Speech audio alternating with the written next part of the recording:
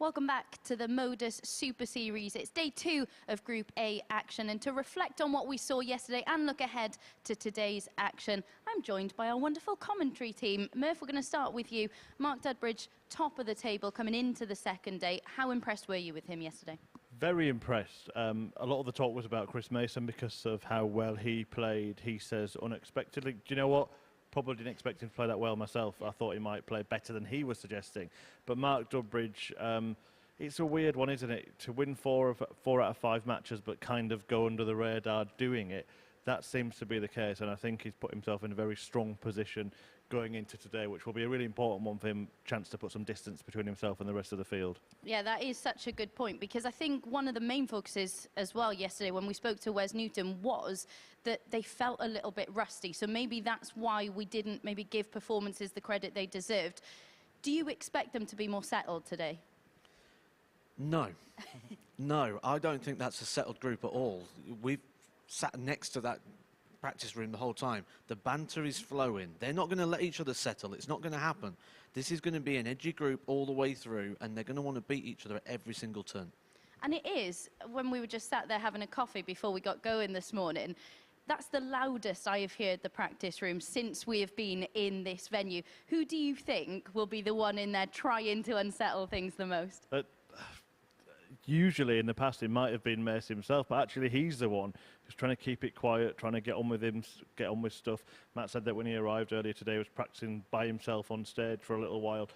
So yeah, it's really, I don't know who's the most kind of, Mace is the loudest. I don't know if anyone's really mischievous in terms of trying to get into each other's head. I think it's just a bit of an old school practice room where they're all having the banter, they're all sort of having a laugh. It's a bit of a reunion type feeling, and it's shake hands once they get on, serious business start, shake hands and then back to having a laugh and that kind of atmosphere. Whereas we see with some of the younger players that are in the field that they've been brought up with a very different mentality, headphones in, all that kind of thing when they're practicing, so that's why it's maybe a little bit quieter most weeks. And on Chris Mason, we have to mention his performances yesterday. To end the day, he must have been thinking, and when I spoke to him after the day's play, he was saying, you know, really pleased with his performances, but still looks at that table and wonders how he's not got more points. That is the case, isn't it? I think we all did that last night, didn't we? We couldn't believe the points he was on, considering the performance that we got from Chris Mason yesterday. I had a look at his average and I compared it to some other things, and actually if you put that against the Challenge Tour, he's number 1. It'd be the highest on the Challenge Tour in terms of running averages, just to put into perspective how good Chris Mason was yesterday. Absolutely. And do you see, going forward, what could this lead to for Chris Mason? A big head. Yeah, he can't keep playing that well and not winning. So the question now is, can he do it for another day and another day? And if he does it for 3 days, 5 days, dare I say 6 days, then, you know, there's Champions Week coming up next week, getting on a real run.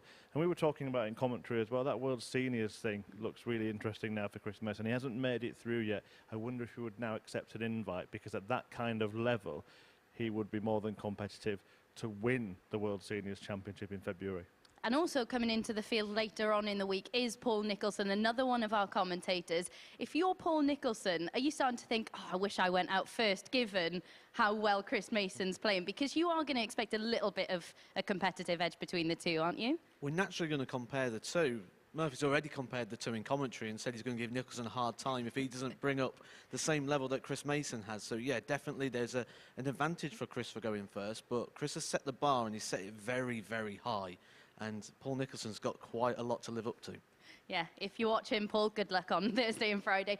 But today is move-in day. We always call Tuesday in Group A move-in day. Who do you see being the biggest mover today? I think it has to be Chris, having looking at the table at the end of yesterday, for him to have the same points as Gary Robson, someone kind of needs to go to jail for that, because that is totally, you know, it can't be right. It's not justified. Chris Mason played a million times better than Gary Robson yesterday, came out with the same points. If he plays the same, he's going to win 3, 4, maybe even 5 matches, and he'll be the one that's climbing the table at the end of the day. But what I do like about that question and the one before is it's looking quite likely that we might see Mason and Nico in the same group. Absolutely. Robson did drop off towards the back end of the day, didn't he? Would you say that's a bit of fatigue setting in for him?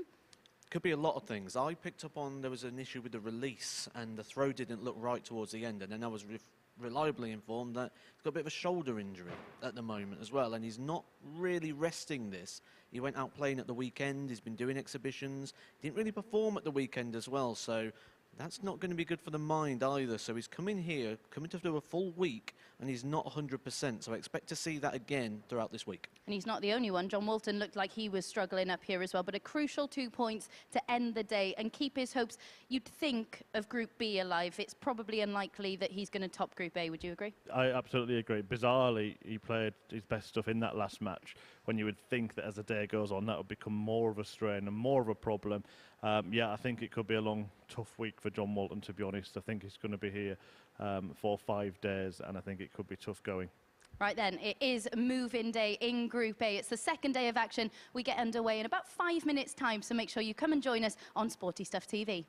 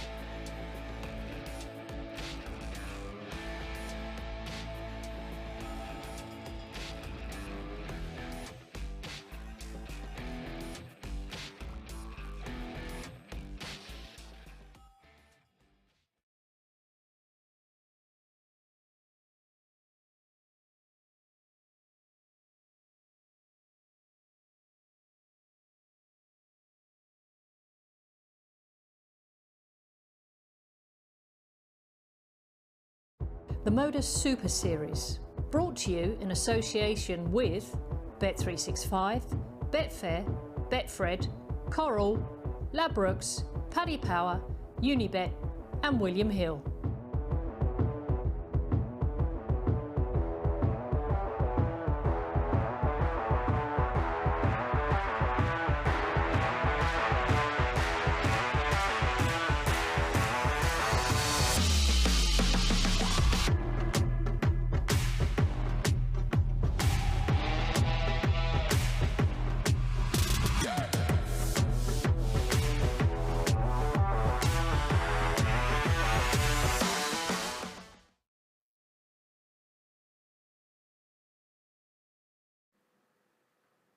Good morning and welcome back to the MODUS Super Series here at the Live Lounge in Portsmouth. It's the second day of action in Group A, which means, of course, it is move-in day. Yesterday, players said that they were feeling a little bit rusty, a lot of them saying that they were just finding their feet and looking to settle into the action. But we've still got plenty of highlights from the first day of action. So here's Chris Murphy to talk you through them.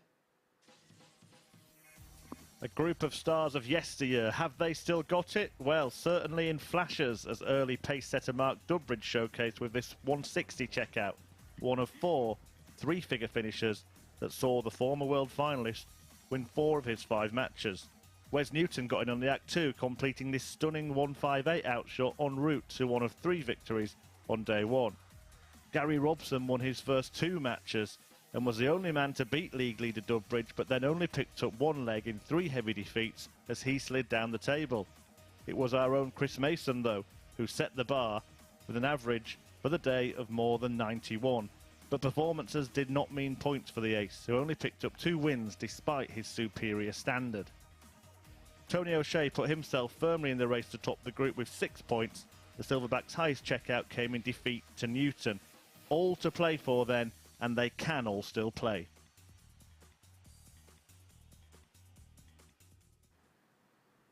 Yeah, Chris Mason showing there with yesterday's performances that we certainly did well to pick him to play and not Chris Murphy, I think it's fair to say. But in terms of Monday's results, we're going to see them on the screen shortly. They don't paint the full picture, do they? Because Chris Mason's performances were far superior to anyone else's yesterday. He just didn't get the point on the board. Yeah, and it takes something to turn performance into wins, and that's just playing consistently and getting consistent results and being under pressure as well at certain times. You know, yesterday we saw Chris lose 3 matches. They was the games that he actually played against the throw. He won the 2 games he had with. Now, is that a case that he's overthinking this? Because we know Chris sits in the commentary box and he's got to analyse everything. Is he overthinking the break of throw? And do you think maybe, you know, we know his mentality coming into yesterday's play was that it might take a few games to settle. Do you think he could have been surprised at how well he settled and then maybe applied a little bit more pressure onto himself? Do you believe Chris Mason really thought he wasn't going to play well? He's put the time in. He's put a lot of practice in. As I say, he's been coming in here in afternoons. He's been going to tournaments. He's been doing a lot to get himself ready for this. I just think he didn't want to put the spotlight on himself. But unfortunately, he's done that with his level of play, and his darts have done that for him rather than his mouth. And John Walton currently sits bottom of the table, but a crucial 2 points for him to end the day with that victory over Gary Robson. For him, what do you think his realistic aims can be? He's just got to try and find some form, try and find some rhythm. He looked a lot better yesterday when he slowed everything right down and he really took the time. You can clearly see he's got a niggly injury going on at the moment, so he's just got to find a way to be comfortable, and he's got 3 days to do that. He's had 1 already, he's got another 2, and he's got to look at the back end of this week in that Group C at where he can maybe try and attack. And Gary Robson, someone you mentioned in our little preview show, is someone else who struggled towards the latter stages of the day. Yeah, and again, shoulder injury apparently for Gary Robson, I've been informed, and I think the issue is he's not managing it very well. He went and played darts over the weekend, didn't perform too well. That brings you here with doubts. And there's some good players in this group and this week. So you don't want to be coming here with any doubts or any niggles or anything, or it's like swimming with sharks. Absolutely, and the man currently sat top of the table is Mark Dudbridge. He took out a phenomenal 160 finish yesterday, one of 4 ton-plus checkouts from him in yesterday's play. It really was a superb showing from him. And spread out across the day as well. We got the 160 at the very start. We ended with that 1-2-3 as well. We had a lot of good finishes from him, and he was very consistent, like you say, throughout the day. And that's the thing that will win you games. That's the thing that will win you groups. It's all right going and having a really big average somewhere, but you've got to be consistent. When that game drops off of the A game, that B game needs to be enough. And that was for Mark yesterday. Absolutely, and he takes on Tony O'Shea in the first game of today. Of course, it was Dudbridge who took the 2 points in this one yesterday. How do you see this one going? Tony O'Shea's got to find what he found at the start of yesterday. When you talk about people who tailed off, he really tailed off, and he couldn't find those doubles. So he's had a night to rest and try and forget that. He's had a morning in the practice room to try and get that right. That will be the key to this. If he starts hitting those doubles, this could go either way. But if he carries on how he did at the end of yesterday, Dudbridge takes it again. He did tail off, but even in the early games of yesterday, it took him 2 legs to settle into matches, didn't it? Yeah, we've always had this really with Tony. He's got a lot of movement in his throw, and when you've got all that movement in the throw, it takes a lot to get that in sync, and there's a lot of timing that needs to be in place. And when that timing starts coming in, he can throw with rhythm. And when he starts throwing with rhythm, he's got one of the nicest throws and those easiest throws to watch. Let's hope we see that in our opening game then. Let's hand over to Chris Murphy. This man's going to run down to join him in the commentary box. Thanks, Abby. Yes, here we go then. A meeting between two former World Championship finalists and one including the man at the top of the table and a man chasing him hot on his heels. If Tony O'Shea wins this game, then we will see him join Mark Dudbridge on 8 points. He was up and down for the 61-year-old from Stockport yesterday. Produced some good stuff, produced some bad stuff, produced some in-between stuff. As for Mark Dudbridge, perhaps a little more consistent. The only player really to get near that standard set by Chris Mason in terms of average across the 5 matches.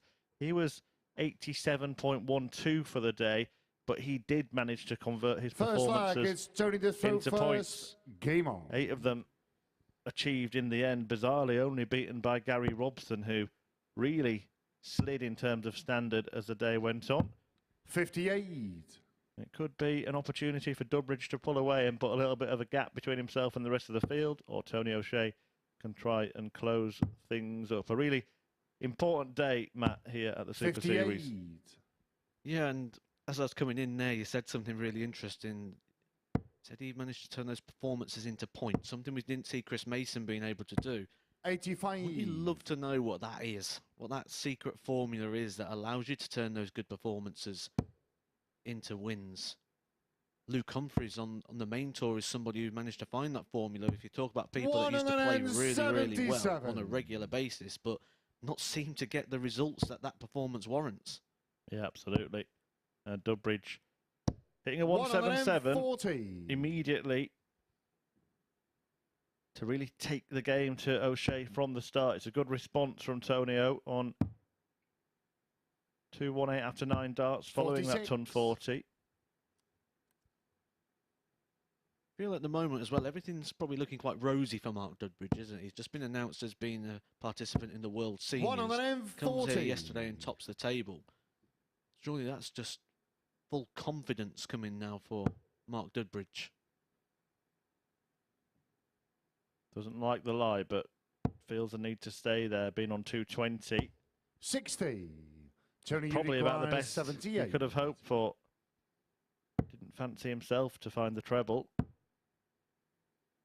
Dart sticks up for Tony O'Shea, difficult to get Mark, past. you require 160. Well, he did this yesterday in the opening game. Could do it again. That's a nice lie. He could do it again. 140. Oh, just pulls it a Tony, bit you low. require 20. It's a great way to start the day. Really would have been a case of darting deja vu for Dudbridge. Now O'Shea, well, this was the little chink in the armour for him, chasing doubles a lot, but he does get there last dart in hand to edge the first leg against the league leader. Second leg is Mark to throw first. Game on. Almost guaranteed you yesterday is that the players will beat each other, and this will be a wide open group. Tony O'Shea does win this game.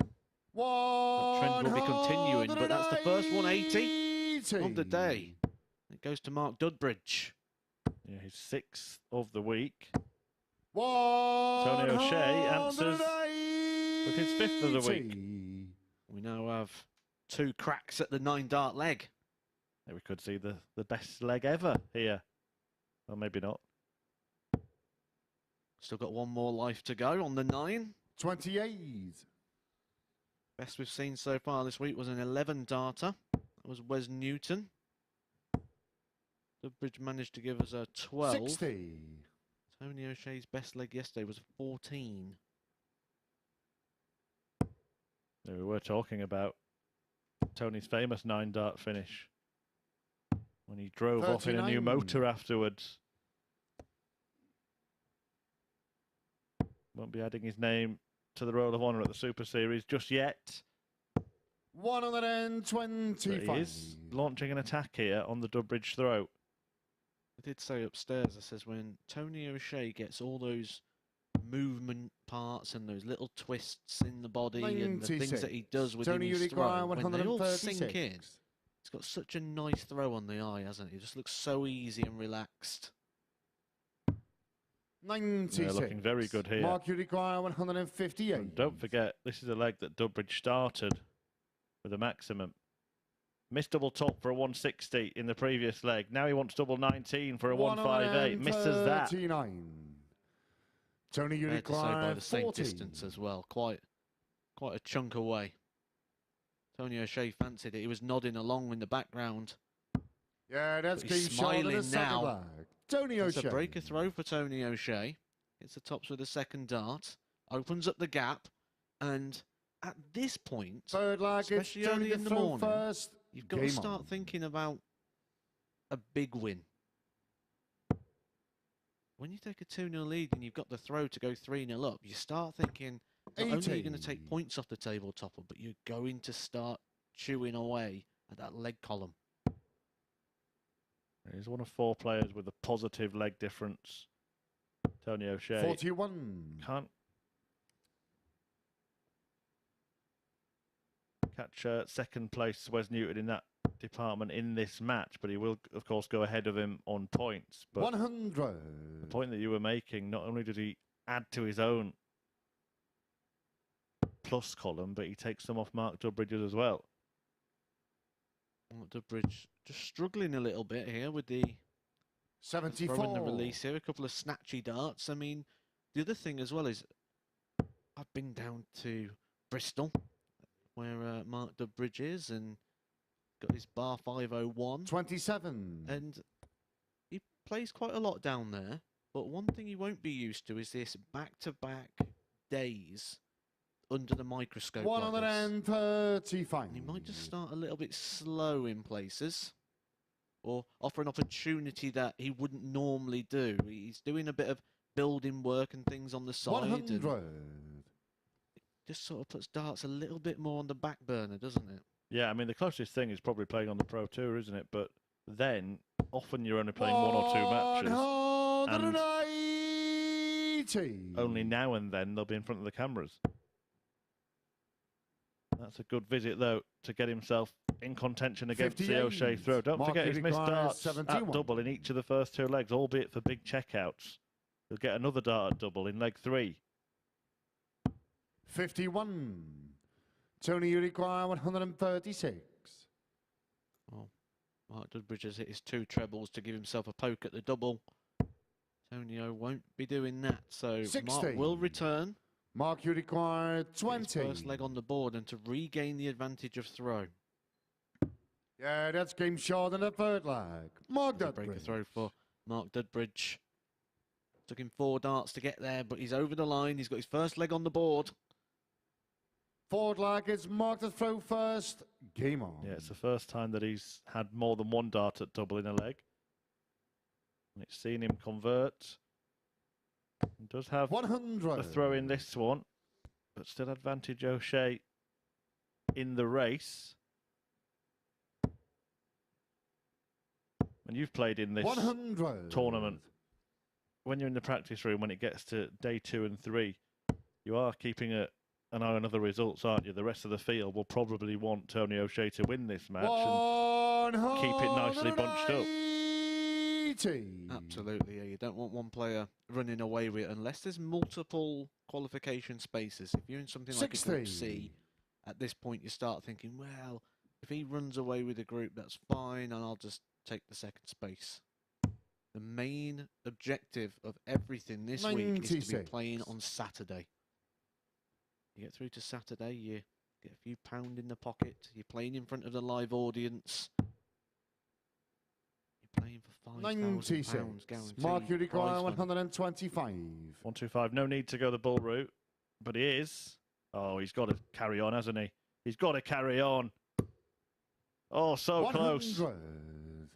Wanted a flashy finish, Mark Dudbridge. It's another leg in which he has a dart at double on a big combo and misses it, but that would have been something special. And this is actually a very, very tidy performance 60. from Mark Flash. Uruguay, 25.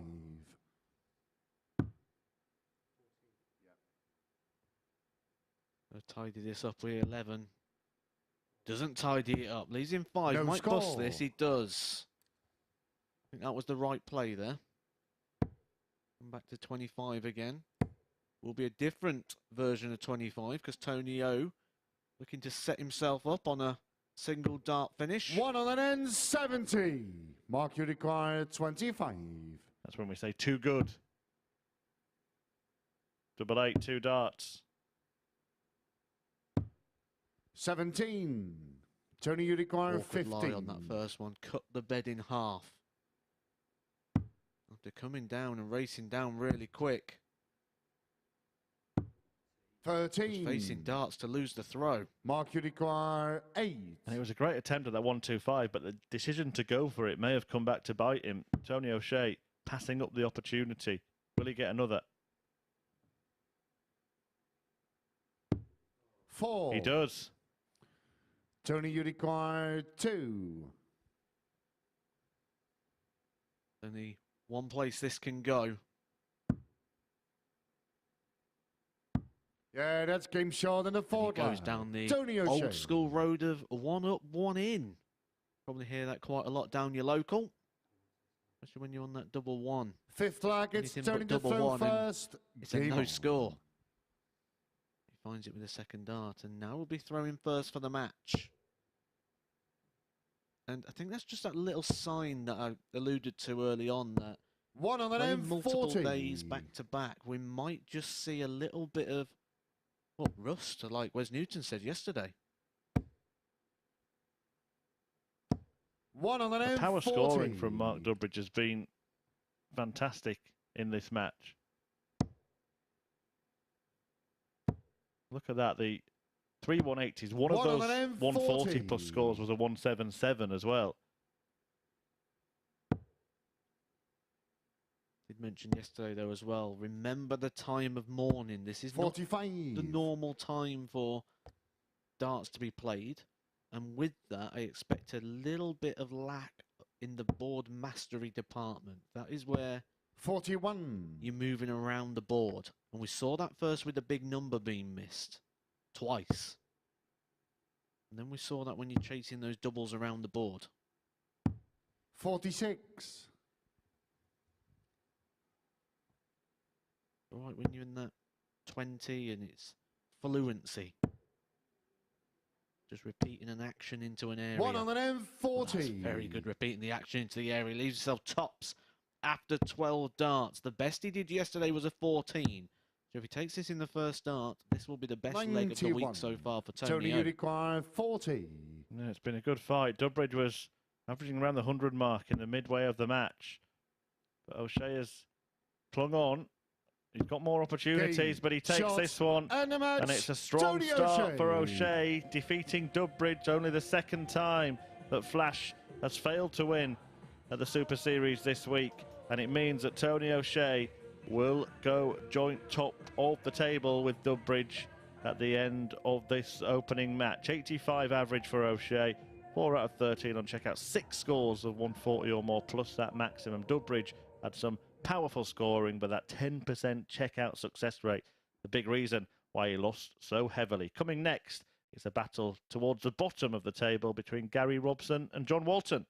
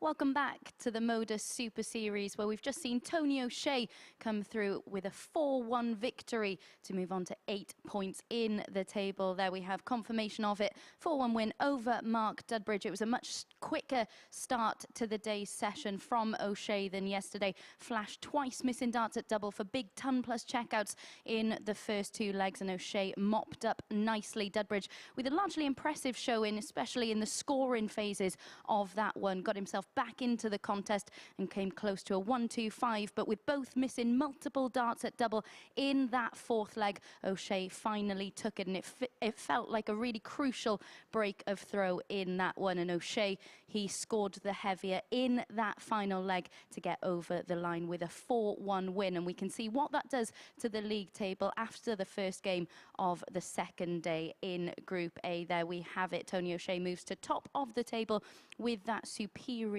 leg difference over Mark Dudbridge. Next up, we have Gary Robson against John Walton. As you can see, John Walton on 2 points. His only win yesterday came in this fixture. But interestingly, these are the 2 players that haven't yet had a ton-plus checkout in Group A. Everyone else, of course, in the group has John's only win in this one, coming in this, a 4-1 victory in this fixture yesterday. Gary Robson really dropping off the pace towards the back end of the day's play. And as Matt Edgar said in commentary, it seems he may well have a little shoulder injury. Their running averages for yesterday's play were very, very similar, little between the 2 players. So will this be another close contest? Let's find out in the company of Murph and Matt.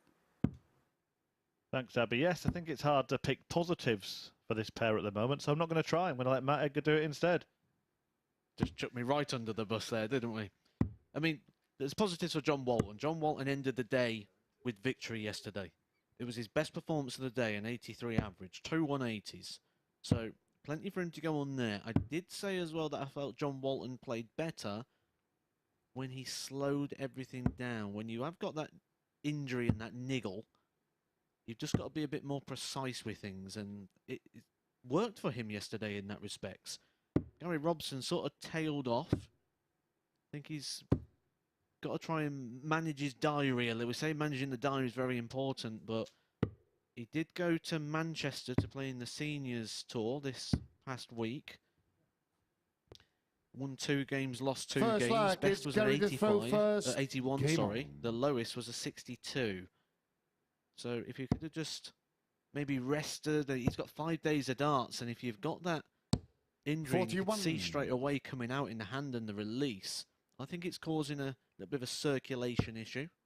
Would probably benefit from a hand warmer. 45. Yeah, interesting analysis, and worth wondering if both players are aware of their issues. We did see Gary Robson, who opened with a maximum here, as he bids for revenge for that defeat at the end of yesterday. We did see him during the match, didn't we, just trying to do some things you thought to maybe get the circulation going in his arm, waving his arm about. The thing is, you say, I wonder if the players are aware of them. Gary Robson, you can see again, the release is off and the facials. He's aware there's a problem. 60. But with that, what we tend to do as dart players is we don't want to admit there's a problem, or we certainly don't want to believe there is, because we don't want other people to see that there's a problem or that there's a weakness in there. Yeah, part of the human condition, isn't it, for any sportsman, maybe anyone in their profession. But the best people are the ones who are aware of their strengths and 60. weaknesses, and therefore can work on them. By the way, I was just doing a little bit more digging about John Walton yesterday as we were having a little chat about his shirt. That's when you came up with your really funny joke about Sheffield Wednesday, Matt. Mine. I think it probably is a Leeds shirt, because he lives in Sheffield but was born in Bradford. Although supporting Leeds, living in Bradford, maybe explains why he moved to Sheffield. 100.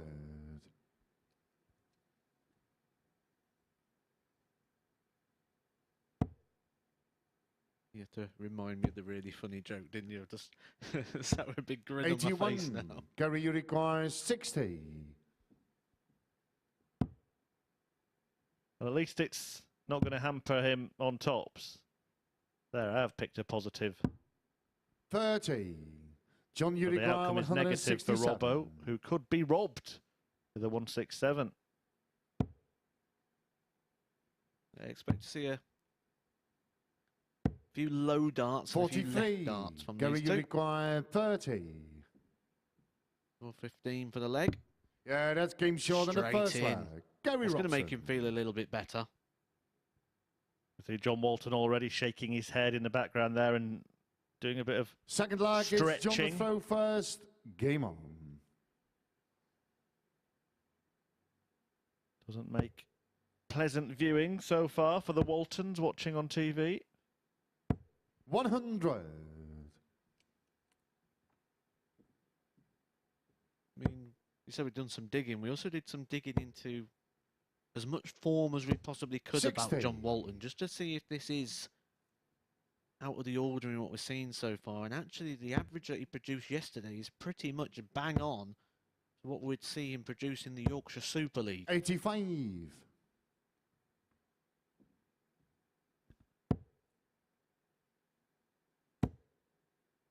Yeah, he's relying on other players being below 60. par, just like Gary Robson was when he beat him yesterday. No sign that he's going to lift his level, particularly if he is struggling with that shoulder. 100.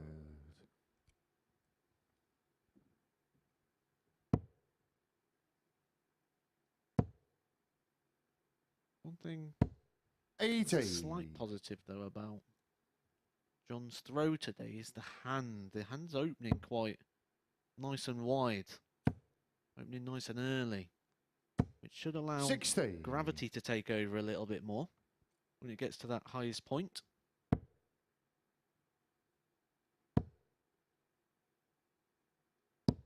$121. John, you require 156.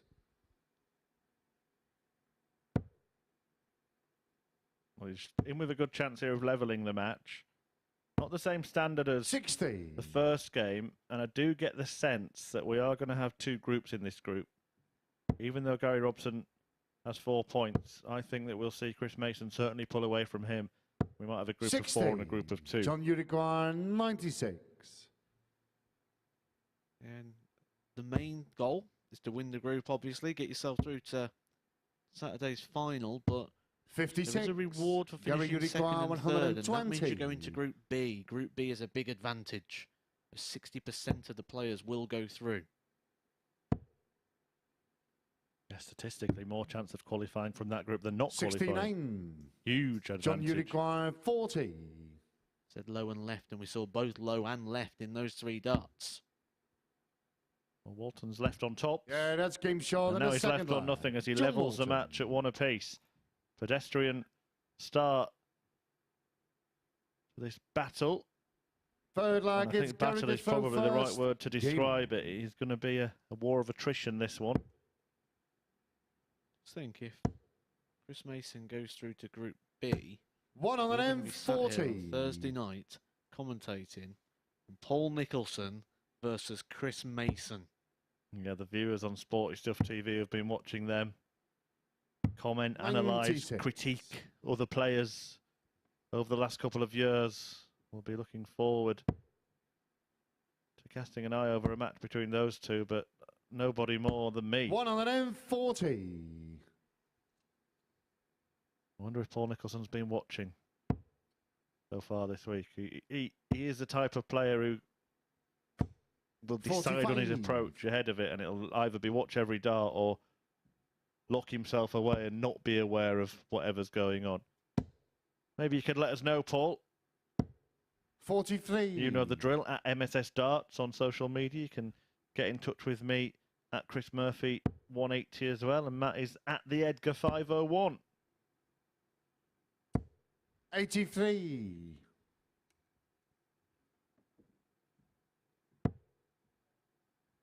Marco Meyer, our new referee for the week, the Dutchman, doing a fine job. 85. I do like his game shot calls, you know. Gives it a little yes.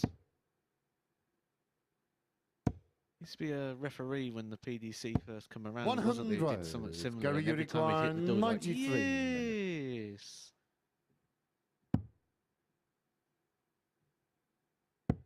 see if we... Yeah, that's game short in the third leg. There we Gary get it. Robson. Yeah, that's game shot. Was it Freddie Williams, the referee, that did that? Fourth leg is John to throw first. Game Anyway, on. I do like it. Every referee has to find their own style, don't they? Their own call. Absolutely, and it's personal identity, isn't it? The stamp of the 180 call really is what defines them. And for me, 123. Yeah. I wouldn't disagree with that. 96. I don't know how Russ Bray's still able to do his after all these years. Yeah, I saw a remarkable interview actually of Russ Bray recently on the PDC's 30. social media. Really interesting, the stuff he's done away from darts. Been in films, voiceovers for TV adverts, all coming just from calling 180. by accident some local matches.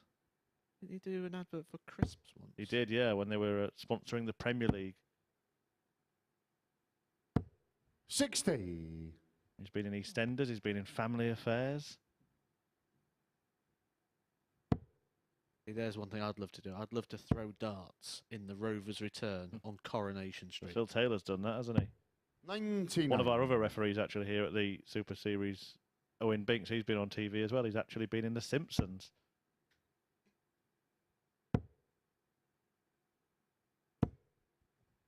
$140. Gary, you require 126. 126 for Gary Robson, having hit a maximum in this leg.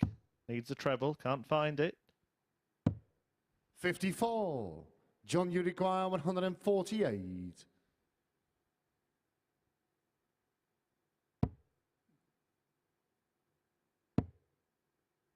Paul Nicholson's got a slight obsession with The Simpsons, he won't mind me saying, and he tries to identify a Simpsons character for 85. for everybody Gary, that he requires works with. 72.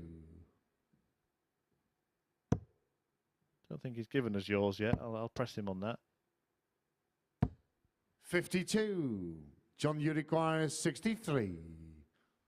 Is a really muscly Simpsons character, is he? It may well be, but as I was saying, I haven't got yours yet. 57, John.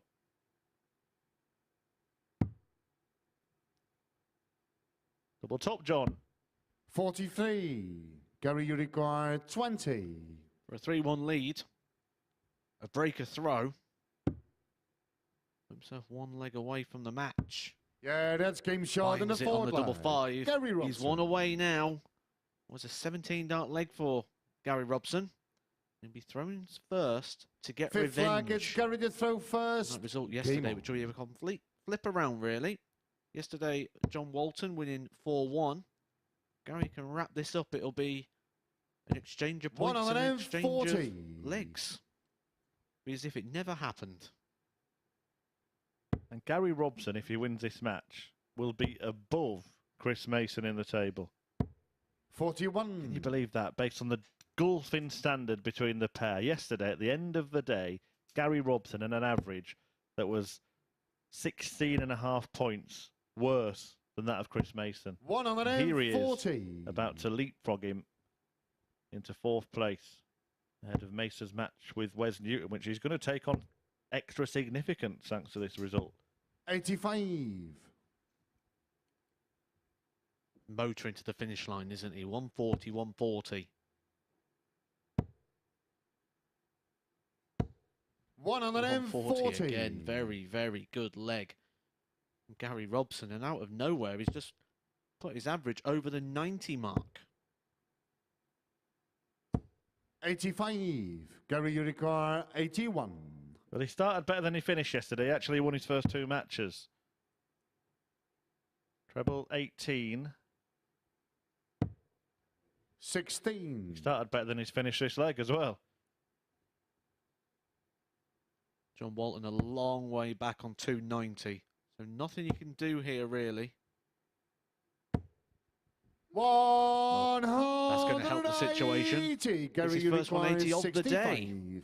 Yeah, when you hit a 180 and shake your head in disbelief, you kind of know how the match has gone. But it might be just turning in his favour here. 48 off that. 49. John, you require Sorry, 110. 44 off that. Head low darts, and there they are again. John takes this. After hitting a 180, it's on.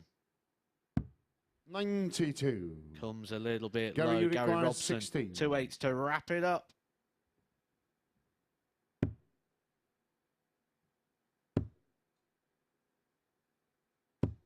Game. Shot. And Gary And a Robson match. does Gary wrap it Robson. up. A 4-1 win. The same scoreline that Tony O'Shea secured against Mark Dudbridge in match 1. It's a decent display in the end from Gary Robson. Around the same average as O'Shea as well. Just shy of 85. 7 scores of more than 140, including a couple of maximums and some nice, neat checking out. John Walton, well, he has got an awful lot of work to do. He's now cut adrift at the bottom of the table with Chris Mason taking on Wes Newton in the next match after the break.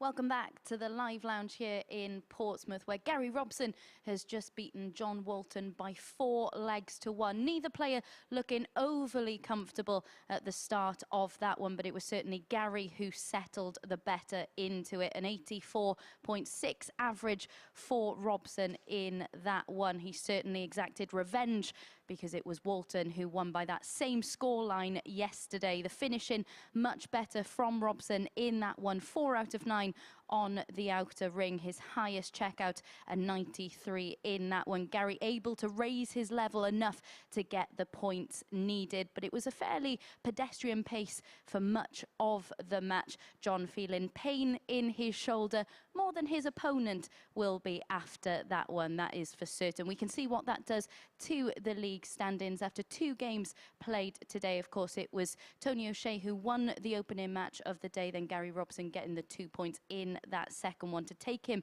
on to 6 points. And we've spoken a lot about Chris Mason, who's up next against Wes Newton. Of course, he's currently on 4 points. He'll be looking at that league table and wondering how on earth players like Gary Robson are currently above him in the league standings, because it was Chris Mason who was probably the best performer in total yesterday, and Chris Mason did take out a big checkout of 130 during yesterday's play. That was his highest checkout. Of course, he was one of 4 players to take out a ton plus checkout during yesterday's play. Even Wes Newton said after this match yesterday that, of course, Chris Mason was the best player in action. Here we can see Mason pinning that 130 checkout during yesterday's action. Only once did Chris Mason average below 90 throughout the course of yesterday, but this was the match he said he really wanted to win yesterday, and he certainly had his chances. He could have run away with it in the early stages of it, but he missed 10 darts at double, something that he'll certainly need to rectify if he is to get that revenge in this fixture. So let's find out how this one pans out in the company of Murph and Matt.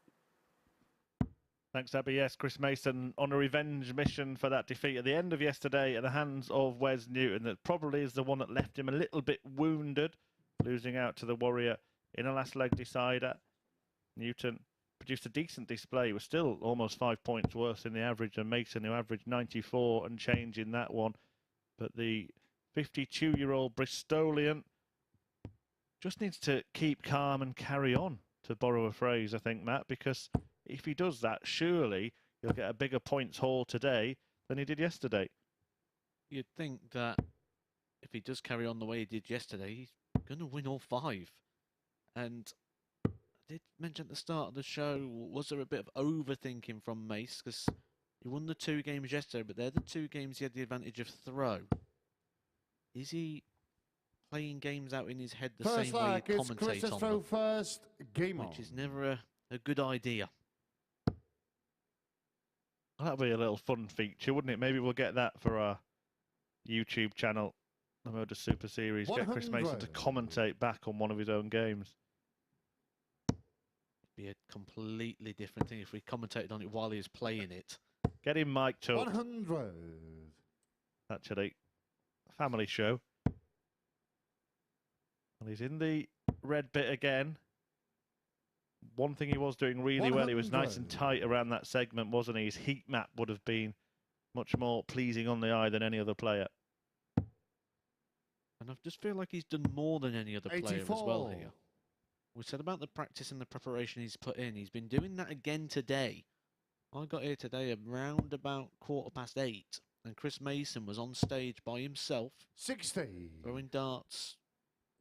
The other guys was in the back room, either sat around the table having a chat or having a throw on the practice board. 121.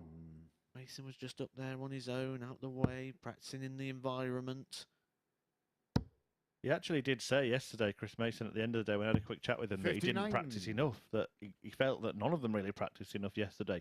And it does have that feel. You said it at the start of the show, that it was a bit like an old school reunion, and I think 95. There was a lot of catching up going on in the practice room yesterday, and maybe all of a sudden the players' marshal walked in and went, "You're on in 2 minutes. Oh, better get on the board." 100. West Uruguay, 101. Spent many a time in practice rooms, and you see the different vibes and the different ways people go about it. Yeah, that's game short in the Gone first about that one pretty Wes nicely. Newton. 101 finish there to break the throw. That is a 15 dart leg for Wes Newton. Wes Second Newton, leg, it's when we West to talk throw about first game on. practice rooms and things, we've got Barry Bates coming in later on this week. And if Wes Newton and Barry Bates are in the same practice room, the nicest way to put it is like the naughty school children. I'll tell you what, that 101 from Wes Newton would have given Chris Mason a familiar feeling, one that he was feeling yesterday. 140. Just do wonder if he woke up this morning, knocked off the radio alarm clock playing "I Got You, Babe," because it's Groundhog Day, isn't it, for Chris Mason once again? 60. Now, when you've played consistently for years and you've taken a lot of knocks, setbacks like yesterday are easier to deal with 120 when you've had a big break like Mason has. 12 years from real sort of top-end competitive darts. If he would have carried on playing, 100. that could have lag into today, and especially when Wes Newton kicks off with a 15 dart breaker throw with 101 finish, it doesn't look like it's bothering Mace here. Yes, keeping that 55. high standard that he had yesterday. By the way, speaking of all our yesteryears, it is 30 years ago today since the first PDC or WDC 60. as it was then tournament was completed. The UK Masters won by the late great Mike Gregory. Now, darts has grown in the last 3 decades 85. since then. And what an impact those players that decided to break away and 85. do something for themselves and do something for the sport made. Everybody playing today owes a lot to them.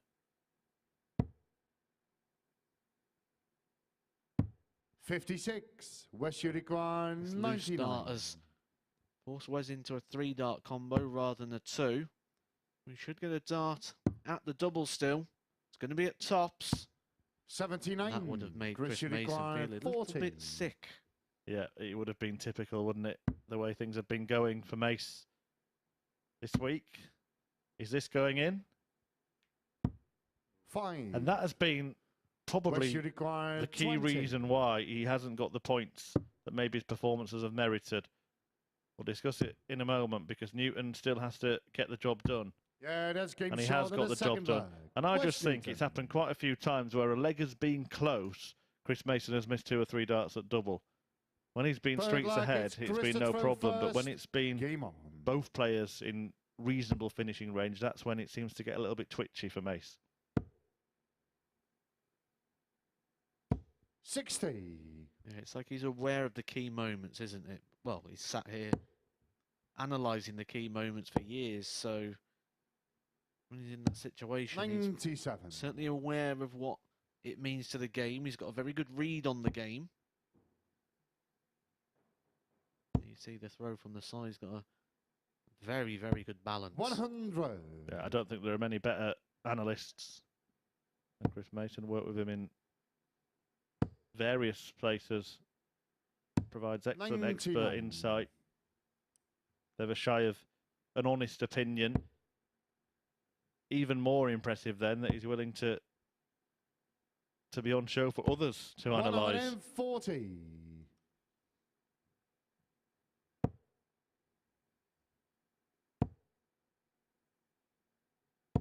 60. A good response to losing the 2 opening legs. A good response to missing those darts to level it up. 139. Himself a potential 2-darter after 12. Did see him get a couple of 13-darters yesterday as his best. 134. Chris requires 62. Newton might have just done enough there to ruffle his feathers. Gets himself down to a more than makeable outshot. And Chris Mason again knows that he might need to hit this. Yeah, that's But this game time he short in the has, third and he leg. gets himself Chris off the mark Mason. in the match. Sat here with Mace about 2 weeks ago and we commentated on a full week of darts. And we Forward said about leg is players, Wes to throw first. if something's Game not on. working, do you change? He's been setting tops up there in that last leg and it didn't work, he missed it. He had a lovely lie on it, he wasn't able to use it. I 100. expect him to hit the tops after the first dart. And then there he had a choice to leave himself tops again, but changed to the 16s. Mace is practicing what he preaches. 100. Yeah, we mentioned we saw Nathan Aspinall do that as a starting double in the World Grand Prix final on Sunday. You say 60. an old adage, if it ain't broke, don't fix it. But if it is broken, then better fix it. Just saw Wes after that 60. Shout out Wes. 43. It's a little trait that dart players do. There's a certain group of dart players that when they don't hit something seem to shout out their own name quite a lot. Yeah, many of them actually add a bit extra, don't they? They give 60. themselves the full name. We didn't get the full Wesley there from Newton. Michael Smith gives you the mic, but very stretched. It's a Mike. Sort of like all the way down the hockey. Yeah, I'm not sure we'll get the Christopher from Mason in this one. Hasn't had much reason to say it. 85. And there's an opportunity appearing here for Mace. Doesn't like the lie. Stepping across to try and hunt down. Hasn't been able to do so. 78. Not a very good strategy, though, if you've got like a really long name, is it? And you've got to try and get it all in. Yeah, absolutely. You'll be accused of putting the other player off. You'll still be saying it as they're about to throw. 140. Chris, you require 140.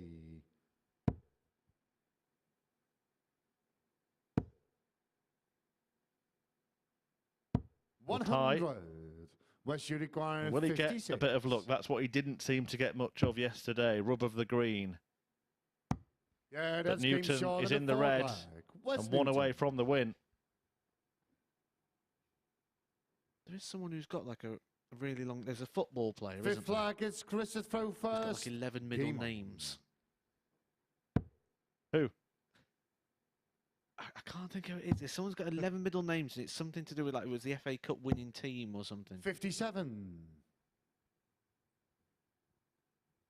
Oh, I see what you mean. Yeah, so he's named after an entire football team. 80.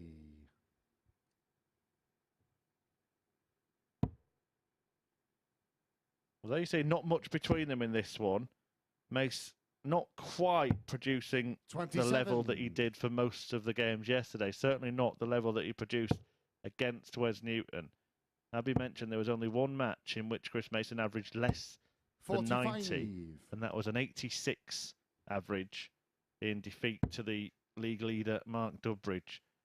Wes Newton probably will feel like he deserves a 140. win by the margin of a couple of legs here, particularly with some clinical checking out, and Mason passed up that opportunity earlier on. 100. Complete my bit of trivia. I've now got it. There we go. Let's see if you can get them all in by the end of this leg. His name is Charlie Anthony, Philip David, Terry Frank, Donald 81. Stanley, Jerry Gordon, Stephen James Oatway. Knowledge.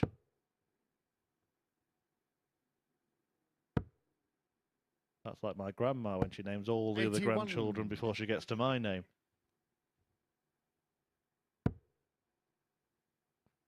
It's always the problem when they start chucking the girls in there as well. You know, Rachel and 60. Looks disgusted there, Chris Mason. He knows that he's just opened the door for Newton to get the job done here. He could use that to find the treble 20. 55. Fails to do Chris, so, you so require Mason still in the box seat 136. in leg 5.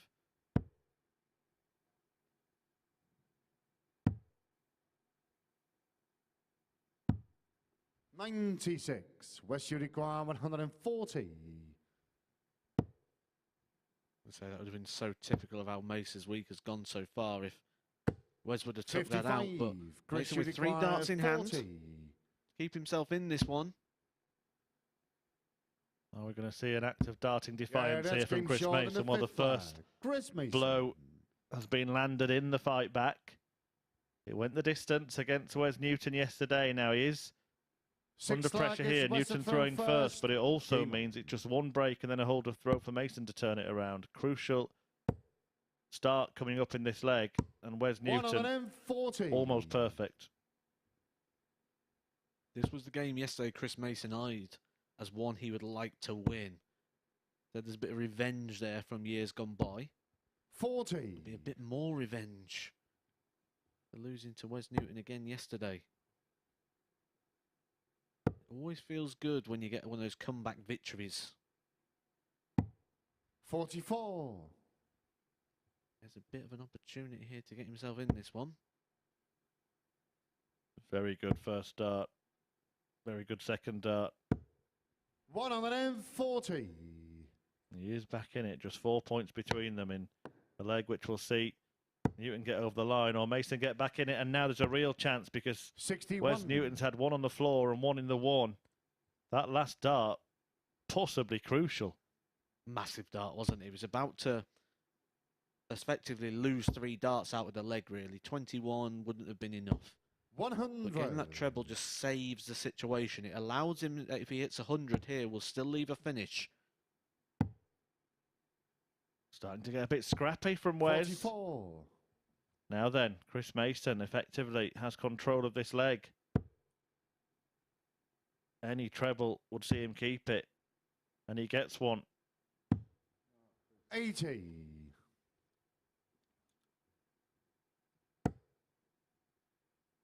Come from putting himself in pole position to just opening the door again for Wes Newton. Really interesting leg of darts, this. Chris, you require 141. Still favour Mason at the moment. Chasing a big treble around the board 93. and gets it with a last dart. That leaves him 48. That gives him choices. If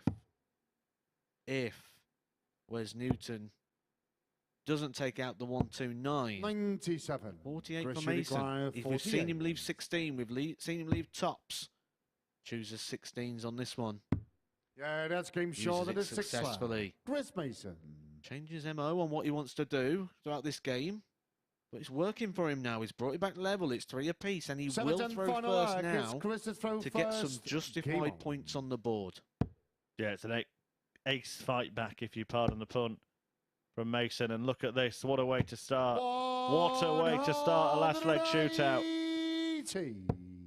As the first 180 of the day for Mason. First 180 of the match. 100. And he's got an 80-point buffer on the board after just the first 3. Now he's got the darts in the hand. Could he do it? Could he treat us to the 9? 140. Mason will be happy enough to get the points, though. Never mind the 9. Yeah, that would have been ridiculous. 134. Out of the commentary box onto the stage and then producing a perfect leg. He'd just pack the darts up, wouldn't he? And just... That'll do. 29. Yeah, just walk off after this match. That's me done. Not over the line yet, though.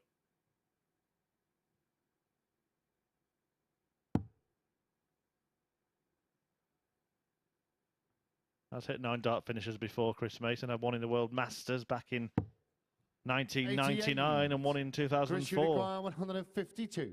Could have been partying like it is 1999.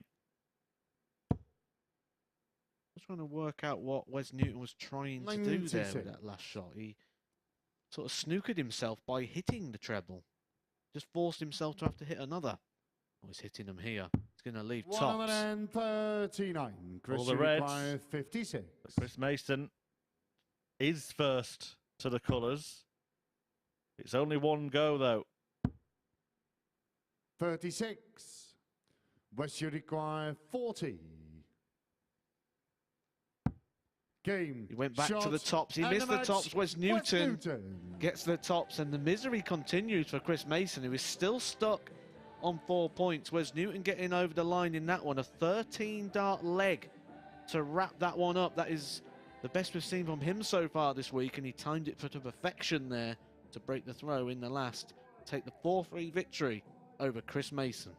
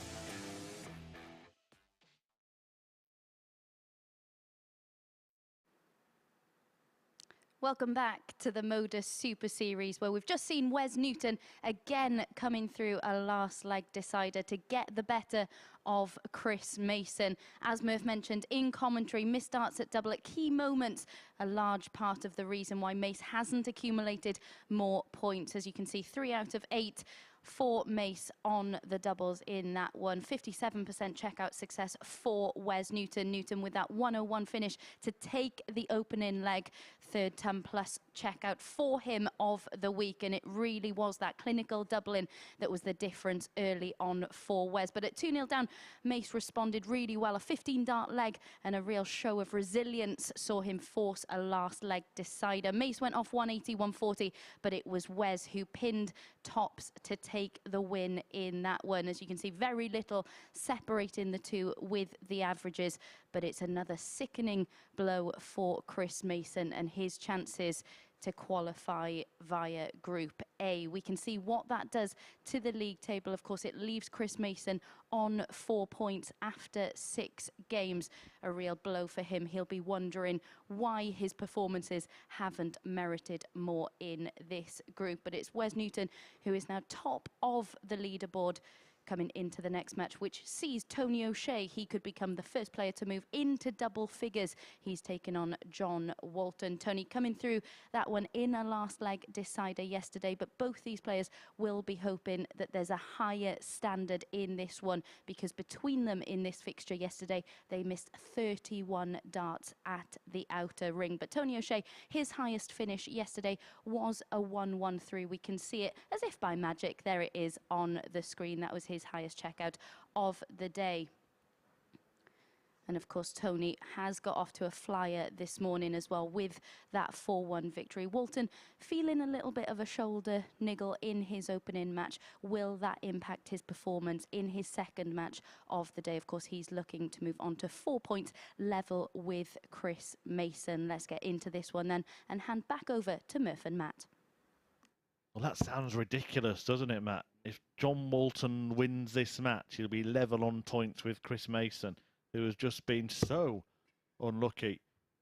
Top levels of performance. But it does beg the question, you know, we've been saying over the course of the last couple of days, yesterday and the start of this one, that Mason hasn't got the results that his performances deserve. But part of winning darts matches is hitting the right things at the right time. And Mace himself would be the first to say it's not about averages, it's about winning, and that's something he hasn't been doing. Something John Walton hasn't been doing either, but he hasn't been performing anywhere near the standard of Mace. And Tony O'Shea, if he wins, well, he'll go clear at the top of the table. We currently have 3 on 8 points, Newton, O'Shea and Dudbridge, Gary Robson on 6, Chris Mason inexplicably on 4, and John Walton on 2. This was a game that we saw at the back end of yesterday, and like Abby said, there's a lot of missed doubles in this one. 58. Tony O'Shea was going that way, wasn't he, at the back end of yesterday, but corrected that today. 4-1 victory over Mark Dudbridge in his opening game. And with all things fair, and what we've seen in terms of performance and in terms of what these players are going to be looking for from this match and from other matches, Tony O'Shea is going to need to try and record a big win here, because his leg column isn't that healthy at the moment when you look in relation to, say, Wes Newton, who's above him at the moment. And that's probably down to the fact that he hasn't been recording those big wins against the players that other people have been recording the big wins against. Everybody's played 6 now. 41. Where are you currently looking as the most likely candidate to top the table? Because I think we can start to think that it probably won't be Chris Mason, despite being 85. the best player in terms of standard. He will have to go on that kind of run of winning all his matches that remain today to have any chance. Yeah, it's weird, isn't it? Because I like to write things in red when things are going well, and some of his averages would be red. But yeah, he's also running very close to getting the marker pen, which is where we scrub the line through and say they are not in the running any longer. I think the next game, he doesn't get the victory in that one, which will be against Gary Robson in 2 games' time, Could be getting the marker pen. 134. Tony, you require 136. Good set up there from Walton. If O'Shea's to win the leg, he may have to take out the 136, which won't happen. So John Boy. 100. John, you require 32. Hit a 180 in the last leg in his opener against Robson, a defeat by the margin of 3 legs. Yeah, that's game short Gets in the the first one leg. John Walton against Tony O'Shea.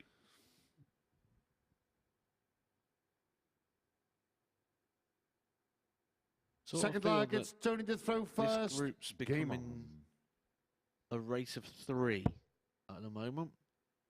Wes Newton, Tony O'Shea and Mark Dudbridge looking 81. like the front runners. What have you started, Matt? We've had a tweet in from one of our viewers today, Matt W, 59. the doctor, saying that a football fan was named after Leeds United's 1992 title-winning team as well. Actually, 60. the surnames this time. So his full name, Dominic Andrew Lukic, Newsom, Fairclough, White, Dorigo, McAllister, Batty, Strachan, Speed, Chapman, Cantona. 100. And his own surname, Cazot. Quite a bit of trivia today then, really, isn't it? Luke Humphries is named after Leeds United as well, isn't he? Leeds United Kings of Europe. He's quite apt because he has been the King of Europe this year. Speaking of trivia, I've got a trivia question for you. Go on. What's green and fuzzy? 26. If it falls on you from the tree, could kill you. I don't know what is green and fuzzy, and if it falls on you from a tree, could kill you. A snooker table. Very good. 40. Matthew Edgar, ladies and gentlemen.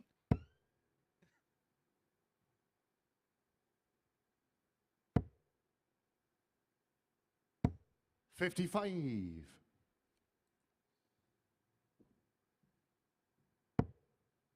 Like comedy hour. We had a cracker yesterday and we've just raised the bar. 85. Yeah. Well, sometimes, you know, when the players aren't providing the entertainment, it falls to us. Maybe John Walton can end 140. the fun. Well, he's put himself in a position here to get a 2-leg lead against one of the group leaders, Tony O'Shea. 100. John, you require 121. A win that would see him, as Abby said at the start, go level on points with Chris Mason. What on earth? The ball. 91. No, the ball, John, you John. require 92. And straight for the treble. Stays on the treble. Could have teed up a double-double there, really, couldn't he? It was a bit awkward. He had to come around. 40. Or if he was going to go for a treble, John, go for the 12s or the 30. 16s, just something that's not blocked. That's a daft play from the silverback.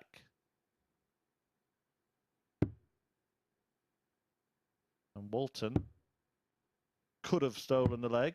No score. Tony, you require 52. Did he bust on purpose there? Be a bit strange if he did. He could have had all 3 darts at this. Yeah, that's game short in the second Yeah, he leg. needs the Tony 2. O'Shea. Levels up the game. That's just a hold a throw, though. Took him 24 darts to get there. Third leg is John the throw It's first. not because he was missing lots Game of darts at double. It's because he wasn't hitting the trebles. He stutters over the line and levels us up. Do you get the sense that 140. John Walton is becoming the Yanis Mustafaevs of this week, and the players are actually putting themselves under pressure against him because they feel like they should beat him? I think it becomes from I'm trying to win a game to 80. I'm trying to win a game strong. I'd say the leg difference will come into play. Tony O'Shea beat John Walton yesterday 4-3, while Wes Newton, who's currently top of the table, beat him 4-0. Those 3 legs, 95. especially if Wes Newton repeats that sort of performance against John Walton later on today, that could really start to open up a gap in that column, and it is a bonus point. It's a massive 44. factor in these groups. Yeah, and it's a great point from yourself because Wes Newton is exactly 3 legs ahead of Tony O'Shea to be top of the table on leg difference. 55.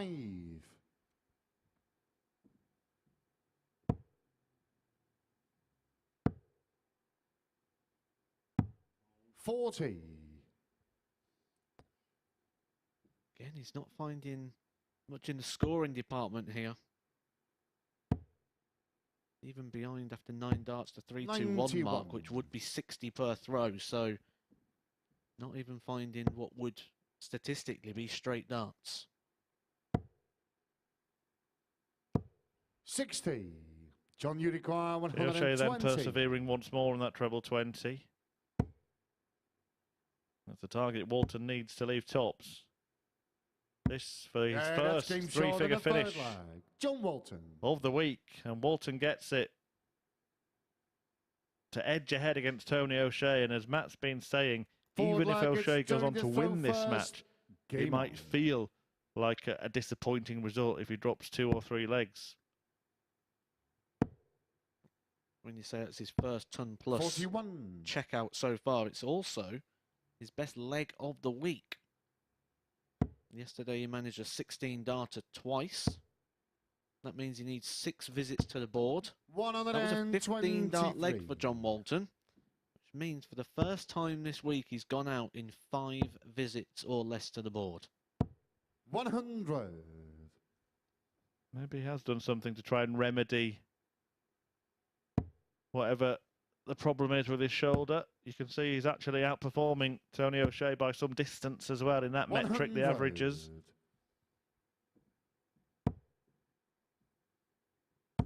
Well, this is what we're going to see throughout the week. We're going to see it 60. come through in little peaks and troughs. And in a short format game, little peaks and troughs tend to be all right. We're probably going to see him pick up a few victories and surprise a few people along the way. When you're playing 5 games a day for 5 days, you're going to find something at points.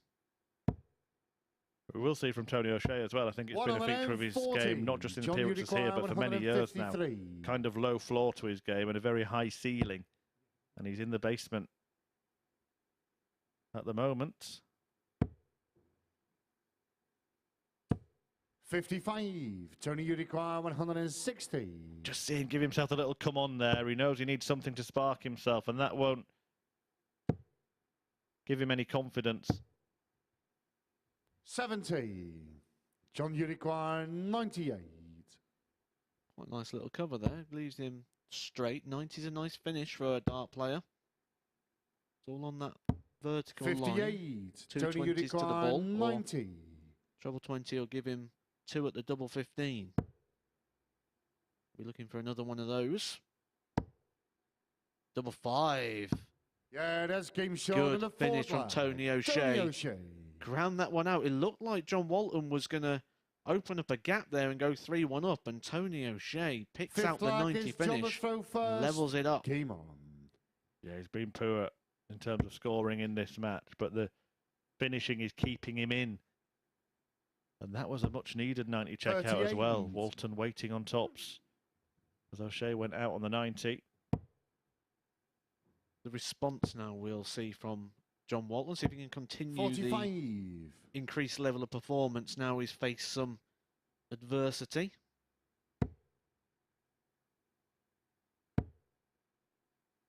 Following this, it will be a 60. battle between 2 of the players on 8 points alongside Tony O'Shea. Wes Newton ahead of him in the table at the moment. Mark Dudbridge just behind him. 41. And then Chris Mason returns to take on Gary Robson. I would say in need of a win at this stage, Chris Mason. 41. Despite only hitting 45 and 41, Tony O'Shea, if he can find something in this visit, would be favourite to break the throw. Another one of them. 140. And that is the position he's put himself in. Stuck near enough a 100-point advantage. Said, how will John Walton respond to adversity? 44. The answer is not very well.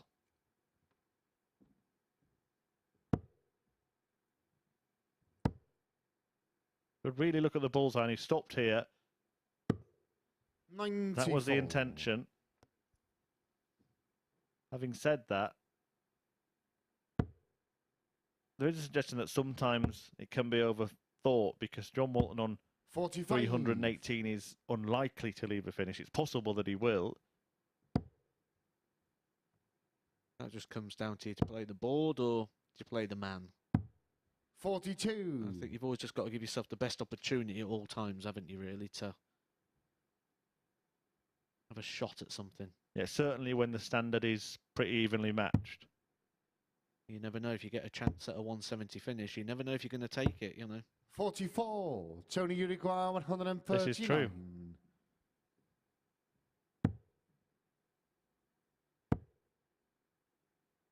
Try and find one above that, and he does. One of the things is, with these players that can stubbornly stay on the treble 20s, they do become quite adept at finding their way past those blockers. Mervyn King, a master 59. of it. Max Hott as well. Tony, you require 40. But you never know. If you leave a 170 finish, you might take it. Yeah, that's game short. But not if you don't get a chance at it. Tony O'Shea. There's no better way to win a match than a 170 finish. 6 like We've it's seen it a Tony few to throw times over the year. first. Colin Lloyd Game at the World Match Play, Nathan Aspinall at the UK Open, Anywhere Matt else? Edgar against Gary Anderson. All right, yeah. I wasn't aware of that one. 100. Save the best for last, you know. Well, no better way to win a match than a 170, but double 5 is often a good way to win a leg, isn't it? Antonio O'Shea's won the last 2 on that. 81. It's a common question you get asked as a dart player, what's your favourite double? And my answer literally is, whichever one I hit. You have a preference for where they are in relation to the board. Like, I like the 16s, and you're either a 16s or a tops player, really, aren't you? It's one of those breakdowns. But in general, as long as you hit it, doesn't matter what it is. 125. Yeah, I often think with double 5, though, it's the fact that you know your opponent is thinking, I'm probably going to get a chance here. 60. O'Shea's taken that chance away from Walton in the last couple of legs and has turned a perilous position into a positive one. 85. Not much in this one. So we look at who threw first, and that is Tony O'Shea. 83. On Tony to serve this one out. 137's not an easy shot. He's going to need 2 trebles from there, so John Walton got an opportunity to leave himself a better finish, which he does. Tony, you require 137. The 90 that Tony O'Shea took out earlier in the game against him, and he will be getting a chance at it. 59. So can John Boy Walton dish out a dose of O'Shea's own? Needs another, or the treble. Bullseye for parity. 65. Tony, you require 78. Effort. Got the height right, just slightly to the left. That's gone to the left. He needs a treble to give himself a dart at the double. He finds it. 2 10s. 58. John, you Walton will require return 25. to level us up. Gets back on throne. Almost a great rescue act that from Tony O'Shea, but it's the 17 for double 4 route employed by Walton. Good guide. Yeah, And he's made use of it expertly as well. Well, we do go the distance in this one, and that is a break of throw for Walton in the penultimate leg of the match. He will have the darts to pick up just the second win of the group. Game on. He laid that second dart lovely on the wire, didn't he? And he could use that, and he did, and he went into that one. Found the double 4. 26. Starts this off with the old bed and breakfast, as people call it. Yeah, we were talking about darts terminology last week, me and Paul Nicholson. Some old, some new. 125. Pork and beans is another one I've seen the 26 called. And that B&B, that's because it was that price, wasn't it? 2 and 6 when Tony O'Shea and John Walton were in their 40s.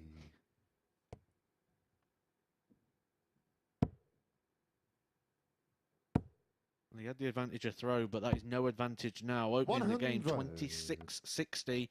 125, 100 for Tony O'Shea, and that's why there's a massive gap already appearing on the scoreboard.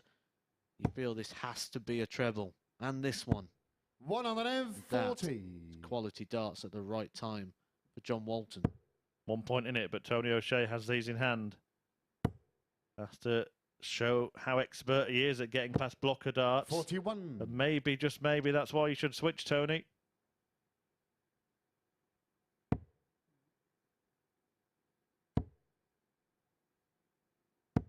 $85.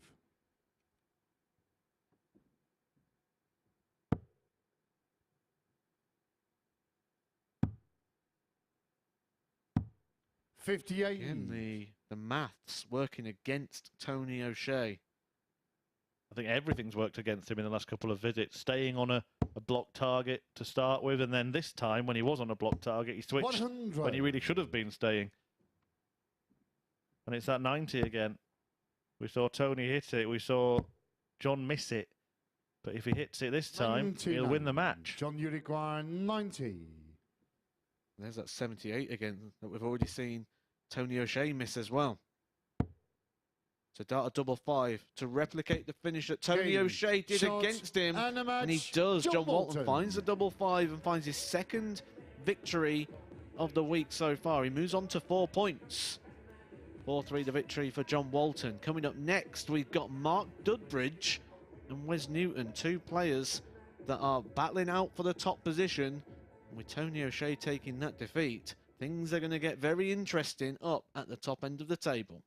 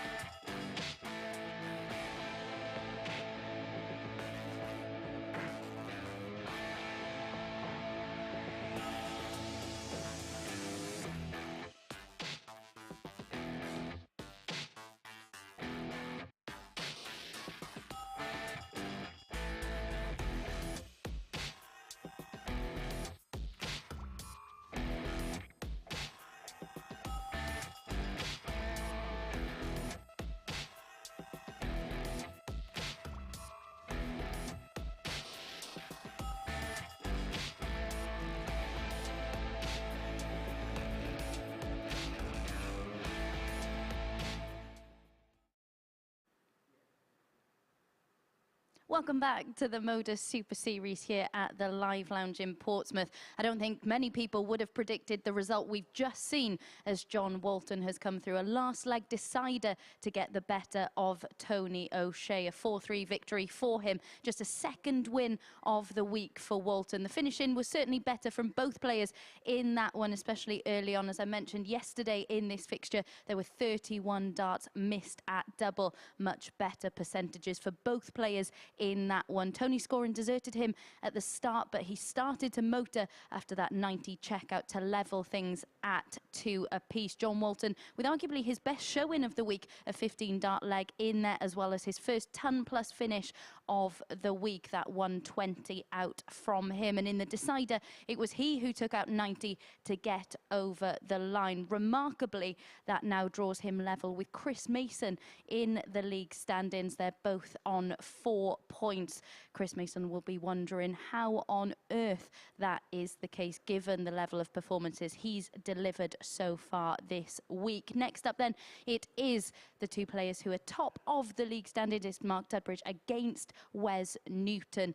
Mark, of course, played in the opening match of the day and has had to sit back and watch as others around him have moved up and down in the league standings. Wes Newton, we're going to see a little video of him now with that 158 checkout from him yesterday in that match against Gary Robson. We've been talking a lot about these ton-plus finishes.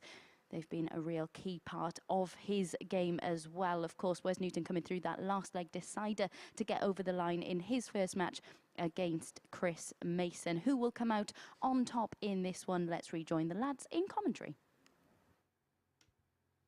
Yeah, top of the table clash here between Mark Dudbridge and Wes Newton.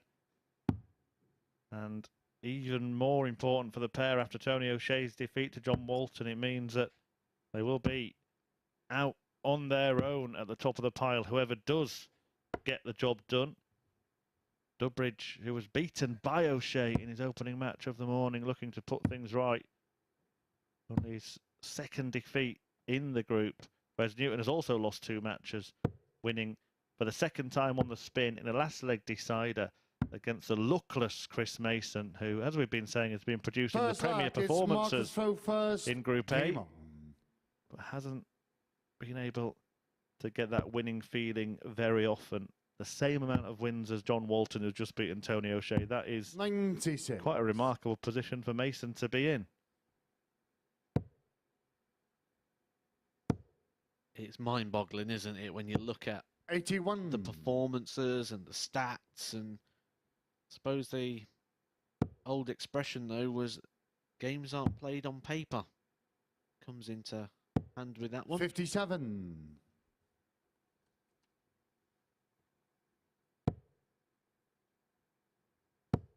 Whoever wins this one would like to see the paper, that being the league table at the end of this, because they will go clear on points. If Wes Newton can win this one, that legs column's going to start looking very healthy in favour of Wes. 180. That's very healthy. Mark Dudbridge came out pretty well against Tony O'Shea. It was a strange old match. 44. He had 3 maximums and a 177 in it, but only managed to win 1 leg. I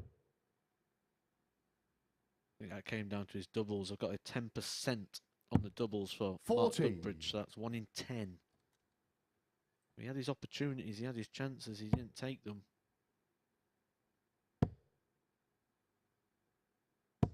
$100. Mark, you require 128.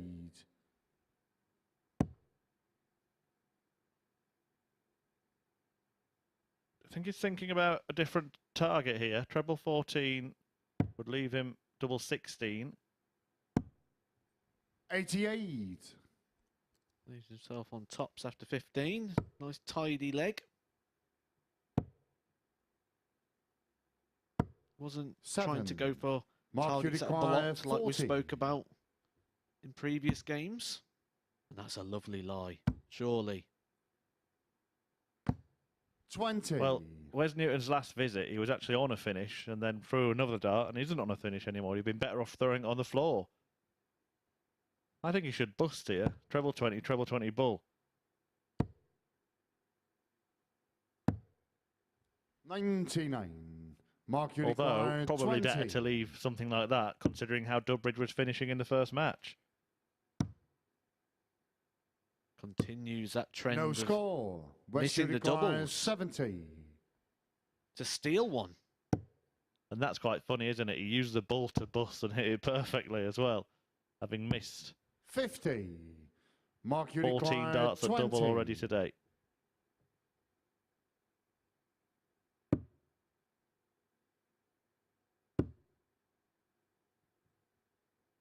using the darts very well here. That first one was sat Yeah, that's lovely. game short in the Gets it with the first last one in leg. Mark hand. Dudbridge.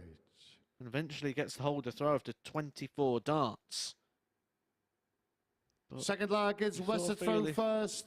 Game Mark on. was on form, he'd be using that lie. He'd used a lie on the tops, he'd used a lie on the tens. It's with these thick barrels he's got, he's 100. extending the double, building a wall.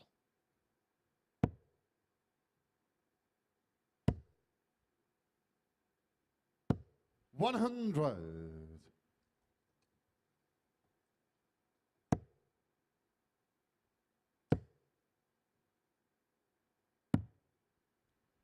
$61. Despite the fact that went out in 24 darts for Dudbridge. Wes Newton only managed one dart of a double himself in that leg.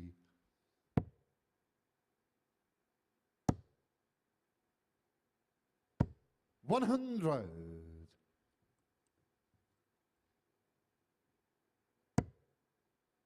Well, scoring has been absolutely spot on from Mark Dudbridge in his first couple of matches. 100.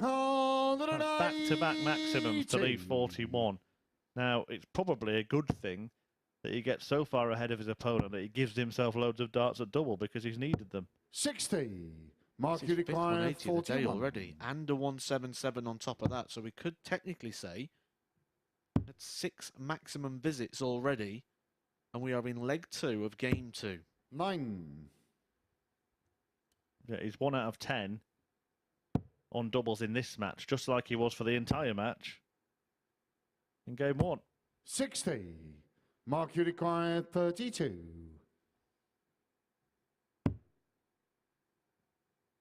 Doubling from Dudbridge. No score. West Unicorn 120. Not very flash on the finishing. He might be punished. 100. Just collided with a dart in the Mark way. Can Unicorn always be 32. likely on that kind of finish. That's Finally, game once short of again, the second Dudbridge gets leg. there. Well, he's Mark taking his Dudbridge. time, but he's buying himself that time with his scoring. Dublin stats for the whole Third day leg is Mark to throw are first. about the Game on. 12% mark. Lucky enough for him, though, he's finding plenty of the red. And that 100. is his third, his fourth 180. 140. It's 3 in his opening game, including a 177. He's on again. He's on the 9. 180. That is his 5th 180 of this game, and he sets himself up for the 9 dart leg. He's 12% on his doubles. How 100. ironic would it Mark be Unicorn to pin this one 141. with the first dart? Well, it won't happen. It's a treble that lets him down. We saw Chris Mason go 5 perfect darts earlier today. We've 77. seen Mark Dudbridge now threaten the perfect leg, hitting 6 treble 20s. A man who's had 3 9-dart finishes in his career, 96. including one as Mark recently as Unicorn 2017. 64.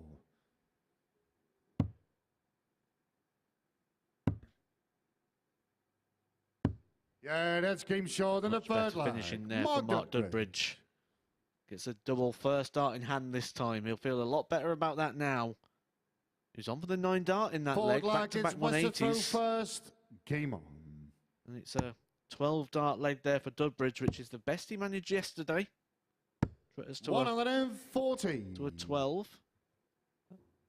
Good thing about the 12 is it's 4 visits or less to the board. Oh, it's on again.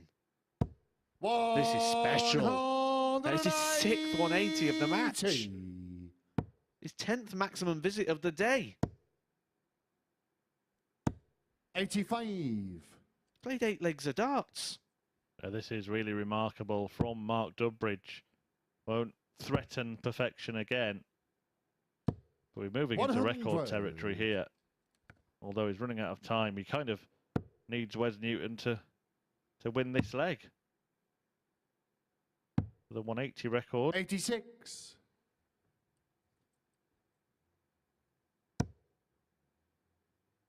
9 180s and a 177. He's on again. 140. 9 180s and a 177 in 8 legs of darts. Well, most 180s in a day in a Group A is Connor Scott's 100. 16. Mark, you require 81. Certainly possible. Look at this, double 12 for an 11 darter. Double 6. 75. Double trouble continues. Wes, you require 90. Hasn't mattered one bit because he's been so superior, but Newton gets 2 darts to stay in it. Yeah, And he that's game hits, short. and the game goes on, and it's a Wes chance for Newton. Mark Dudbridge to hammer in some more maximums.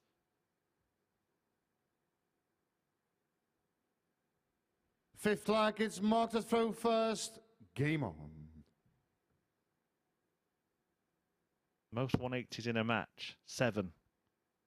Josh Payne against Andy Jenkins in phase 1 of this 42. year. Dudbridge 1 away from joining him. 2 away from being the record holder. 60.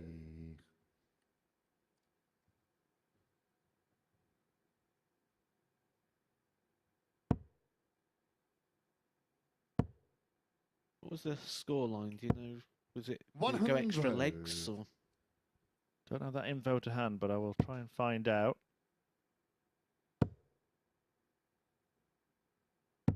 97. Got to feel ratio here for Dudbridge has got to be the best. That's a nice lie. 92.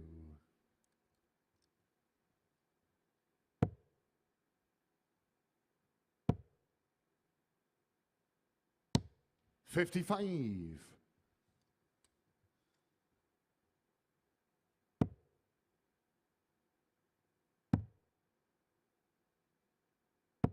137. Great dart there from Dudbridge to put that in the top corner. Loses out the 130 for the match. Don't expect him 55. to be Mark, you require using the ball 130. unless it's the treble with the second dart. But even then, we'd probably be looking at setting this up. 58. Well, just look at that. More 180s than ton pluses and ton 40s combined. And now Wes Newton gets in on the act. Just. Mark, you require 72. This is for the match. There's that big number missing again and again. Offers the opportunity for Wes Newton to break the throw.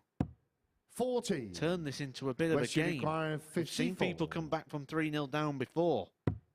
Is Wes Newton about to start that journey himself? 34. Not Mark, this you time he require won't. 32. D16 to get the job done. Double 8. 24. And this is Wes, you remarkable. require 20. Absolutely remarkable. 6 180s. From Mark Dudbridge. Yeah, that's game Power short in the fifth scoring, flag. but find Wes himself Newton. in a real battle here with Wes Newton, having missed 17 darts at double. 6 leg, it's Wes to throw first. Game on. Remember that scoring stat that we just showed you? It showed how superior Flash was. But look at the difference in the averages. Not an awful lot. 100. That comes down to the 17 missed darts at a double. 3 out of 20. 100. The opening game was 1 out of 10. So, I mean, it is an improvement, 60. but nowhere near the level that Mark's going to be happy with. When you look at the scoring stats, he should be well over 100 average in this game and be back in the back 41. room now, letting everyone else know that he's just thrown over 100 average. Yeah, it's bizarre, isn't it? He's probably going to come away, even with 59. a win, not feeling too good about his game. Because, as we all know, as Bobby George himself said, Scoring is for show. Doubles are for dough. And it's double woe for Dudbridge so far in this match. And Wes Newton is hanging around like an unpleasant odour. And he might just leave Mark Dudbridge with a real 60. Nasty taste at the end of the tie.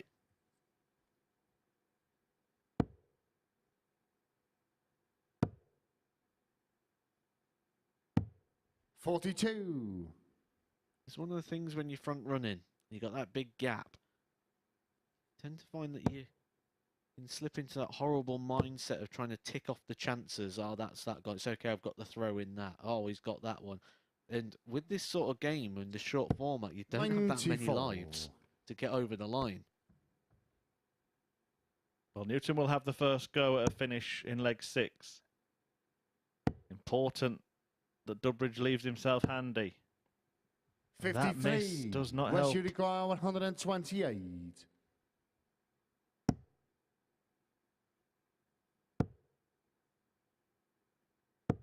Well, we saw Flash attempt this 1-2-5 earlier. He almost got it as well.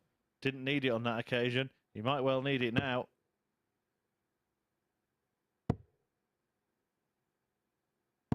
$85. West you require 89. We're looking down at the bottom part of the board at the 19s.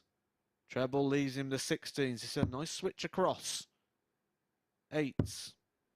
Yeah, it is So it's a game nice short switch of the across. We 6th saw it last week in the Grand West Prix in Newton. reverse. The double start. Players starting with the double and switching to the 19 because it's all in the same sort of section of the board. You don't really need to adjust. It's marked to throw The jockey first. position is Game very on. similar. It's just a slight movement of the arm. For once there, a leg in which Newton didn't have to rely on Dudbridge missing darts at double to win it. 78. Dudbridge does have the darts in the decider.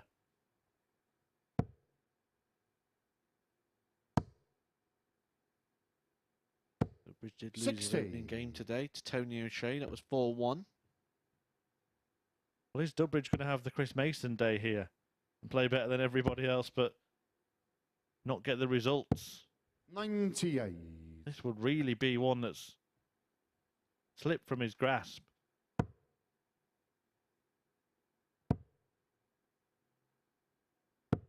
$55. Wes Newton not taking advantage of the situation at the moment. Dudbridge got 60 plus these. We didn't see a player all last week 58. and at all yesterday lead 3-0 and then lose. Usually get it roughly once a week. I think the actual figure is about 1.5 times a week, but 137. once or twice a week. It's a quite rare occasion considering the amount of matches that get played. It was like a while since he hit one. But he's got his 7th. He joins Josh Payne. That's the all-time leader of the 180 stats. But that's where it's going to end because he can't get any more from here. 140. Oh, however, Mark, you require 87. If that had gone in, it would have matched the same match on the most 180s in a game. Jenkins got 2 in that one.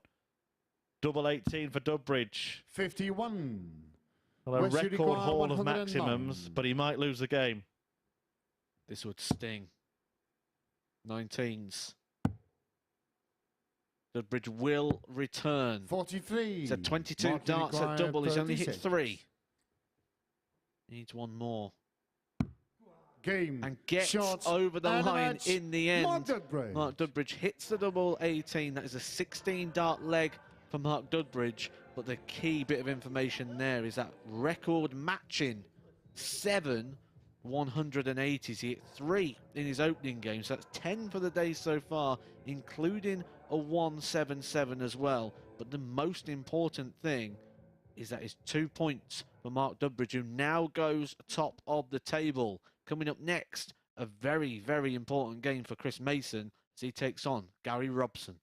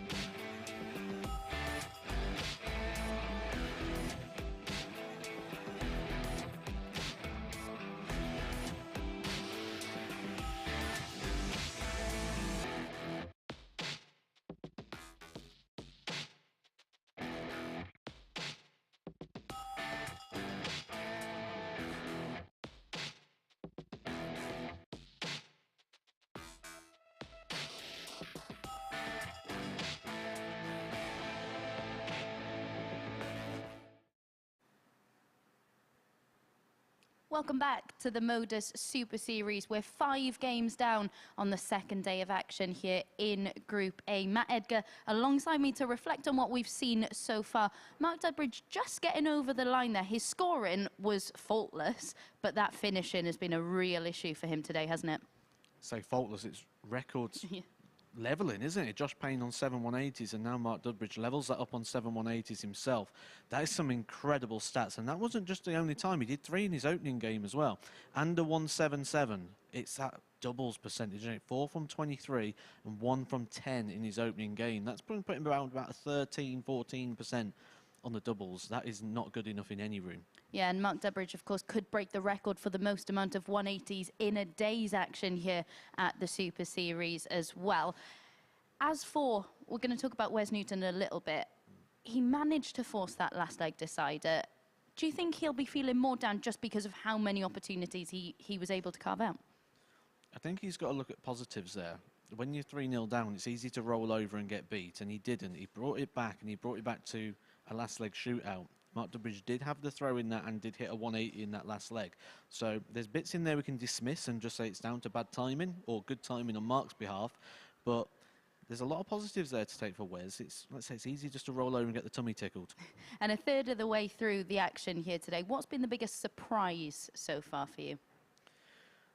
I don't think anything surprises me with this group anymore. We've seen everything, haven't we? You know, we've seen players struggling but then start hitting something from nowhere, players bossing a leg and then missing 9 darts at a double, players taking out big finishes. There's no surprises left. It's literally just anything can happen at any moment. And at the top of the show, I asked you about whether you thought players would be more settled today, whether they'd still be a little bit rusty. And you actually said you thought they would. And do you think that's why we're seeing some of the performances we are?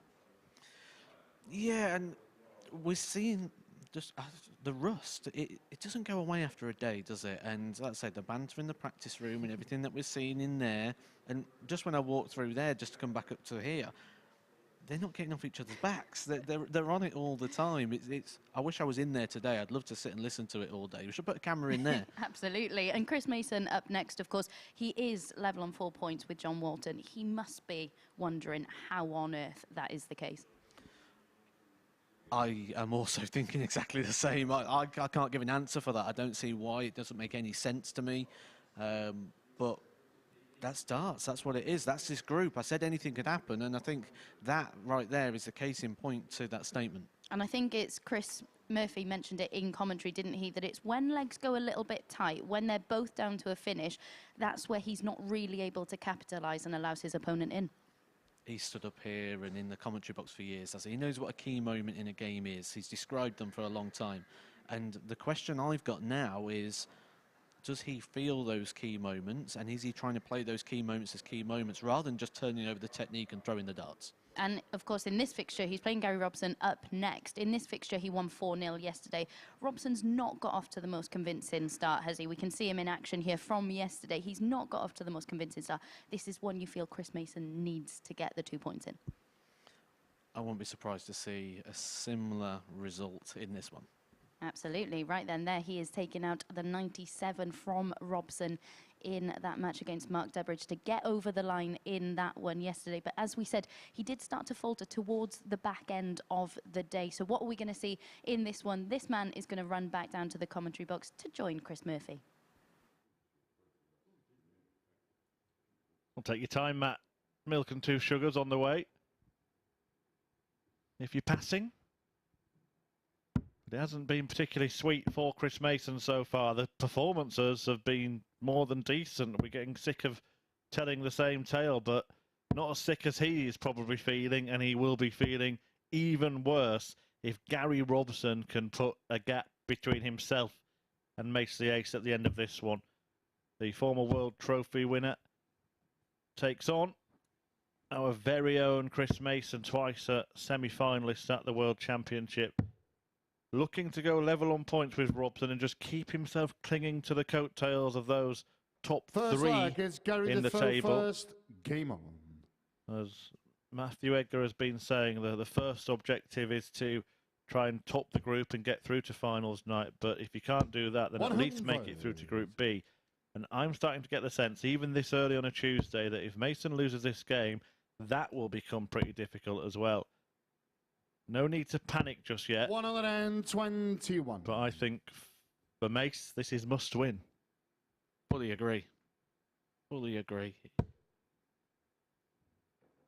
Gary Robson's 60. one of the couple of players at the moment that the rest of them will be looking at the moment and sensing weakness. With that, you've got to make sure you get your wins against that player as well. Mason did get that yesterday, 4-0. He's 4 from 6 on the doubles in that one. It was a good time to play Gary yesterday, wasn't it, towards the end of the day? At the start of the day, he was a bit of a different beast. 140. It was around this time that he beat the league leader, Mark Dudbridge. Well, he started today pretty well, didn't he? 100. 4-1 victory over John Walton.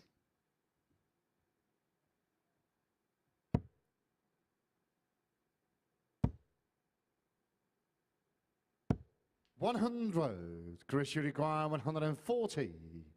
140 on offer then for Mason. He'll be looking just to tee up tops and hope that Robson doesn't clean up the three-figure finish. 60.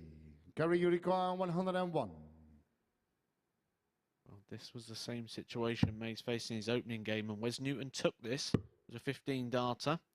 101 finish. It won't be repeated here, so 47. he's got an opportunity to get the break. Chris, you require 80. Right up the line.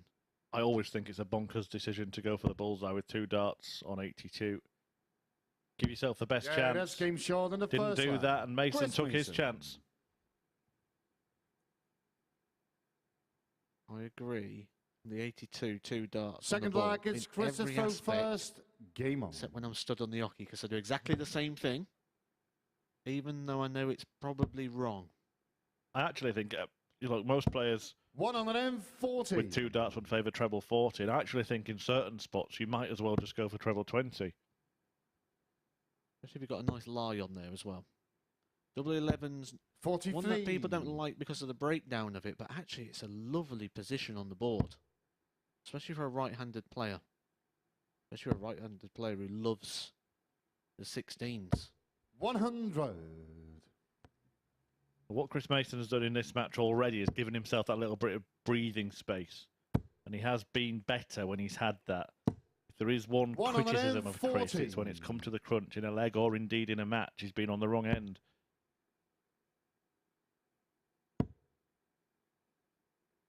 I think it can be an overused term to say that somebody is a good front runner, but that seems to have been the case for Chris Mason when he's got away from his opponent in a match, in a leg.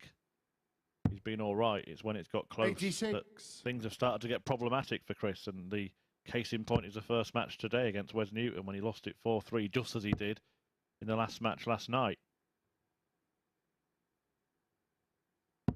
100.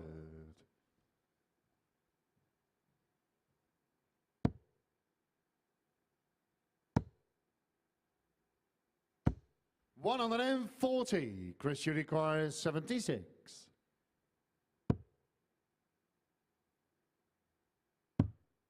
Leaves tops again. He took it 1 dart in hand in the last leg. That's game and short does in the the second same leg. again in this Chris one. Mason. Much improved performance on the outer ring here for Chris Mason. And that's why the scoreline's a much improved scoreline. He's 2-0 Third up leg, it's Gary to throw against first. Gary Robson, Game on. averaging a little bit over the 100. Much improved performance on the doubles, particularly on that double. You made the point in his last match against Wes Newton that he actually decided to go away from tops before moving back to it for the match start that he missed.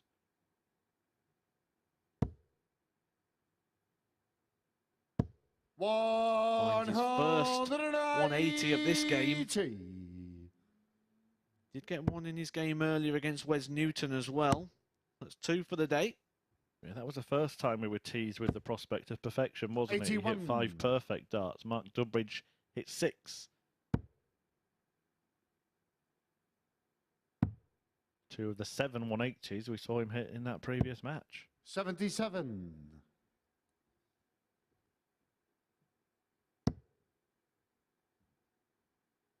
We're getting caught to the eye here of the performance of Chris Mason. 64. This is much improved from Gary Robson. We've seen him end yesterday in the 70s. And I mean the very low 70s. Running the 95 at the moment.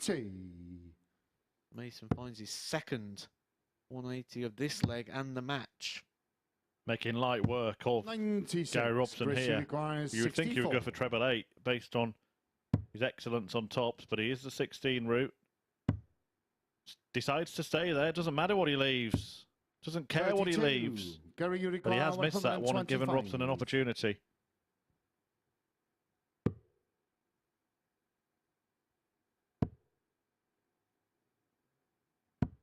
$105.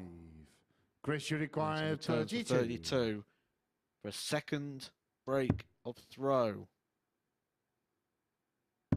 Yeah, that's game Finds it. I was about to ask the question whether or not you were surprised that he left himself down there, having hit tops first time with 2 darts, but no problem for Chris Mason, who is still in 3 figures after 3 legs. He's looking good to repeat that result of yesterday. Abby asked me what I thought this. I said similar. Doesn't get any more similar than 4-0. That would be an exact replica of yesterday. The highest average he hit yesterday was 95.43. And that was in 100. A 4-0 victory, but the one against John Walton was actually around the same time yesterday as well. 60. He won this one yesterday, 4-0. It was 4 from 6 on the doubles. Said similar. He's going to be similar. He's going to have to hit it with the 93. first starting hand at the double. And then he'll be 4 from 6 again. If he does that, you would expect the average to stay over 100, and that would be the first 3-figure average we've seen in this group. Gary Robson hasn't done an awful lot wrong, although he hasn't had the opportunity to miss many darts at double, only one at the end of that 1-2-5 combination. Yeah, that's the thing. When we look at averages, he's averaging 98.65 in this one, but that's just a scoring average. Gary, because he hasn't had those darts in the double. 161. This is one of the things to remember when people are playing things like your Darts Connect or your Naka darts, and you're playing those players that aren't allowing you those darts, so when you are play better against better players, it's because you're looking at a scoring average rather than a match average. Maybe Robson will get away without being whitewashed this time. He is going to get darts at double here. 3 of them at double 12. Gary, you require 24.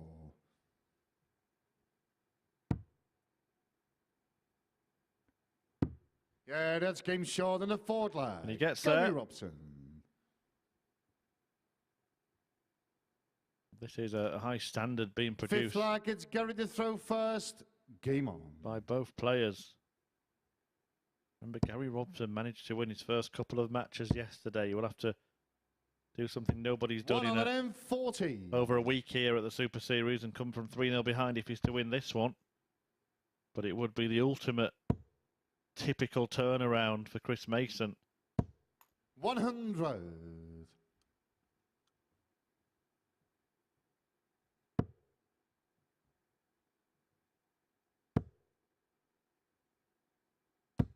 $60. I think everyone would like to see Mason in that Group B. I think we all want to see the showdown. Mason, 131.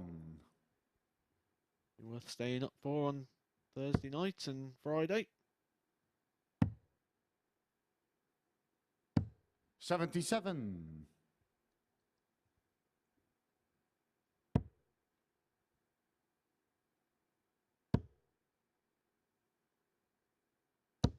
$100. Well, we spoke about players that have won matches on a 170 finish. Chris Mason could add himself to that roll of honour. 41. Chris, you require 170. Can he? No. Officially, not as good as the man sitting alongside me. 75.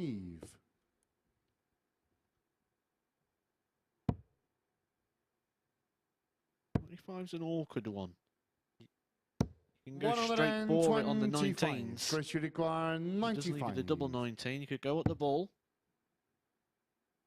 15 tops, tops. 35. Gary, you require 58. Well, to stay in it, to annoy Chris Mason. He's annoyed himself with that dart. Calm down, Gary. You've got another one, man. 48. Chris, you require 60. Kind of filled himself with confidence with that reaction. This is the chance for Mason to pick up his first win of the day. Double top will get it. Double 10 will get it. And indeed, he does get it. Shots. And that is a fabulous display from Chris Mason. An average of 95.49. That is the best he has produced this week. And in that department, he has been the best this week. But it is the first win of the day and just a third win of the group for Mace the Ace, who put the doubling right in that one. 4 out of 7 on the checkouts. And he was just too good for Gary Robson in the end. Next up, Wes Newton is expected to be too good for John Walton, but we have come to learn to expect the unexpected here at the MODUS Super Series.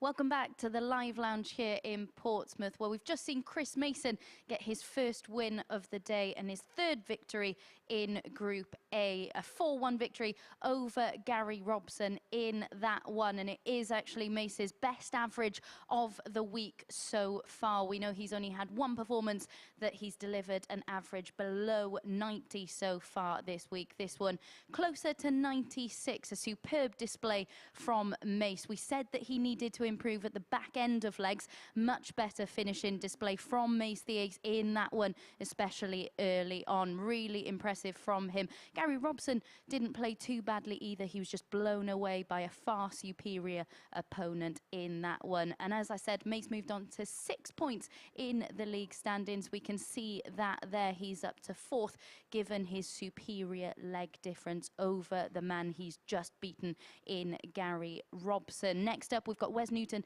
against John Walton. John Walton, of course, upset a few with that victory over Tony O'Shea in his last match. And despite being bottom of the leaderboard, he could ruffle a few more feathers at the top of the table if he is to get the better of Wes Newton in our next match. There you can see him taking out a 62. That was actually his highest finish yesterday. He has already got one ton plus finish to his name today, though. He delivered his best performance of the week in his earlier match against Tony O'Shea. It was his first 15-dart leg with a 120 finish in that match. Can he cause any further upsets on day 2 in Group A? Let's find out in the company of our commentary team. Thank you, Abby. Yes, Wes Newton looking to become the joint league leader with Mark Dudbridge. If he wins this match, he will take P1 once again on leg difference. John Walton looking to lift himself off the bottom of the table, which he can do with a win over Wes. A heavy one would see him leapfrog Gary Robson after that 4-1 defeat against Chris Mason. We said must win for Mace. And boy, did he put in a performance. First leg is Wes's throw first. Game on. But for once this week, got the result it deserved. Are we starting to see that group of 4, that race between 4 players that we said we might at the start of the day? 100. Yeah, it's starting to go that way, isn't it? And this could be a spanner in the works too, that though. And said anything can happen in this group. Nothing surprising me anymore. I'm beyond surprised. 60. Yeah, even though Chris Mason and Gary Robson are on the same points, just everything we've seen suggests that Mason is the most likely to climb into that top 3 out of those 2. But John Walton could be 2 points behind Wes Newton and Tony O'Shea if he wins this one. We're big fans of the wrestling in the commentary booth.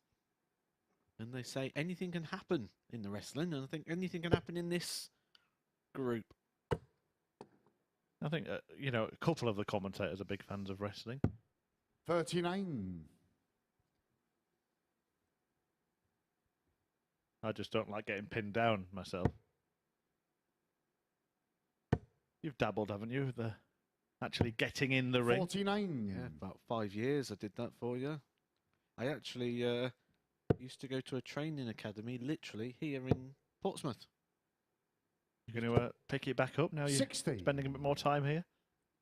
I did actually look to see if the training academy was still going, and it's actually changed hands, but it's still running. We'll have to set up a nice MODUS Super Series Royal Rumble. I wonder who the favourite for that would be. 140. Get Paul Nicholson alongside you and you'll talk about all sorts of different formats, and a Royal Rumble darts tournament is one that's been discussed before. 137. West you require 104. Well, here comes the warrior making his entrance. See, it works. Double 12. 92. John, you require 40. This is for a breaker throw-in to continue the positivity that is coming into John Walton's game at the moment. 35. West you require 12. How quickly a positive can change to a negative in darts. Looks like a very good guide. It's double 3 for Wes Newton. He's had no trouble with this week. We saw him hit it. Defeat 5. Mason yesterday. Couldn't find it then, though. The big one needs to be taken care of. Okay, it's a bit of an exhibition shot now. No well, score. what have you done? West you require 6. Is he straight 4 or is he going to split?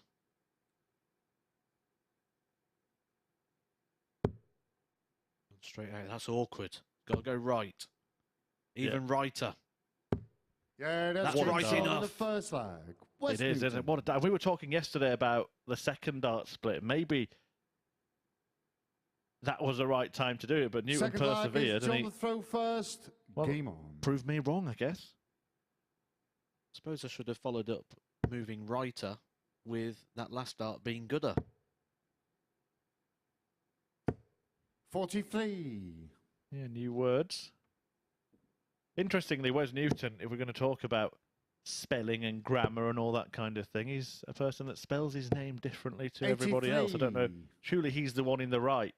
I've never seen his name written with a Z on the end anywhere, but on his shirt, it does have a Z on the end. So is he spelling his own name wrong, or is everybody else getting it wrong? 45.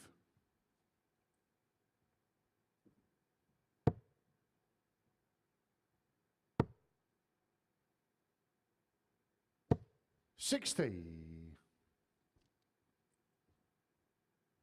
To be fair, I've always wrote it with a Z as well, actually. But that's probably because I've always seen it on his shirt and how he's done it. 101. You ever look through darts databases, fixtures, results, reports, always an S. 140.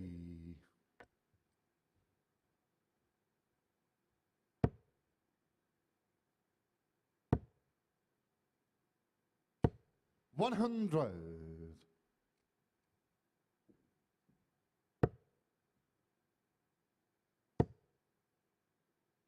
Another one in here. 85. Hit the flight. And into the fives. This has been better from John Walton in the scoring phase. He's finding that treble a little bit more regular. 100. Wes, you require 133. When he met Wes Newton even yesterday, he was beaten heavily, 4-0. 93. John, you require 112. Only had 3 darts at double in the entire match. He had that in the first leg of this match. This is still on. Treble 19 would leave the bullseye. 42. Wes, you require 40. 2-0. I'll work down from there. I'll work down a lot more from there. No score. John, Offers you John Walton require another 70. opportunity. Get a foothold in the game. Yeah, not sure what he was going for. Last start was in the 18 to leave 70. Assuming it was a miscount. Yeah, that's game But short. all's well that ends well for Walton, John Walton. who levels the match at 1 apiece.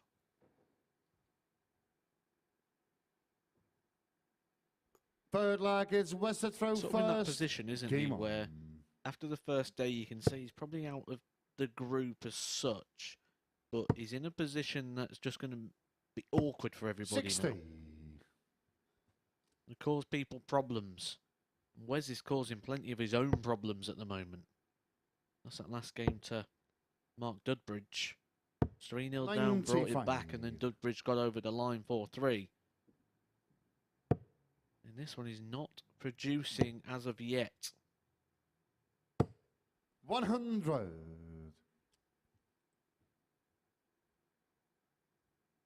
Is it a War of the Roses, of course, this match? Lancashire meeting 100. Yorkshire.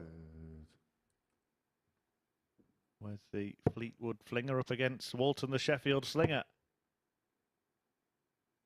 140. 306, one of those checkouts where the best way of leaving a finish is starting on the 19s. Walton, though, is an 60. old school player who doesn't seem to think too much about the maths.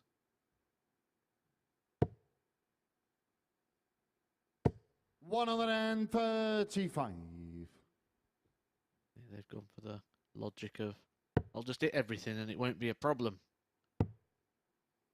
I used to play against my stepdad, and he used to do that 96. infuriatingly. 66. Even if he was on like 157 to finish, if he treble 20, treble 20. Just wait until he got to a double. Newton's on a double here. Yeah, that's and he game hits short it. in the third leg. Wes Newton. Speaking of family members, I remember once playing in the local leagues Forward with my leg dad, is John the throw and he did first. the best Game adjustment, on. and I must have only been about 14 at the time, so this is some years back. I've never seen an adjustment as good in my life. He wanted double 3 and he threw the dart and it came out of his hand wrong and hit the 85. skirting board. And we're all laughing and pointing at him and taking the mick. After about 5 minutes of laughter, the next dart went straight in the double 3. 40. Yeah, that's the ultimate exaggeration of the old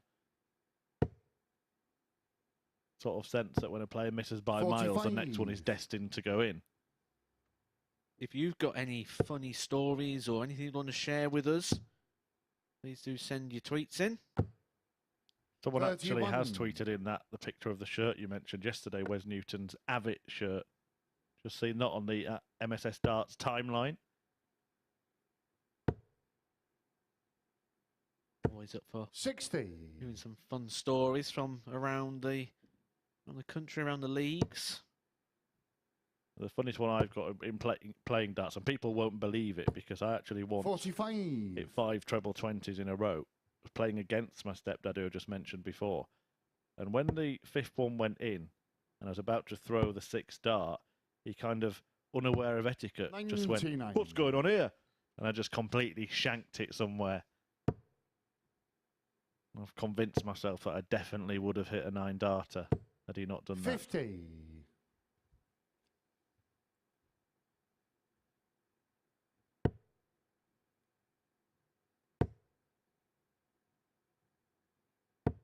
45.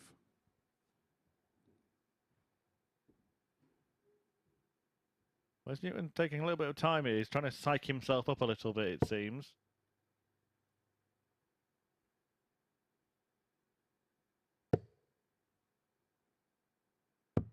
$54. John, you require Plenty of 167. time here, 120 points plus the darts in his hand. Got time on his hands, but he's going to need it with darts like this. 5 and a 1. Hasn't took too much off of his score. 9. Nor does a 3.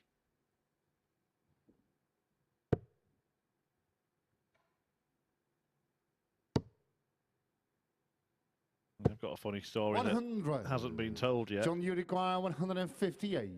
Some of our crew here at the MODUS Super Series, they go and playing a tournament on Tuesday nights. And if you want to see a bit of a comedy of errors, try and watch one of our referees, Owen Binks, trying to play. 94.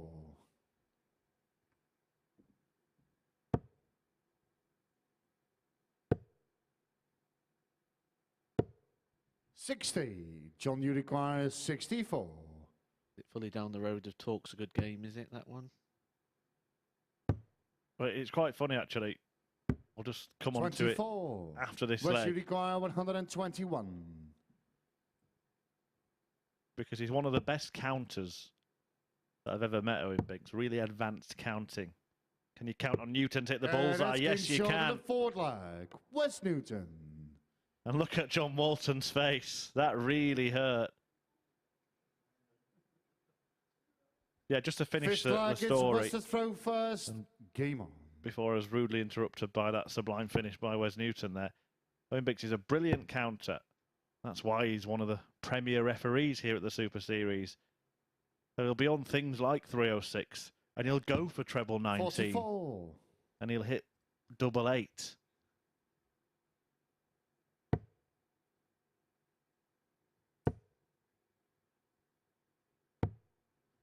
$84. There are a lot of the old school refs were actually decent players in their time, weren't they? George Noble was a 120. good youth star. Russ Bray was a decent standard player as well.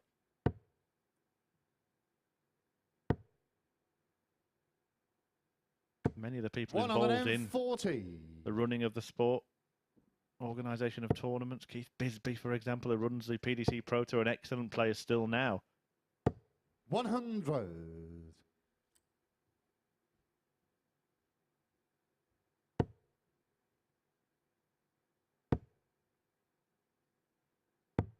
$59. I believe that one of the markers, Andrew Davis, played at the Las Vegas Desert Classic once.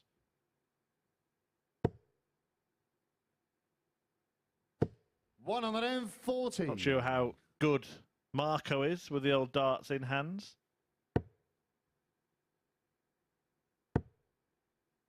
But I once played against him backstage at Lakeside and I did beat him, so that probably answers that question. 96. 96 for Newton to get the job done. 56. John, you require Save 95. the match, 95. Gone the safe road, so it'll be 20 or treble 20. We'll leave him 2 5s.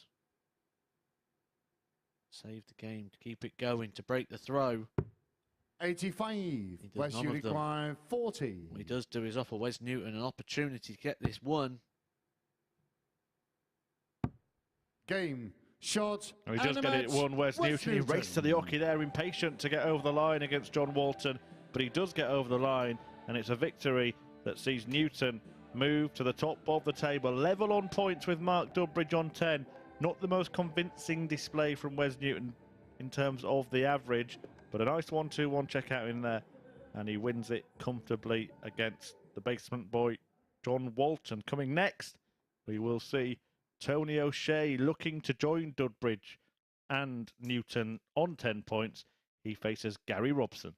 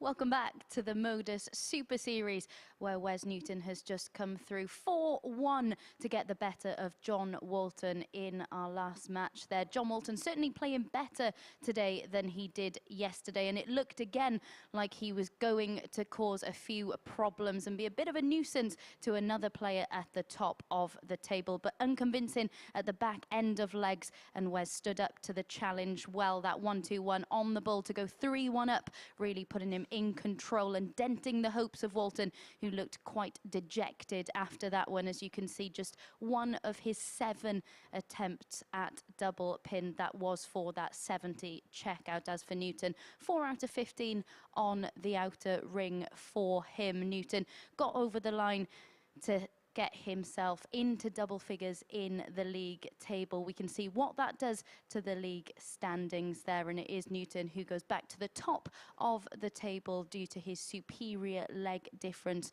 over Mark Dudbridge. Next up, we've got Tony O'Shea against Gary Robson. O'Shea could join Dudbridge and Newton on 10 points with a victory here. O'Shea unable to bring all aspects of his game together at the same time in that defeat to John Walton in his last last match. And as for his opponent, Gary Robson, despite losing 4-1 in that last match to Chris Mason, it was certainly his best performance of the week so far, an average in excess of 94 from him in that one. So let's find out who can come out on top in this one and rejoin our commentary team.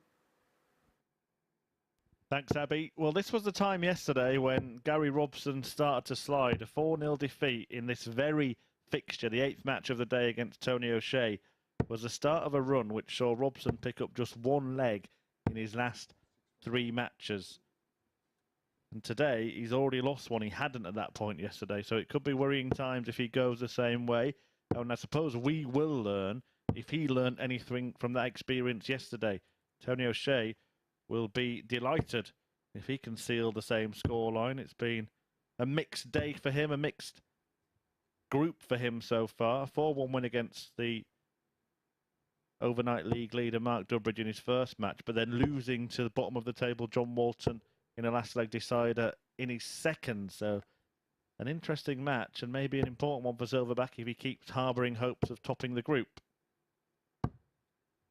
When we look at that slide, it wasn't just that First he was leg, sliding, it's it was Tony like he was Defoe sliding first. greased up. Game on. He was shooting down the slide.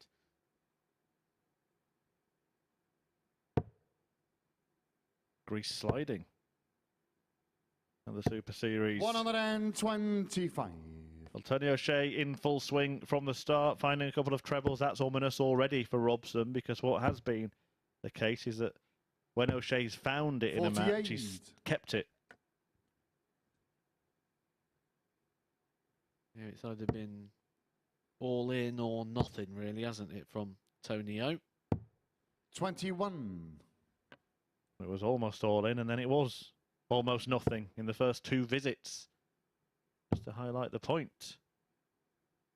Following this, Mason 58. against Dudbridge. Big game. Big games coming up now. We've moved past the halfway stage of the group.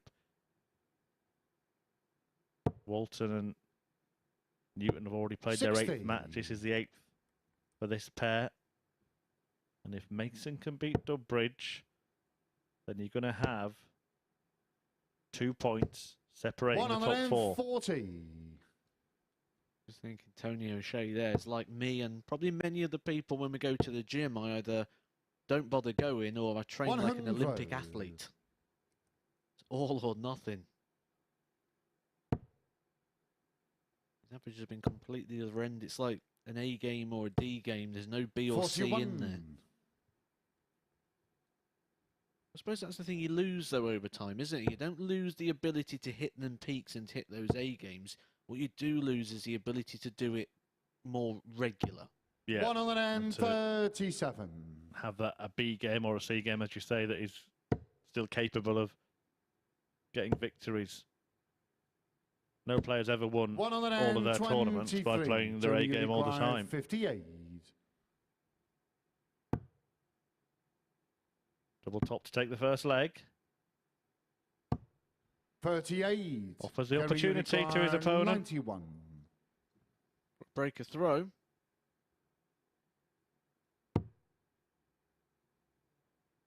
Needs a treble. Doesn't find the treble, so Tonio will come 51. back. 51. Tony, you 2 require 10s. 20. Doubles was his problem at the back end of yesterday.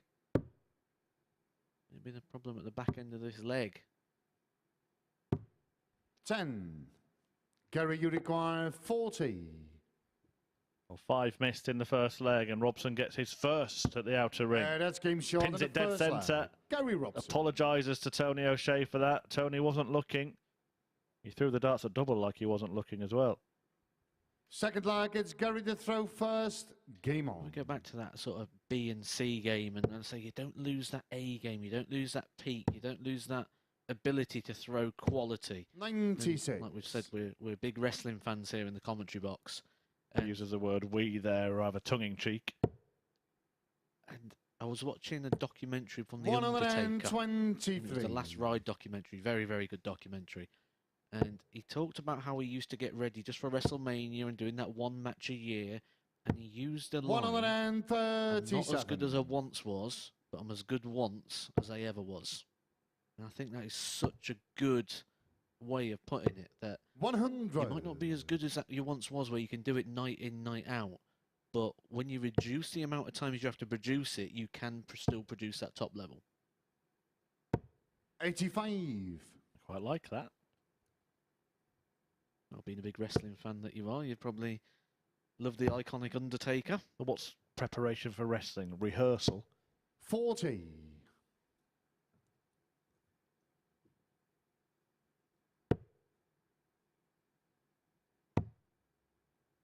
Well, this could be a real wrestle of a darts match. 57. Tony O'Shea looking to wrestle back the initiative in the game, but Robson has put himself on a finish after a dozen darts. And I mentioned that 68. Gary, you if require Mason beats 126. Dudbridge, then the top 4 could be separated by 2 points. But if that happens and Robson beats O'Shea, then the top 5 will be separated by 2 points. Bullseye. 101. Tony, you require 170. Not seen a 170 yet this week. That's a good lie. 98. To get a dart Gary, ball you there. require Yeah, 25. Agree, fancied it. 17, is it? No, it's 12. So, now he will get to 17 to leave 21. double 4. Never looked settled in Tony, that you visit. require 72.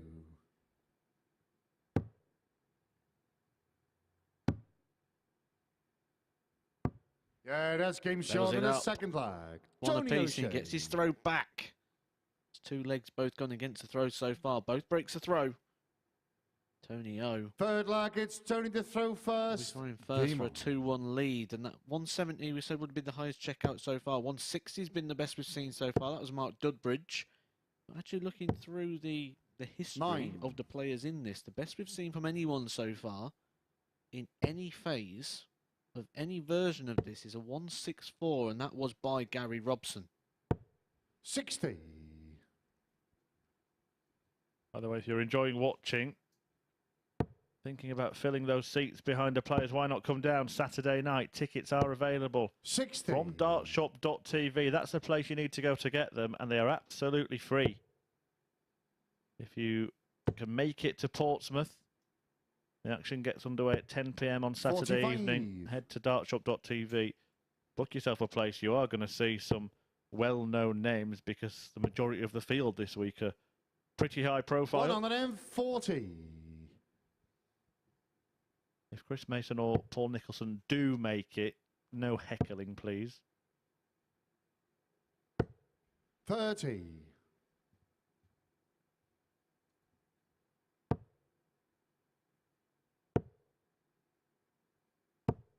60.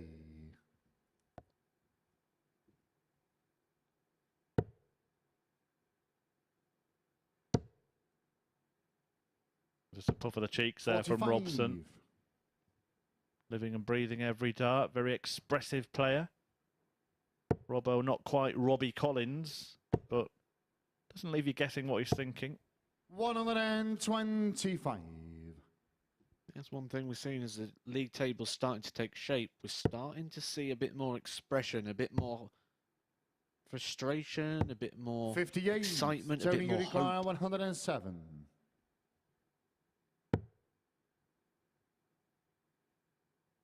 Treble 20 would leave double 14. Yeah, and then maybe a little bit of deflation starts to come in 40. towards the end of Tuesday, because with only one place up for grabs, you start to realise that you're out of that race, don't you, come the end of Tuesday afternoon?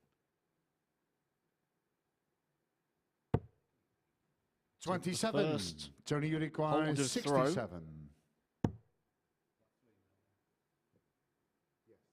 Doesn't need to go 14 on the ball. 27. Back on 2-3-6, who just tees it up, gets to 27, leaves himself tops. Hold his throw and take the lead for the first time in this game. 100. Tony Uruguay, 40. Does have a great record against Gary Robson, a good friend of his, Tony O'Shea. It's not the greatest game, this one. 20. And he's yet to Gary Uruguay, get his nose in front in it.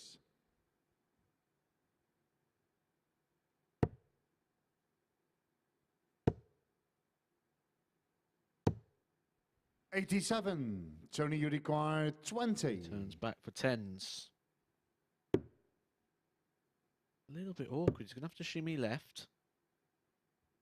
Moves to the left. No score. Slides to the right. Gary, you require 49. Time to cha-cha real smooth for Gary Robson. Yeah, that's game short and a third Takes lag. back the lead. Gary Robson. Tony O'Shea, the architect of his own downfall there. He was streets ahead in Fourth that lag, leg. it's Gary to He's throw missed first. 11 darts at Game double on. in the match. Kind of the feature of yesterday, really, wasn't it? He started missing doubles at this point of the day, and it really cost him. 180. Now Robson is threatening to get away. Recording the first max of this game. 60. Therein lies the story.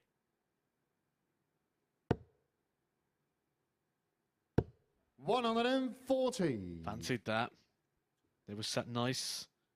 Top of the bed with that upwards angle on the dart. It's inviting the other one to come in. 140. Well, they've been teasing it a little bit today, haven't they? You mentioned yesterday that sometimes it takes a day or two to settle in. I think we have seen a little bit more comfort on the stage for a few of the players. Particularly Gary Robson, who, as we said, really 28. fell Gary, you off a require cliff at this 46. point yesterday. Now he's looking at 11 darter, which would match the best leg of the week. Certainly beat his best leg.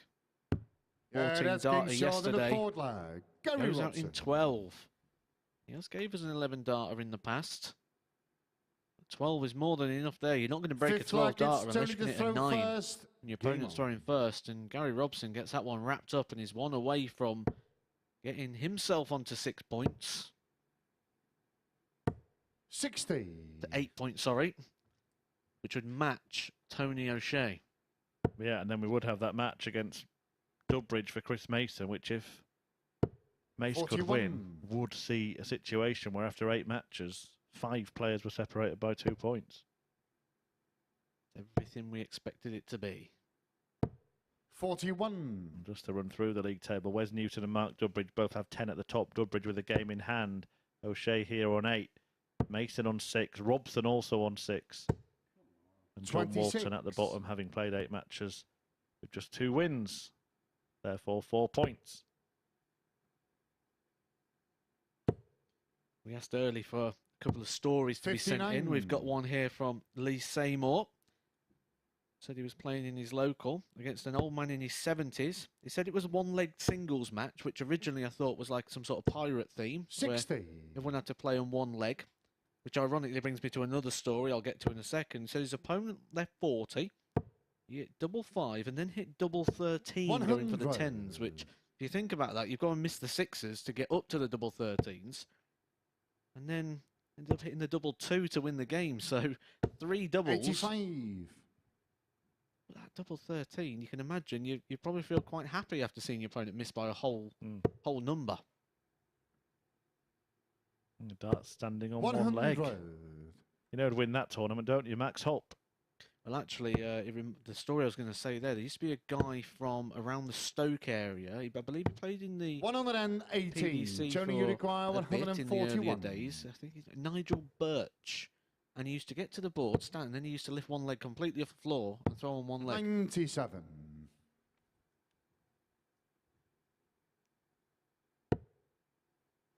Yeah, there are very many varying throwing styles, so that is probably the most unorthodox I've ever heard. 44. Tony O'Shea here, looking to try and get into this contest, back into this contest. Yeah, that's game And he short does, and the that's a fifth crucial lag. dart for Tony O'Shea. O'Shea that just keeps his hopes alive. Used to be quite a tidy player Sixth as lag well, is but Gary he to used to throw get in the first. set position, Game he'd get on the, and then he'd just lift his leg up and just hold it in the air. It was bizarre to see. 140. The O'Shea throw there, all kind of at the side of his face, 58. drawn back to the shoulder. His idea of keeping the arm straight. Very rare you see players doing that these days. As for Gary Robson, dead central. Throwing almost from the mouth. 81.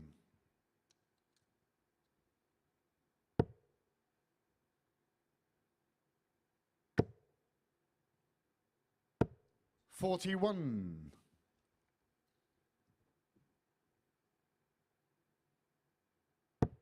'So we look at Nigel here. He did play a couple of UK Opens as well, just to give you an idea. 100. Had it in there. His nickname was Nutty, which I think kind of suits that throwing style. 100. Well, one leg needed for Gary Robson in this one. And he's closing in on it. 140. Excellent setup. It's been a half-decent display from Robson, in contrast to some of the stuff he was producing in the second half of yesterday. It is much, much better. Gary, you require 40. He's just one dart away from really making this group tricky. Game. And he Shots, does. And a match. Tony O'Shea Gary loses Robson. his second game of the day. Gary Robson finds another victory on the board. That's his second victory of the day, and he has just made this group extremely interesting. That moves Gary Robson up onto 8 points now, and it's all getting a little bit tight at the top. We're going to cast our eye over to Chris Mason next. Can he continue to make this group extremely tight and interesting? His next game is against Mark Dudbridge, who is sat joint top at the moment with 10 points, and that game is next.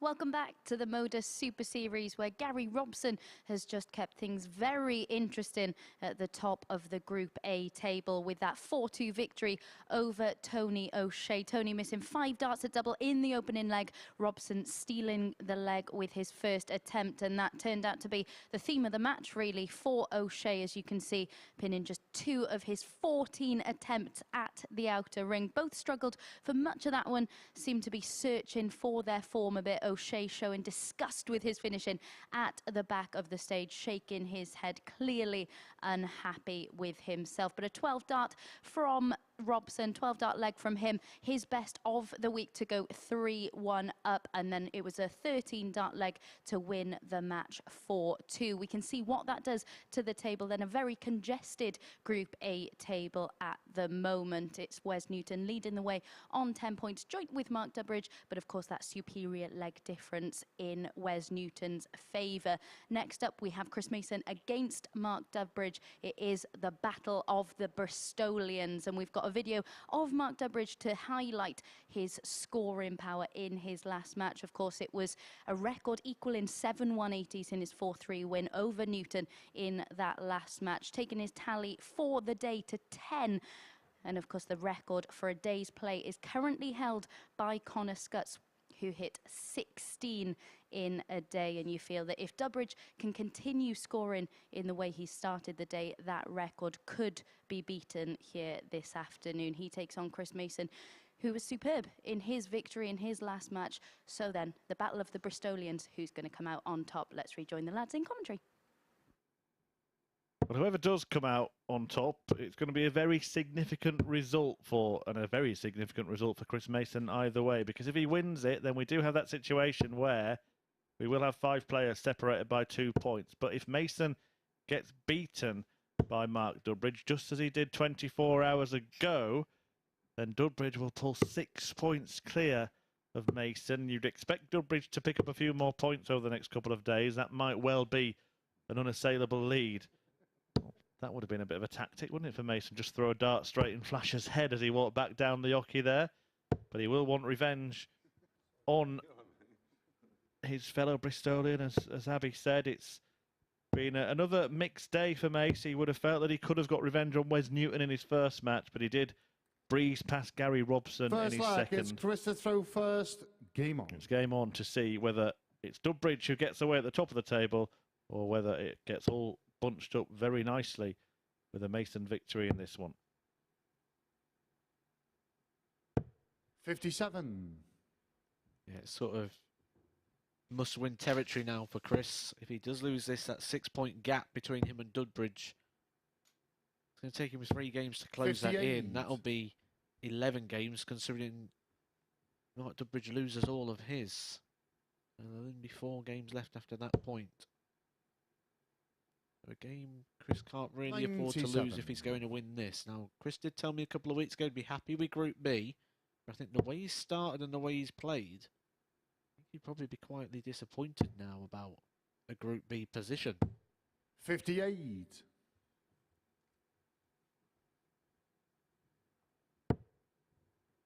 He might be able to get a couple of days' work if he can get a couple of days off. 59.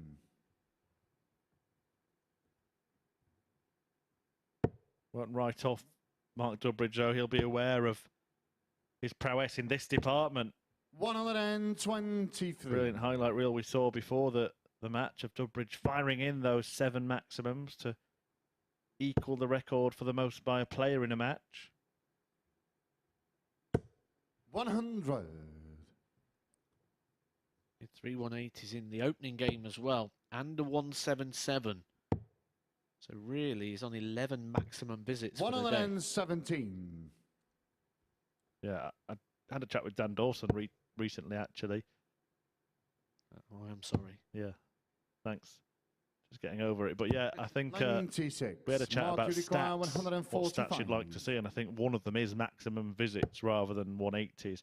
Because even when you do the 170 plus, if someone sets up with, say, 3 treble 18, that's still a perfect visit, but isn't included in that metric either.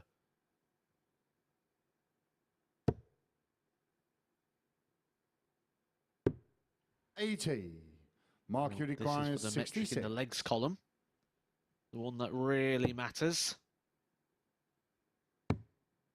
But the one he's struggled with is hitting doubles. He might hit 2 to win this leg here. 1 by accident. And double 12. 42. Fails to find. You require 12. Well, 12 was missed. It's 12 for Mason, though. Yeah, that's game short in the He does first that with leg. a double 6. Chris Mason. And almost something I never thought I'd see from Mason there. Almost putting his hand out, doing the "I'm sorry, Second I won a leg leg of is Mark to darts." throw first. game I've heard him many times criticise players for apologising. Now, are we starting to see 100. Chris Mason's luck turn? Suddenly, when players were hitting doubles against him, they're missing them. It couldn't continue, could it? It just couldn't continue. The only way it was going to continue is if Mason dropped his standards significantly. 60. It's like seemed like he was a bloke stood at the roulette wheel constantly backing black, and it just went red, red, red, red, red. 80.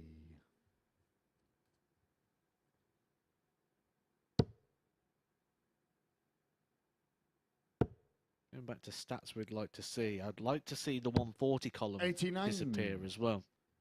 Because that eliminates, very similar to what you said before, the 137, the 134, all those sort of them switches. 140. I'd like to see those change to some sort of like power scoring sort of stat, the 2 treble visits. 83. Yeah, I think there are loads of stats that could better highlight performance levels.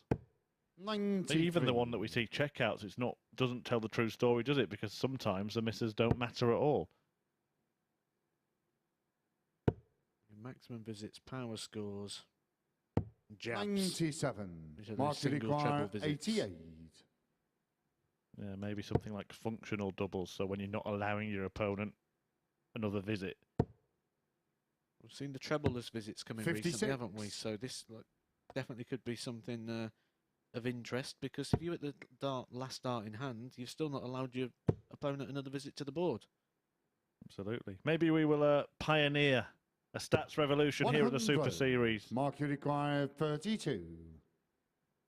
We've got all the production crew now scratching their heads and calling me nasty names. 24. Chris, you require 72. That was before those suggestions. Double 12. Yeah, No that's nasty game names shot for in the Chris second Mason. He's bar. been superb, Chris and once Mason. again he apologises. What on earth is he playing at? How many times has Chris Third Mason leg, sat it's in the Chris to chair throw first. that you're Game sat on. in right now and said, do not apologise, I don't understand that, don't apologise for winning a leg of darts, don't apologise for winning a game of darts, and there he is, waving his 93. hand as if sorry seems to be the easiest word.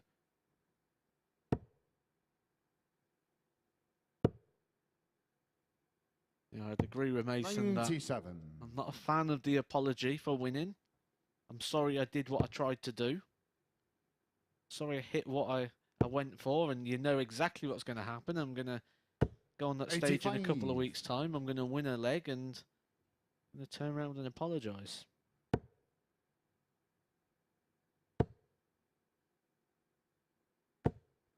$100.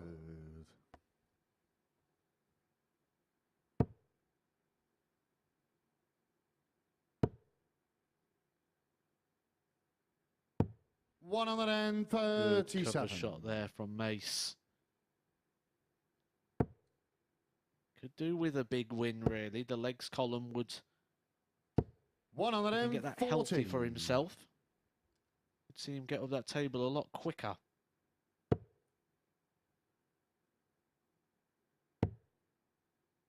Dudbridge will have a poke at 164. 58. Mark, you require 164. I can assure you he won't be saying sorry if this goes in.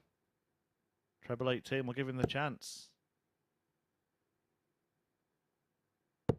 96. Chris, you require 128. I think if he takes this, he's going to have to fall to his knees to apologise. It'll be that level of apology. The ball. 94. Mark, you require 68. He's left double 17 if he comes back. Dudbridge has already missed 4 darts at double in the game. He could have won each of the first 2 legs. He could win the third leg. He that's has won the game short third in the leg. third And it is a leg. breaker Mark throw. Dudbridge. Dudbridge back in it.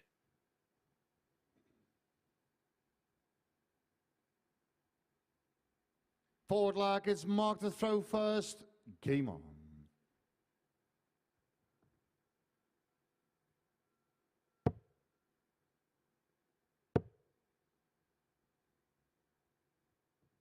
Looks flustered, doesn't he, Mark, here? 59. Yeah, he was beaten by Tony O'Shea, which, based on what we've seen since, is now a bit of a surprise result. 4-1 in his opening 41. match. And could have lost his second as well, despite those 7-180s. Wes Newton came roaring back into that game. But he hasn't hit a single maximum in this match, so he'd probably be thinking, where did I leave my power scoring? His overall game, he lost with an 86.70. He won with an 87.05. He's playing an 85.74. His overall game 41. is the same. There's hardly any difference in that department. That is because he's not missing as many doubles. Yeah. But you sort of feel, because he's not getting those power scores now, he feels his level is a lot lower, despite the fact it's bang on point average-wise. Yeah, it's basically the darting equivalent of taking a different route to the same place, isn't it? Power scoring in one and missing doubles. Not missing as many doubles, but not finding 43. the power scoring. However, he will feel now like he should be level in a couple of visits' time. 84. If not the next visit, then the one after that, certainly. Mason not really competitive at all in this leg.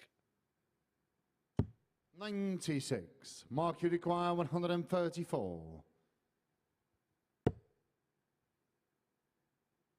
Looking to set this up. 19s will leave him on 94. tops.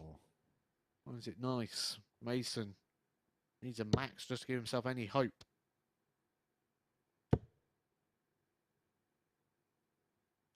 $100. Mark, you require 40. Couldn't get it, and Yeah, Dudbridge that's game short and a levels up the game. Mark Yeah, Dudbridge. better on the outer ring in this one. It's 2-2. I haven't seen any wave of apology from Mark Dudbridge. Fifth leg, it's Chris to throw first. Maybe Chris Mason will be ruining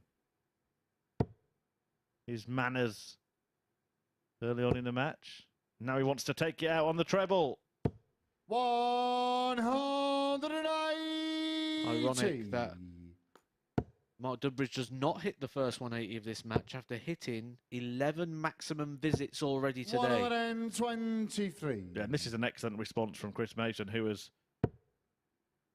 hit 4 scores in the 40s in the previous leg. Suddenly, 131. he's finding the big scores. Could you imagine having to deal with Chris Mason hitting the 9-darter? I think we'd all look for new jobs. Imagine 93. dealing with him hitting the 9-darter next week when he gets money for it as well. Champions Week next week, don't forget, 9:30 bright and early Monday morning. 150. Live here on Sporty Stuff TV. 12 players fighting it out to be the best of the best. This could be the best leg of the week. 100. Chris, you require 40. It's for a 10-dart leg. 11 will match it. Yeah, that's game He short of does. the It's fifth 11-dart leg. Chris Mason. For Chris Mason, that matches the best leg we've seen so far this week. That was yesterday by Wes Newton. Sixth leg, it's Mark to throw first. Game on. He wasn't below 350 after 4 visits in the previous leg. Comes in flashes. Goes back to your old 85. Undertaker quote, doesn't it? You gotta quote the great man. Big fan. I like that. I like the quote. 41.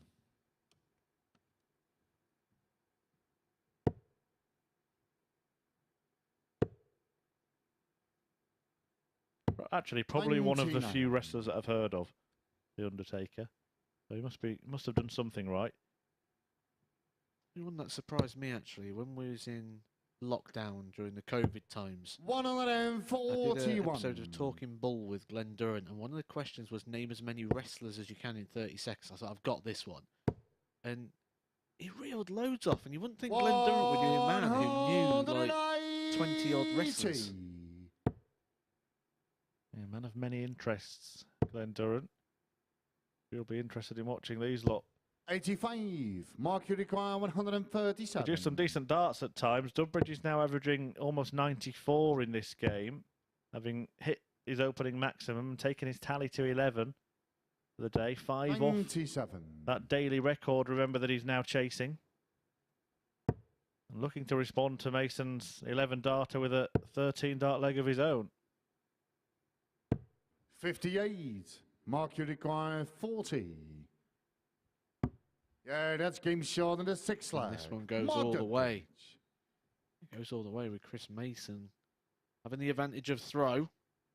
7th and We've final seen leg. plenty of It's breaks of throw Clifford today. That first. doesn't necessarily Game on. mean too much in this group.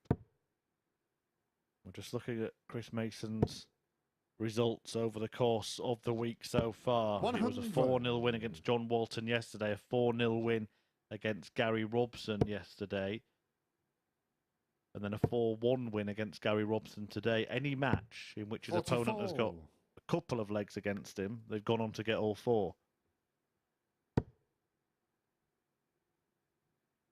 As if he lacks that little bit of bounce back ability at the moment, but that comes 83. from playing regular, playing competitively regular. Well, also, this could be a turning point, couldn't it? If he finally wins at a close battle, that might even do him more good than the whitewash wins 93. that he's already got under his belt.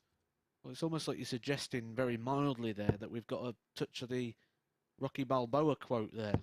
It's not how hard you can hit, it's how hard you can get hit. 96. Because he was hitting hard yesterday. He wasn't getting those results. Has he managed to weather a bit of a storm here? But he reigned in the Battle of Bristol.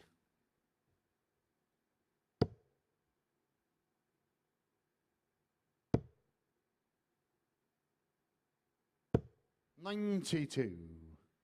Good thinking there to leave the little fish, utilising the 18 segment. 100. Chris, you require 130. He's took this out once already this week. Did that using the 5. Do it for a second time using the ball.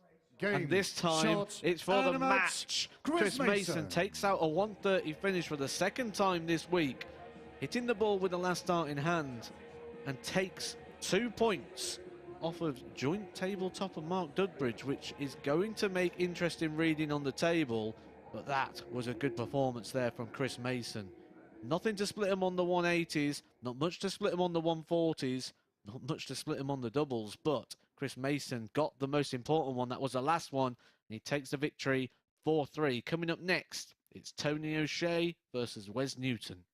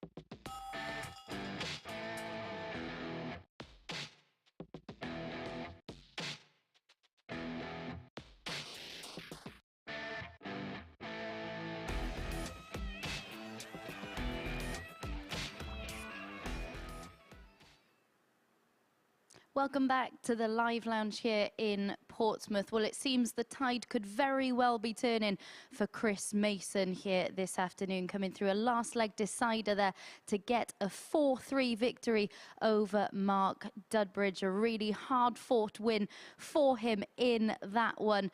Of course, a 57% checkout success in that one. He took out tops for a superb 11-dart leg, did Mason, in that one, matching the best we've seen in Group A this week. Mark with a 13-dart leg to take us all the way. A superb response from him in the Battle of the Bristolians. But that's Mason's third last leg decider of the week. Crucially, the first one that he has come out on top in. That 130 finish for a second time this week. He pinned double 5 to get it yesterday. He finished it on the bull here in that one. You could hear Mark going, "Oh, Chris," at the end of that one. He didn't enjoy it quite as much as Mace will have done in that one, but we are not going to forget Mason apologising when he pinned double 12 twice in that one. We will be reminding him, we will be asking him for comment, because of course it is something he has criticised other players for, so we will be getting him to comment on that one. We can see what it does to the league standings though, and it is Mason who moves on to 8 points in the league table. He's now up to third, given his superior leg difference over O'Shea and Robson, who are also on 8 points. We've got Tony O'Shea against the top of the table, Wes Newton, coming up next. O'Shea has had quite a bit of trouble on the outer ring, hasn't he, in his last 2 matches? 16 darts missed at double in those 2 matches. His last victory coming in his opening match, and our opening match of today's session. As for Wes, he's won 2 of his 3 matches today, and he was the 4-1 victor in this fixture yesterday. Will it be similar, or will it be revenge for Tony O'Shea to get him back on track in Group A? Let's find out in the company of the lads in commentary. I was about to say it's tight at the top, but it's tight all the way down the table. 2 points separating P1 Wes Newton and P5 Gary Robson. Tony O'Shea also on 8 points in 4th place, behind Chris Mason on the same amount. Mark Dudbridge on 10 as well, as we just saw there. John Walton cut adrift at the bottom of the table. But Tony O'Shea seems like he is the one potentially on the slide. We've been looking at his performances today, and it hasn't made good reading, apart from that 4-1 win against Mark Dudbridge at the start of the day. Since then, O'Shea's level has certainly dropped, defeats to the bottom 2. And it's the manner of those defeats, isn't it? Just a 69 average in his last game, 75 in the game before. So he's on the slide. First leg, it's Tony to throw first. Game on. Expression earlier, greased up man on the slide. Sliding down there very fast. Obviously, really struggling. 140. But that's been the thing, hasn't it? We saw in the start of the last match. I think he hit a 1-2-5 and then sprayed the darts around with the second visit. It's inconsistent, not just 60. game by game now, not just leg by leg, but visit by visit for Tony O'Shea.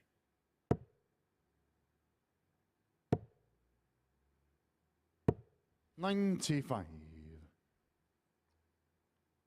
He's the sort of player that relies a lot on feel.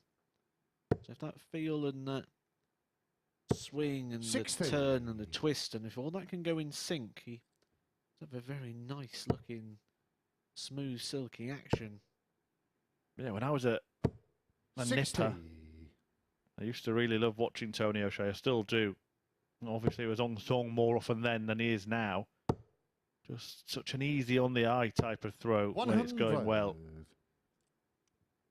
I often used to compare him very similar to a bit like a Wayne Mardle, just because that little turn in the wrist as the dart comes back. 100.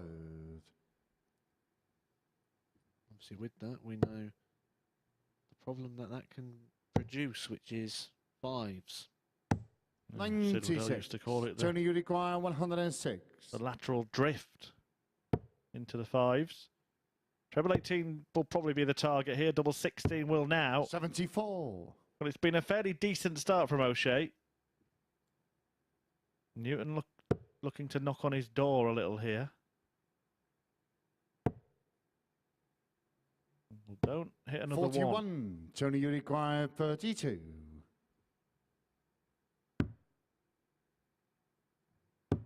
Yeah, that's game short in the first Yo leg. Tony gets over the O'Shea. line a lot quicker than he has been when he gets to the outer ring. And this is the 4th round of fixtures today. Second leg is Wes's throw So first. everyone's already Game played on. the same amount of games. And with Wes Newton at top, he's got the first opportunity, the first poke to make himself the clear leader of this group. And Tony O'Shea's got different ideas. Yeah, and it was a chance that Mark Dudbridge just had, wasn't it, as well? Denied by that brilliant 130 bullseye out by Chris Mason in what was their 8th game. But let me just give you a scenario. If Tony O'Shea wins this match, he moves on to 10 points, along with Dudbridge and Newton. Mason then takes on John Walton. If he wins it, he moves on to 10 points.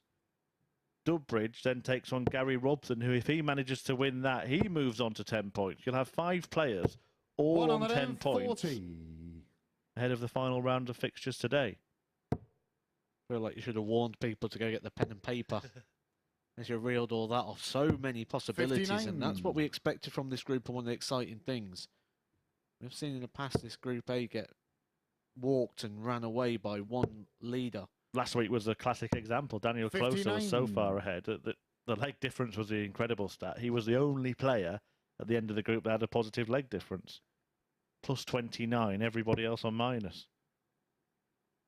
Certainly not going to get that this week. I think it's going to be tight. I 121. wouldn't be surprised to see 2 players end on the same points, and it will come down to legs in that situation. Legs will be the first thing that separates the 2 players if they're level on points. We just saw again there Tony O'Shea go down for a 19 to leave 162. Tut, Tony.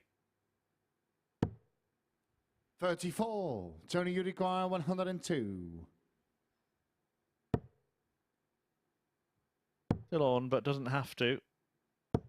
38. I do wonder when referees are the best counters around, aren't they? I wonder when they stood next to the hockey, seeing players miscount so often, if they're just like itching to... You know, if you just go for a treble 20 there, or you went for the 18s, you would have left Tony, to finish. You require 64.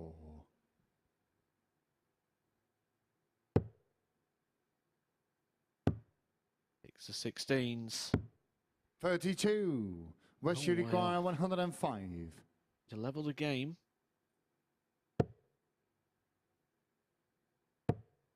Tops. 65. Tony, It's you for a require break. 32. He does favour tops there, but there's a lot of metal around. A lot of distractions for Wes Newton. It's a clear bed, or was a clear bed for Tony O'Shea, but he's used the guide, and he's halfway there. I suppose it's quite hard for referees as well, isn't it? Because a Third lot of leg, the it's time, Tony or to certainly throw as a player, first. you don't actually Game ever on. do the maths. You're not counting, you're not working it out, adding it or taking away. You just know the patterns of play.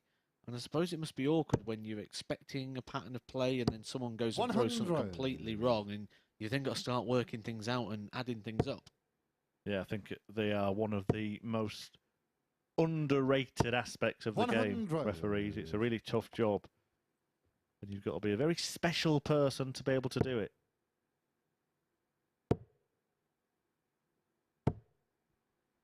$85.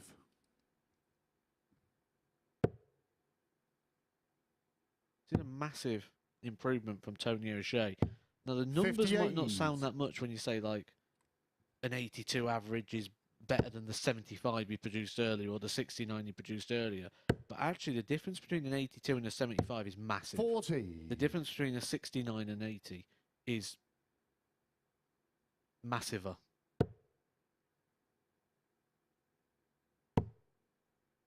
Couldn't think of a better word, so just put on the end. 134. Enormous. Enormous, bigger than massive, though. It's certainly not bigger than massiver. What's enormous then? Bigger than both? Well, O'Shea is producing a display more than big enough of beating Wes Newton here. 100. I would still favour him to win this leg. Newton can only get a maximum of 1 dart at double from 109. That's all he's had in the match so far. 85. West, you require 109. And I just think Tony O'Shea let that last dart go as if he just expected it to go in. He was really disappointed that it drifted. 69. Tony, you require 91.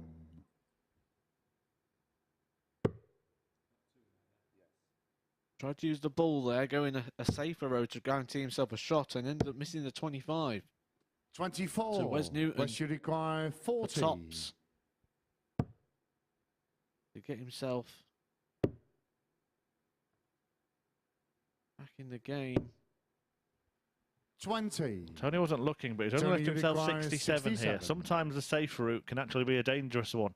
Say in football, don't they? The sure way to get injured is to pull out of a tackle. Well, this would rectify the situation for old Silverback. Tony O'Shea. And there we see the old Chris Mason apology. Forward lag is West to throw first. Game on. So the new name for the apology, is it the Mason? Yeah. 83. We all know that it's sorry, not sorry, isn't it? And players do that. It's the same with the handshake, isn't it? One of the most common things that people say when they shake your hand is all the best. And that sends off a trigger with me. When anyone ever says that, I think, well, you don't want my best. You want me to come up here, play rubbish. 96. You turn around and go, oh, you didn't really perform today, did you? What a shame. Yeah, should really shake your hand and say bad luck. See, I like the expression good luck. Because 100. you're wishing them luck. Like, you need luck to beat me, rather than... Is that what you say? Against the right opponent, yes. There's always little 83. wins to be had around in certain places. Be interesting. There's more to this game than just throwing the dart, ladies and gentlemen. 60. Giving away some of my secrets here, aren't I?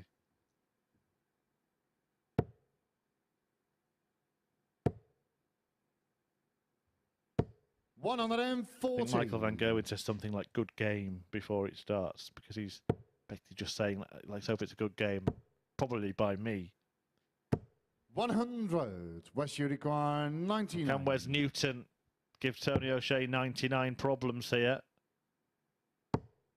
The only problems are his own at the moment because he's staring down the barrel of a whitewashed defeat. 141.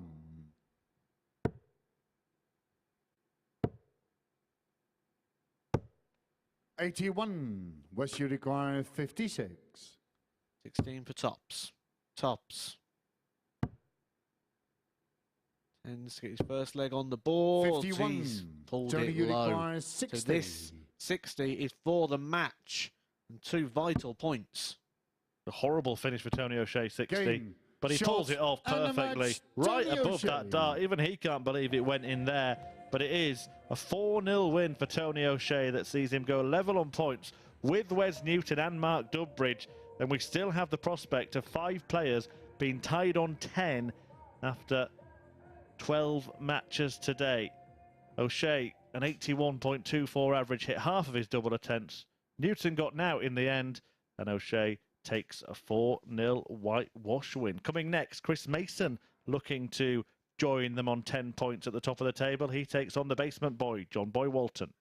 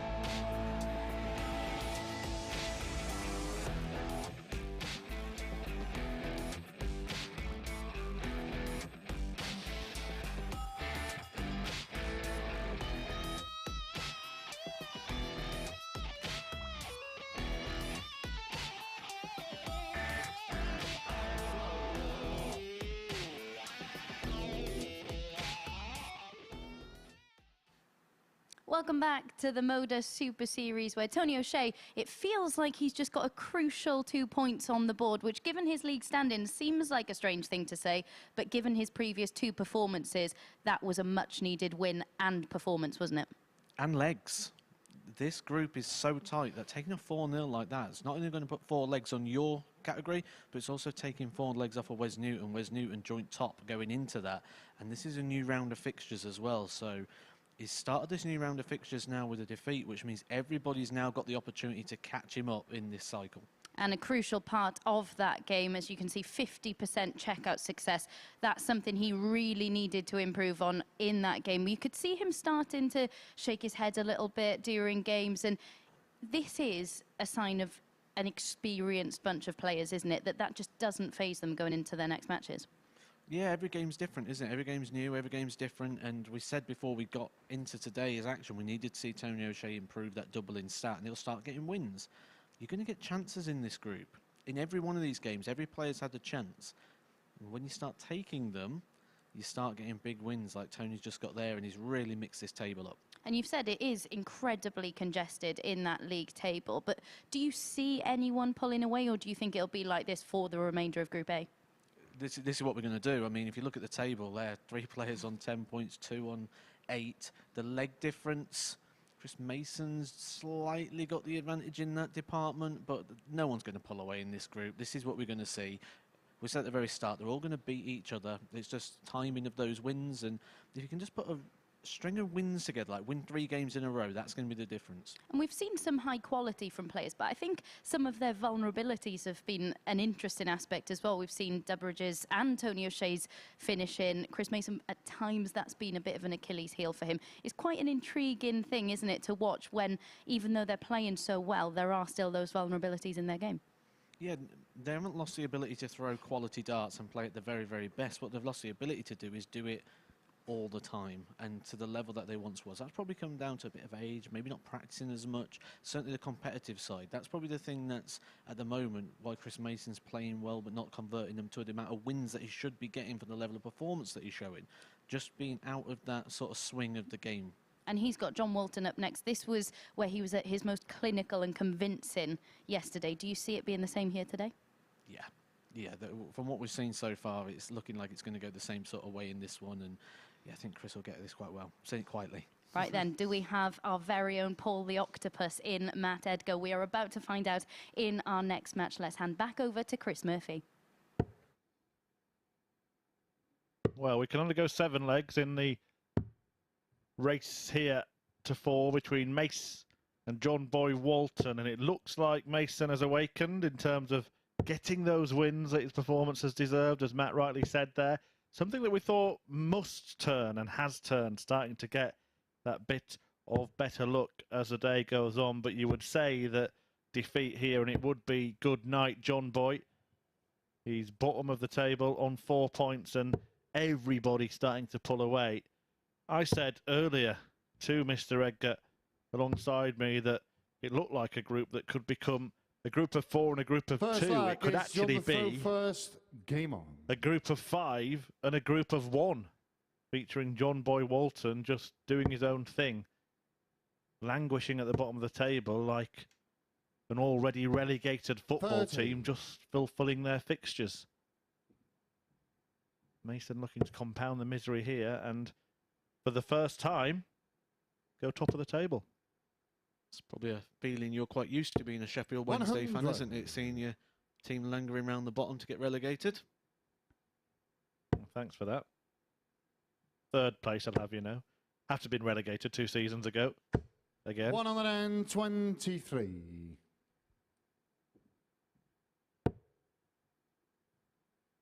And from a family of Sheffield United fans, I just had to go there. Yeah, but you didn't join in, did you? And your team aren't the greatest at the moment, are they, Aston Villa? Yeah, I probably shouldn't have started this one, really, should I? What they say, people in glass houses shouldn't throw stones. Yeah. 101. Or get dressed near the windows.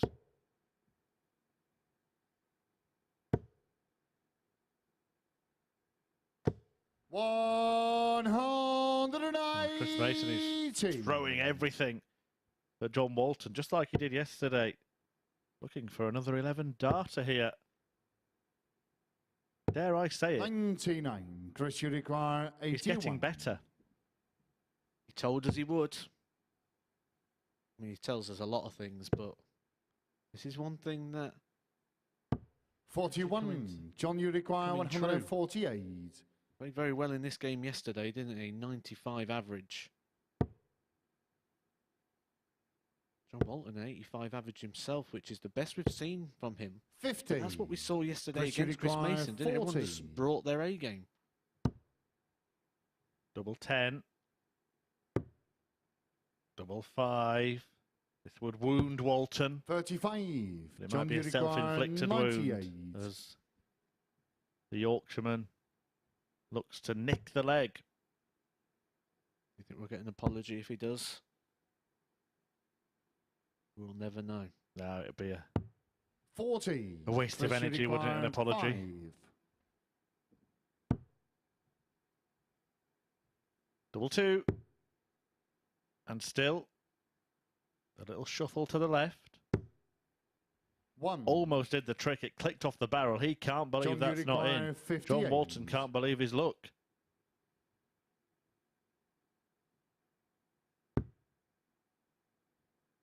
It's 2 11s. Went for 18 for tops. He tried to play it safe. Went for the big section of the number because he has been missing the big numbers. He ended up slipping in the double. So 2 11s. Yeah, that's game short than the first Easy lap. as that. John Walton. Saying earlier that double 11 is actually a nice double for a right-handed player. Actually Second quite leg hard is to miss Christopher as long as you get that first. Game on. left and right bit, right? You're going to easily find it in the double. Yeah, there was a little wry smile from Chris Mason there. That's a feeling he's been 97. familiar with over the course of the last couple of days. You won't believe this, but I actually saw John Walton smile once, you know. No, I'm joking. He didn't. I'm going to say, what, do you find a pound coin when you left there yesterday on the floor? Yeah, it is a bit of a myth, that tight Yorkshireman thing. Shouldn't be saying things like that. I think One on it's the nail, stereotypical, 40. but I did see John Walton drop a pound yesterday, and he was so quick to get it, it hit him on the head on the way down. 83. I often get accused of being tight myself. 58. The missus all over me on that one.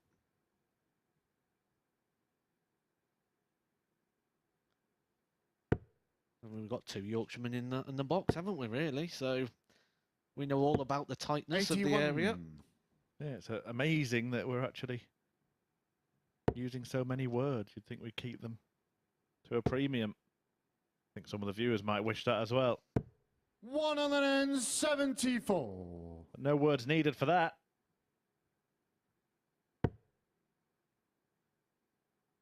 Came down really well in the last leg and then missed 5 darts at the 55. double. Chris, you require 32. Came down really well in this one.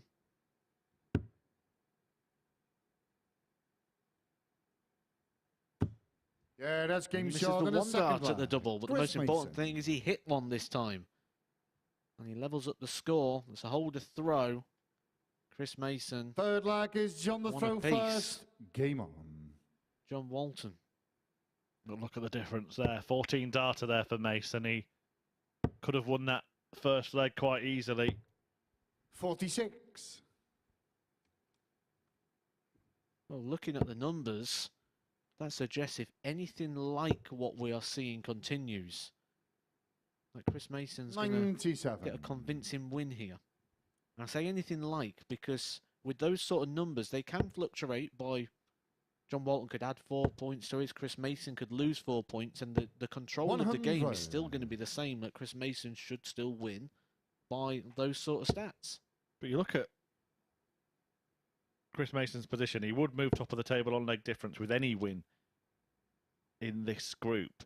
But you think about the 4-3 defeat to Wes Newton at the start of the day, you think about the 4-3 defeat to Wes Newton at the end of yesterday, he could easily be 100. on a 5-match winning streak right now and starting to pull away from the rest of the field.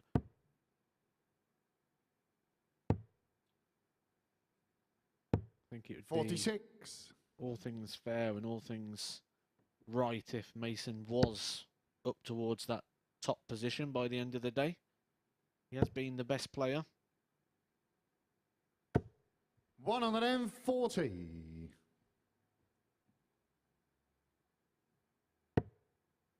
It's a line I use a lot in commentary, and Chris Mason reminded me of it this morning. 100. That it's a marathon, not a sprint. 164. We did say that he could be the man to win a test of endurance over 3 days.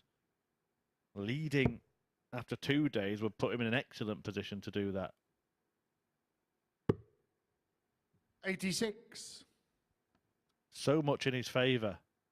Didn't know exactly how well he would play. I admitted in the YouTube show we did at the start of the day that I didn't expect him to play this well. 83. But I did think he was the one that would cope with the 3 days the best. And he is the one who knows everything about the venue, the arena. Should be comfortable. Yeah, that's and he's comfortable in this match now because that's a breaker throw to give him a 2-1 lead, and a convincing win may well be incoming. Forward leg, it's Chris to throw first. Game on. Sort of feel if you're sat in those positions for coming into this in Thursday and Friday, you're probably wanting Chris Mason to win this group and get out the way of this because 95. Consistency. Yes, we've seen really good performances from other players at times, like Mark Dudbridge ending yesterday with a 93 average. But Chris Mason has been the most consistent and 100. has also shown some really good A-game darts at times. A 95 average in his victory over John Walton yesterday. 95 average in his 4-1 victory over Gary Robson today. 136. He had a 94 average in defeat to Wes Newton yesterday, 4-3. So he can hit those sort of mid-90s, which are going to be competitive against anybody. 100. Just wants to brush John Walton aside from here. Walton has been a bit of a whipping boy for most of the group. Remarkably, his 2 wins have come against 80. a couple of the players who do share the lead in Mark Dudbridge yesterday and Tony O'Shea today. 60.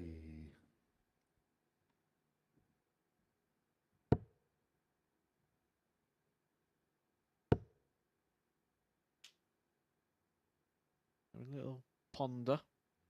See what he wants to leave himself. Have you shared your stat, 98. Matt, with the viewers here on Sporty Stuff TV that you shared in our little chat on YouTube 10 minutes before the main show got underway about you checking Mason's averages against 59. Challenge Tour averages? Chris, you require 92. Yeah, Chris Mason yesterday average. If you put that average into the Challenge Tour order of merit in terms of the averages and the stats for the year, yes, they're over 44. a bigger scale of games compared to what Chris Mason played yesterday, the 5, but he'd be rank number 1 on the Challenge Tour. 140. Chris, you Absolutely require remarkable. 48. And he could be ranked number 1 in the league table in 3 or 4 minutes' Yeah, time that's game as short he of the moves 1 forward leg leg. away Chris Mason. from taking that position. If you want to add a bit more weight to that, if we put that average that we Fifth throw flag yesterday is onto John the the Pro throw Tour, first. it'd be ranked Game number on. 68. So pretty much the standard of the tour. 128 players on the tour. The middle would be 64. We say that's sort of the middle, the mean. That's where you need to be. Mason can still throw a main dart. And the big one is the World Seniors, where you called it quite early yesterday that you felt that it was a kind of form that would win that 100. tournament. World Championship in Feb. There are 4 televised seniors tournaments next year. John Walton appeared in the first World Championship. He got wins against Les Wallace and John Part before 60. being beaten by Terry Jenkins. And his averages were in a similar spot to where they are now. Mid to high 70s at the Circus Tavern. Gotta say, Mason 60. would be going deep in that event. Obviously draw dependent. There are some real big hitters in that. Robert Thornton, defending champion. Martin Adams. Look what he can still do. 100. Yeah, and of course Phil Taylor, who managed to make it to a couple of finals in televised events last year, but without success. WorldSeniorsDarts.com, the place to go for all info. You can book tickets there or via dartshop.tv, the same place that you can get tickets for free for Saturday night here at the Super Series. There'll be a drink on the house on arrival as well. 85. John Walton will be applying if he doesn't make it. He might be a really generous chap. We're just completely stereotyping the Yorkshireman here. 125. John, you require 156. He's been generous in the chances he's given to Chris Mason in this match. Can he snatch one away here? Another. Oh, yes. Double 18 for a blockbuster. 138. It might be bust instead for John Walton. Let's get it wrapped up. Tops. Good dart. 75. That would have been John, for you the require points. 18. That would have moved him from the bottom end of the table right up to the top. Walton choosing to split. He does like double 4. 14. But he fails to find it. Chris, you require 20. And now Mason has the chance. And Game, things have turned shot, around for Chris Mason, who's been producing the best standard in the field, and suddenly he leads the field. It is congested at the top of the table. Now 4 players on 10 points, but Mason with a superior leg difference, helped by that 4-1 win over John Walton. Another average well into the 90s there from Mason. I tell you what, he's looking $1 million, and he might be earning a few £1,000s at the end of the week if he carries on playing like this.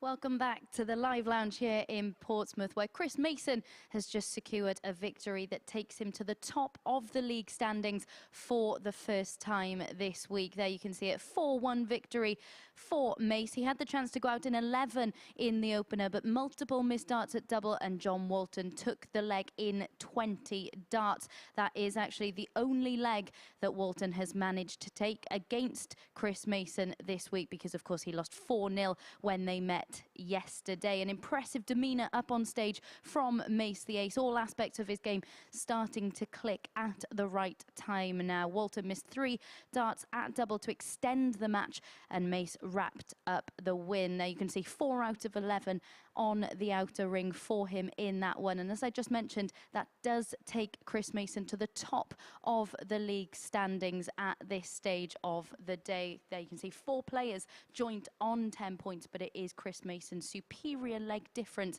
that means he now leads the way. Of course, when he started the day, he could see others moving above him. It was starting to get a little bit frustrating, but Mace did not allow that to get to him. Of course, vast experience, not so much on the stage here at the Super Series, but he knows that these are 3 very long days, so that certainly stood him in good stead. He's kept on going about his business, and he now sits top of the table. Next up then we have Robson against Dudbridge. Mark Dudbridge scoring has been absolutely sublime at times today. It is at the back end of legs where he's really struggled. He of course got away with that against Wes Newton, but when he came up against a clinical Chris Mason in his last match, his missed darts at double proved to be costly. This could be a really intriguing battle, with Robson finishing his match against O'Shea with a 12 and a 13 dart leg. So he's certainly upping his level as the day goes on. Let's get into this one then and hand back over to Matt and Murph. Thank you, Abby. And we do have a scenario where all of the top 5 could be on 10 points after this match, with 3 games left to play today and then another 15 tomorrow, 5 each. Gary Robson needs to win for that to happen. If Dudbridge gets a job done against Robbo here, then he will move clear at the top of the table. At the moment, sitting in 4th because of an inferior leg difference. He's on +3, 2 behind O'Shea and Newton, 6 behind Mason after a very convincing win against John Walton.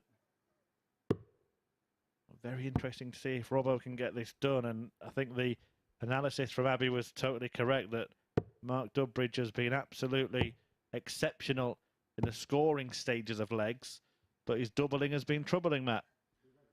First leg is Exceptional, going like to you throw say, 7 first. 180s in Game on. one game. That matches the record that we've seen here, matching Josh Payne's record. 11 180s throughout the day, and also a 177. 83. So 12 maximum visits so far for Mark Dudbridge, and this is only his 4th game of the day. He'd be happy with that sort of return after the whole day. He had 10 on his first 2 matches. 100. Someone said to you at the start of the day you'd hit 10 180s or more. You'd pretty much expect that you'd win most of your games, wouldn't you? 140. It almost was more, but it's back-to-back 140s for Dudbridge at the start of this one. Thing Mark's got to be careful of here, also his legs. 96. So you're on a +3 legs at the moment, where Chris Mason is on +9. So if it does come to that sort of game between the two and Mason gets that 97. victory, very lucky dart there for Dudbridge. Well, he got the target he went for, but if he didn't get the target he went 58. for, he Mark would have require left himself on a 124. bogey, another miscount potential. Doesn't get the target he was going for there, which means he won't be going out, and it allows Robson a chance at the biggest finish of this group. 92. Gary, you require 164. Highest we've seen so far, the 160 from Dudbridge himself, but the 164 is on. The 164 is off. He has done a 164 before. That was in 96. the old venue Mark, you require 32. in Southampton. Yeah, that's game short in the first leg. Mark That is a Dudbridge. 13 darter there for Mark Dudbridge. That's how you start this game. That's how you stamp some authority. Second leg is Mark He to needs throw the first. points, he needs the Game legs. on. If he gets them, he will be top of the table.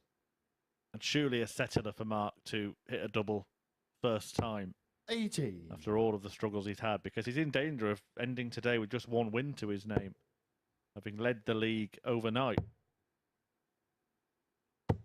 58. I think at this point, with the amount of people that are above John Walton, we can finally talk about that marker pen and say this is down to 5 players. 60. So you are scrubbing John Walton out of the running. 58. Yeah, just because these players have got to beat each other, which is going to extend. Someone's going to go to 12. You know, it's the thing is as well, if we're saying he's out of the running to top the group, then we're effectively saying he's out of the running 58. even to get into Group B, because they're all on the same amount of points. well, with that, we're going to get a little bit more opportunity. But for the top, he can only get 16 points from here. That would be winning all 6 games from now. And I say those players on 10 points are going to have to play each other, so they're going to go to about 14 just out of beating each other, and 83. results that have to happen. Yeah, Dudbridge could be on 12 after this one, but if, you know, all of them could get to 14, couldn't they, the top 4? And then it would be 120. be afforded just one more defeat not to join them. So I think that he probably can start to plan the rest of his week, John Walton. None of the others can. That's an interesting thing, isn't it? Because someone's going to be very happy and having a couple of days off. Gary, but someone who's been really competitive won't make it to Group B. This is very, very inviting.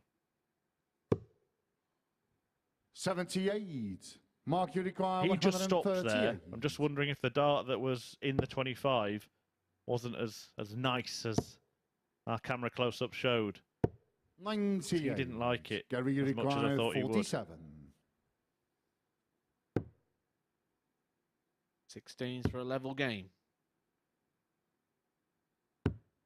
15. Mark, you require 40. Opportunity for Mark Dudbridge to hold his throw. One he probably didn't expect to get. That's a nice lie. Yeah, that's game Uses short of the it, second lovely. leg. Mark Dudbridge. Takes the second leg. Extends the lead. It's halfway to victory. Third leg, it's Gary to Yeah, throw you're right first. about the lie as well. It must be Game lovely on. as a player when you plant one and you just know all I've got to do is follow that line and it's going in. 23. Don't forget as well, Dudbridge's last game is against John Walton. 109. I'm not saying that that's a guaranteed win because, of course, Mark lost to him yesterday, but it's the most likely match to win at the moment. 140. One thing we can say is becoming a guarantee is Mark Dudbridge hits 180s. Sometimes he hits 2. Back to back. 140. This is a good performance. Average over the 100 mark here. 26.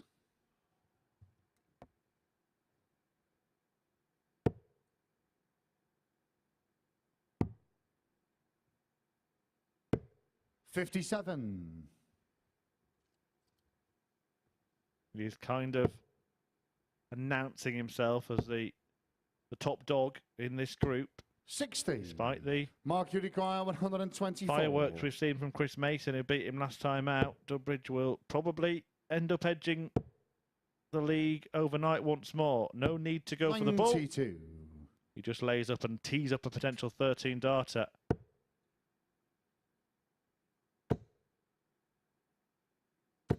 $140. Mark, you require 32. The Wolves have been a bit of a problem for him today. They haven't been in this game so far. He's had 3 and hit 2. 24. He's just missed 3. Gary, you require 112. Normally it's 3 in hand that we tend to find has been a bit of a problem for him, hasn't it? The combination shot seems to be okay. 60. Mark, Yeah, you well, he's require got 3 in hand again. 8.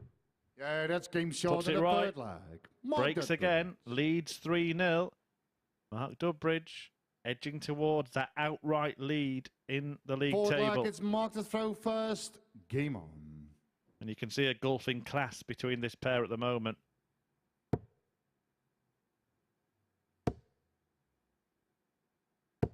$140. You've got to think with this sort of return to camera 65. darts and sort of the main competitive darts, that once he's played for a little bit longer, he's got to be a contender for that World Seniors title in February, especially with treble hitting like that. So I feel that World Seniors title is going to be highly competitive this year. A lot of interesting runners and riders. 100.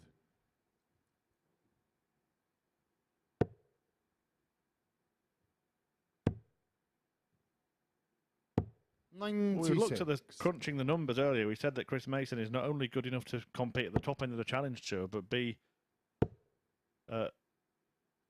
middle of the road 60. player on the Pro Tour. Mark, you require 140.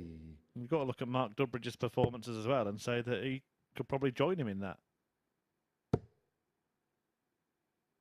100. I'll be honest, I didn't expect that we'd be seeing some of our standout performances of the entire stage in this group, but we are getting that. 123. From the Bristol Mark, boys. you require 40. This is for the match.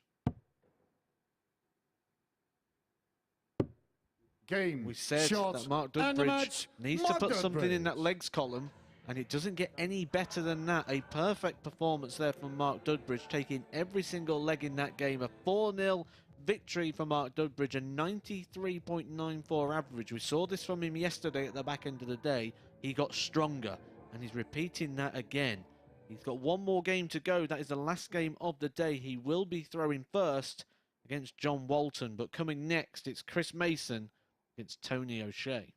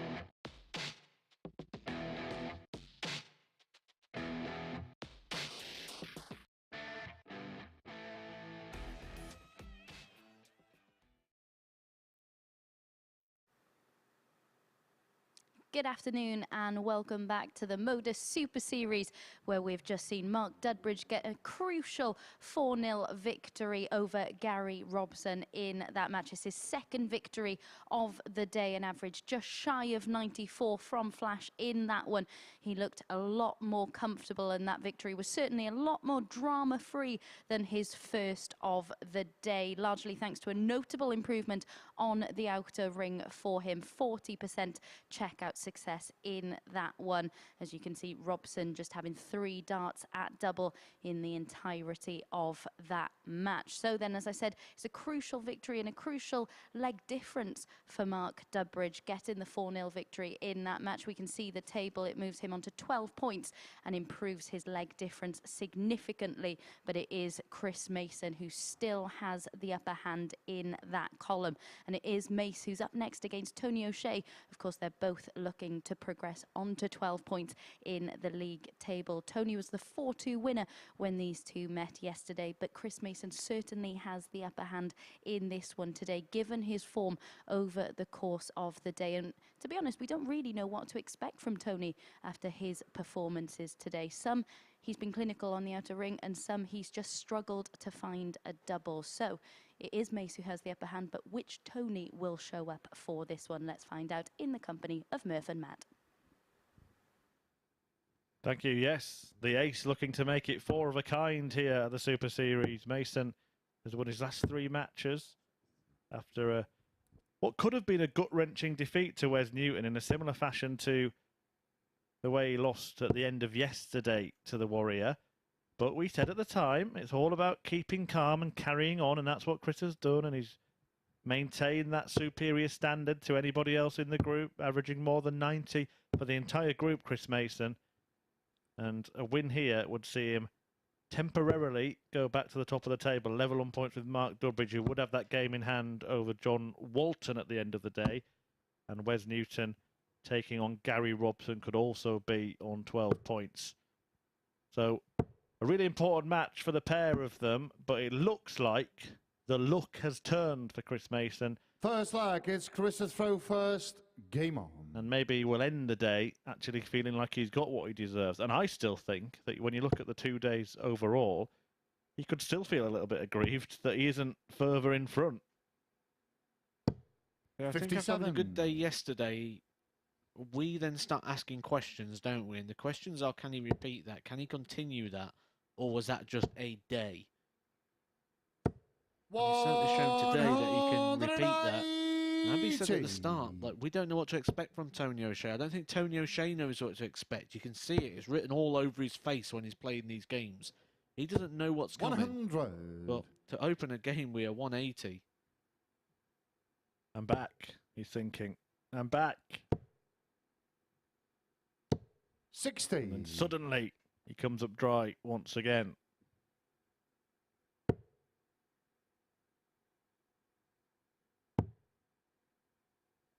Well, the start to this match, 134. and we're only 15 darts into the game. It's probably one of the rare times where one of Chris Mason's opponents is averaging more than him. 140.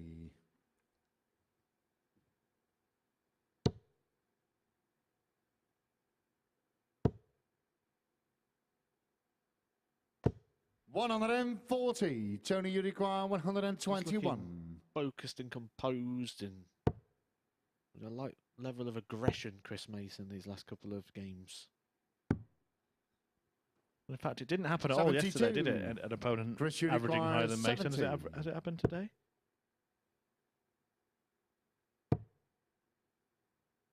Double top to take the first leg. Yeah, that's getting short in the first leg. Despite Tony O'Shea throwing that maximum at him in the first visit, Mason still takes the first leg. Yeah, his last game he won 4-3 against Mark Dudbridge. Second leg, it's Tony to throw he did first. that 130 for the match on the bull. Mark Dudbridge, 94.04. There we go, just the one time, and ironically, 95. he got the win. We say it can't continue. Couldn't continue, and it didn't continue. Something had to change. 96. I think we're going to hear from Chris Mason with Abby after this match, if he wins the match. It will be interesting to see how he's feeling right 21. now, because I think that another aspect that has been impressive has been the mentality. As I said, those 2 4-3 defeats to Wes Newton at the end of yesterday, the start of today, could have crushed Chris. 97. Could have made the shoulders slump, made him think, you know what, it's not my week. But he knows that he's playing well enough to beat any of these opponents most times they meet. 60. Time's a great healer, isn't it? And when we look at like the timeline and the story of Chris, and when you're on the tour and you're taking those blows and you're just getting those beatings, it does. It lags. It carries over. You carry it into other games, into other areas, and that time off on that break has just clearly helped him be able to receive those blows a lot easier. The pair are enjoying this as much as we are. Both players admiring the 180s they've just exchanged. Fist bump as well, and Mason might carry on the spell of brilliant play by landing double 16.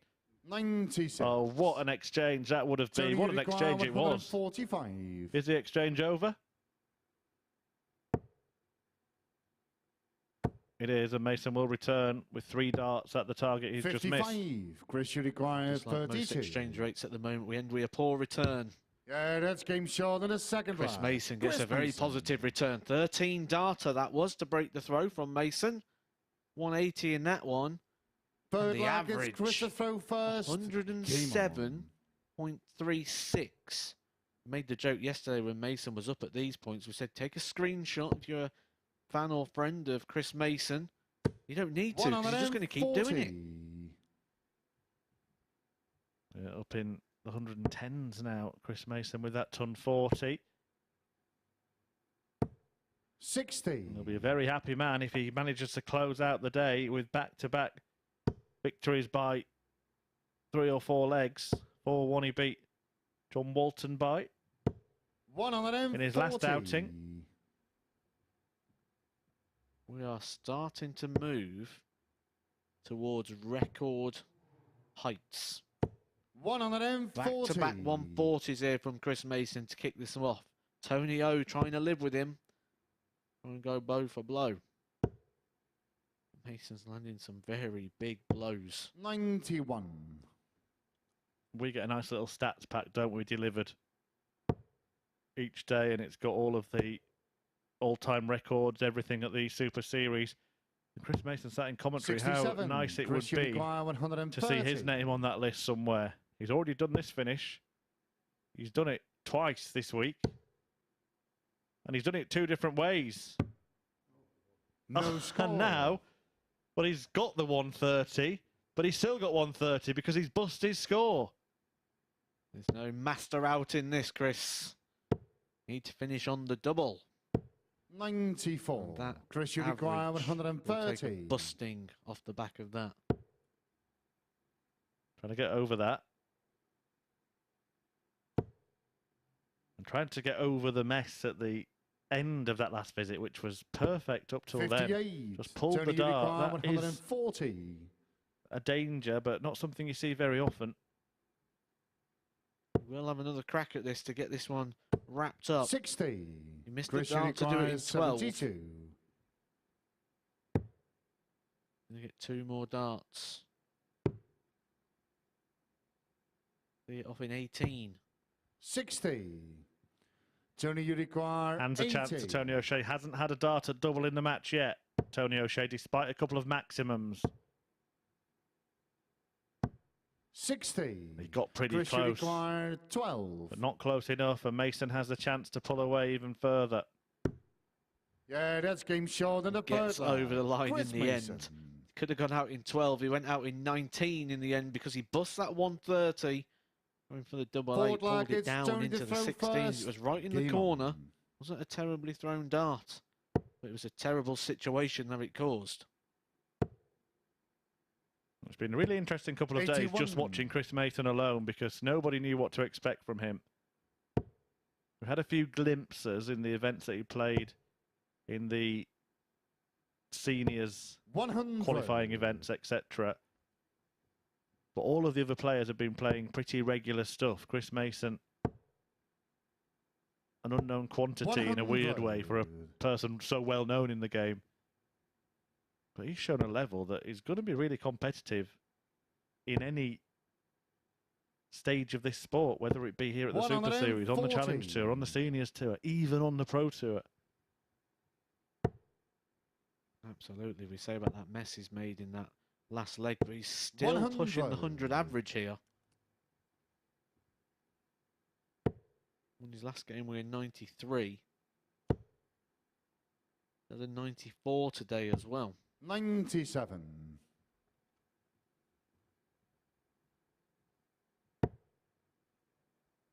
It's not unusual to be around this mid-90s mark. But this isn't mid-90s, this is high 90s. 164. This is a step up.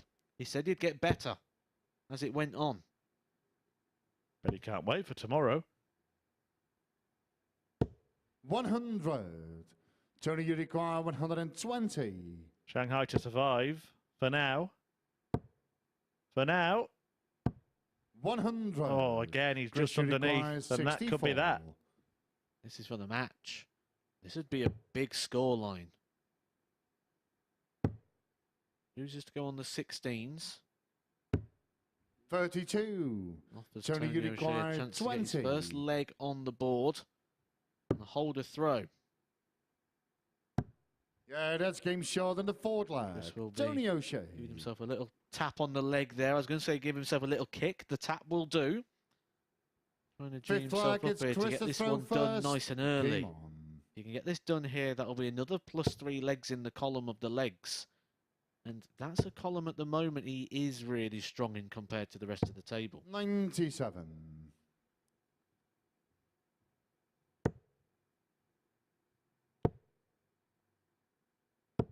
83.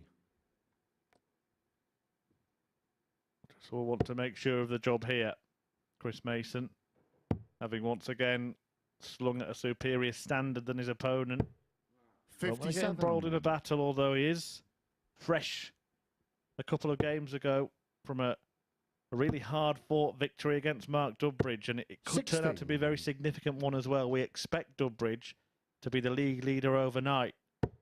But if Chris Mason wins this match, then the worst possible outcome for him today 57. is to be 2 points off the top. That's just one win. That's a match against the league leader. Well, that would be sort of recovery, wouldn't it? Recovery and justice to what we saw 140. in terms of performance, not just yesterday, but today as well. So I'm doing it for a day. Now done it for 2. Although this one's getting away from him a little bit. 81. Could be brought back into a game here if he's not careful. Yeah, any treble gives Tony a good chance here. 60. Didn't get it, and now Mason can just rub a little bit of salt into the wound. 139. Tony, you require 158.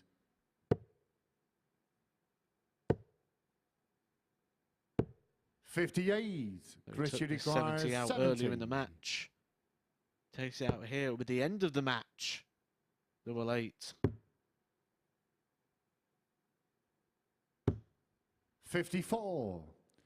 Tony, you Close. require It's 100. not in, which means Tony O'Shea has a chance to break the Chris Mason throw here. Tops. 10s. Oh, and he slipped in the 92. 6s. And that Chris, could you be require it. 16. Double 8 then to get the job done. Game. And it's another shot, win and a for match. Chris Mason. Chris Mason. A 4-1 success for the ace, who seals a fantastic day with his 4th win of it. A big hug for Tony O'Shea. Another average in the 90s for Marvellous Mason, who has exceeded even his own expectations over the first couple of days in Group A. He beats Tony O'Shea to move top of the table temporarily. Mark Dudbridge can knock him off top spot if he wins the final match against John Walton. Wes Newton can join the pair on 12 points if he sees off Gary Robson in the next match. I think we're going to hear from Mason talking to Abby after the break, but here in Group A so far, Chris Mason certainly has been the ace in the pack.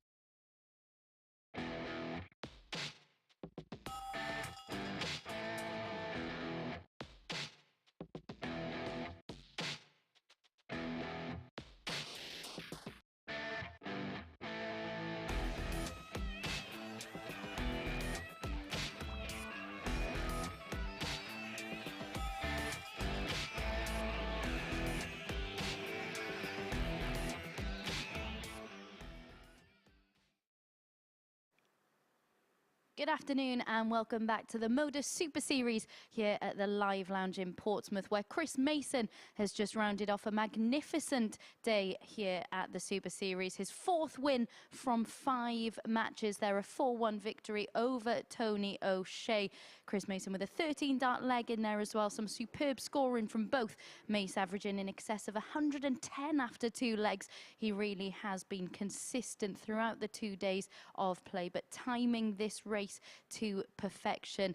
He said he's going to keep getting better, so good luck to the rest of the field tomorrow. 4 out of 11 on the outer ring for him in that one. 70 his highest checkout, and we can see what that does to the league standings going into the final day for him. Of course, that was his last match of the day. We've still got 2 more games to bring you on day 2, but there you can see Chris Mason ends the day on 12 points. He came into today on 4 points, starting to languish, starting to worry about where his points were going to come from despite his superior performances, but it is all starting to click together for the Bristolian now, and he goes into day 3 in a fantastic position. Next up then, our penultimate game of the day sees Wes Newton against Gary Robson, 2 players who were left legless in their last matches. Wes Newton blown away in his 4-0 defeat to Tony O'Shea, and as for Robson, he was afforded just 3 attempts at double in his defeat by the same scoreline.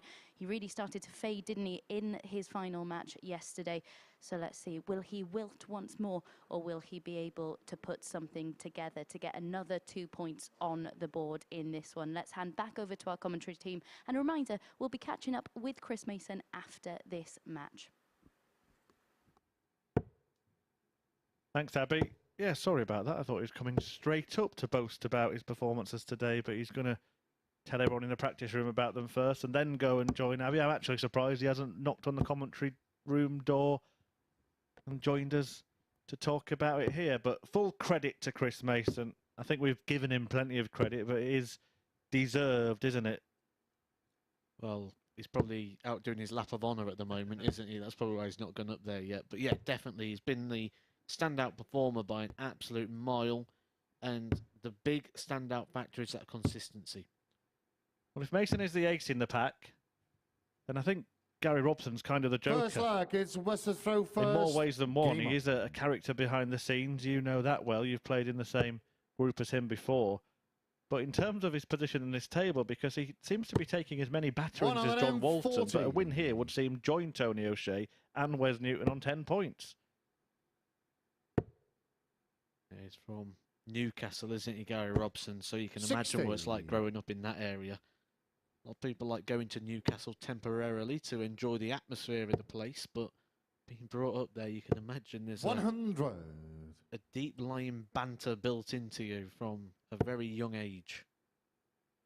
They'll be enjoying watching their local football team at the moment. 60. We were talking about people who are named after football teams, entire football teams before, but there are a few darts players that are named after football stars. Keegan Brown springs to mind. Named after a footballer called Brown. No, it's actually Kevin Keegan. 140. West should require 136.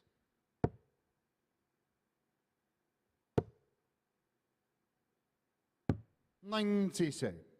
Winner of a Pro Tour title recently as well, Keegan Brown, and he was a player who was in danger of losing his tour card. It just shows that any given day everything can change. 41. West should require 40. We've seen that recently, didn't we? Nathan Aspinall about to drop out of the world's top 16, and now is pushing towards the very highest rankings. 35. Pushing himself into contention and certainly into discussion when we start talking about Premier League. Oh, we've got a fly.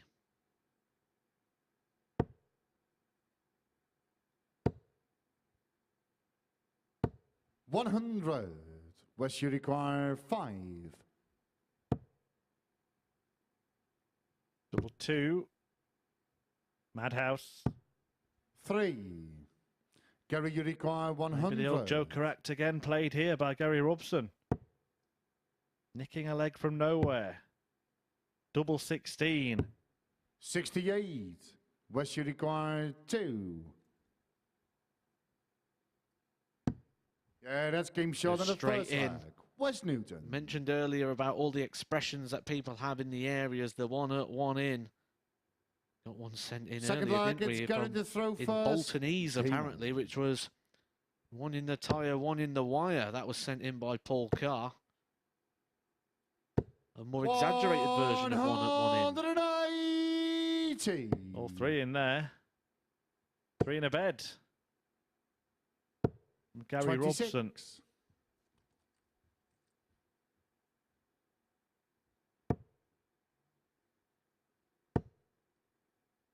Obviously, everything's still to play 60. for Gary Robson at the moment. You can win this group, Group A, which will mean you go straight through to Saturday. You can still get through into Group B, which would be the preferred group, where 3 players go throughout the 5 players. And you're playing in the evening, which is more suitable to what dart players are used to. Group B will be joined by Andy Jenkins, Richie Howson, 43. Paul Nicholson. Rest of the players in your group. Players that finish 4th, 5 and 6 will be going into Group C, which will be, like you're seeing at the moment, 6-player group. But 2 players will be going through that. So that'll be 1st and 2nd place. With the bottom 3 from this group, Mark Layton of Wales, Barry Bates, former UK Open runner-up, Alan Norris. 2 180s in this leg from Gary Robson as he gets himself down to a double. Gary, you require 38. He'll come back to that in a moment. Having now to 22. split and hope Wes, that you Wes require Newton doesn't 153. weigh in with a whopper.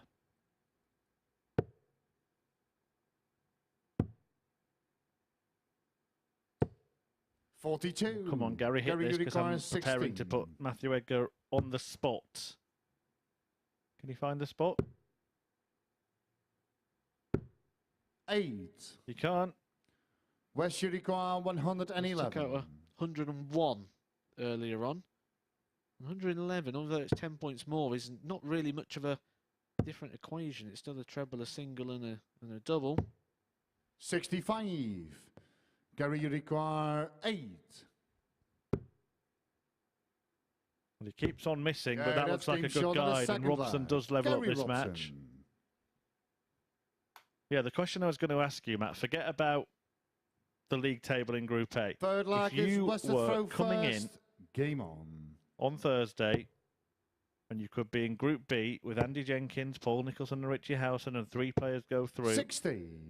Or Group C with Alan Norris, Barry Bates and Mark Layton, but 2 players go through. Which one would you choose to be in? I mean, personally, I wouldn't mind 66. either group because I beat Jenks all the time. You know, I beat Paul Nicholson all the time. No, it's a tricky one, isn't it? Because obviously we've got question marks 99. over a couple of the players that will be going into Group C. We're likely to see John Walton go into there, who's got question marks. Barry Bates, from what we saw at the Seniors Tour recently this past weekend, has got a few question marks. 100. You've got to go with the numbers and say you'd rather go into Group B. But Group C, there's a couple of players in there that you could look at and say, I'm going to have a bit of a hard time in there. Yeah, very, very interesting. And what it does mean is because we've got such a competitive Group A that I think whoever falls into most of those groups, maybe barring John Walton and what we've seen so far, he's going to really fancy their chances of progressing. 180. Marco's going to need a throat lozenge by the end of today. The amount of 180s he's called, been a fair few. 60. Started off the day Wes, you calling require 103. like Kirk Bevans, ended it calling like Russ Bray.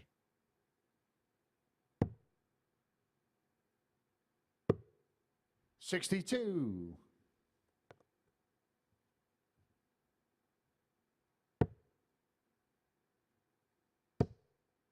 One match still to come. Mark Dudbridge can 55. go clear at the top Wes, of the you require table. 41. And he faces the man at the bottom of it, John Walton. But don't forget that Walton got the better of Dudbridge yesterday in the very first match.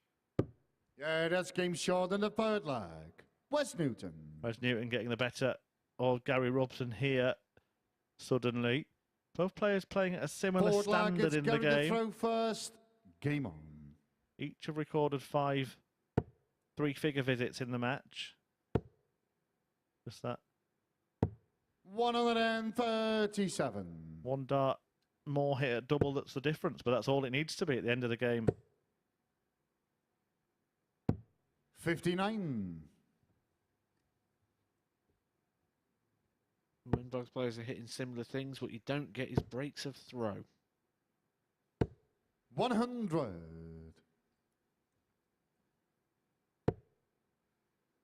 Yeah, although Robson was chasing around doubles, wasn't he, in the leg that he won. 43. You would think if anybody was to get a break of throw, it's more likely to be Wes Newton, and that doesn't all go well for Robson, who is throwing second 60. in the match. But he's in a good spot in leg 4.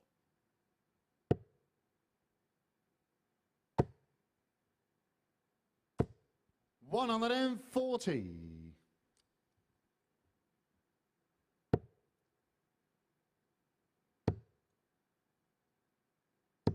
134.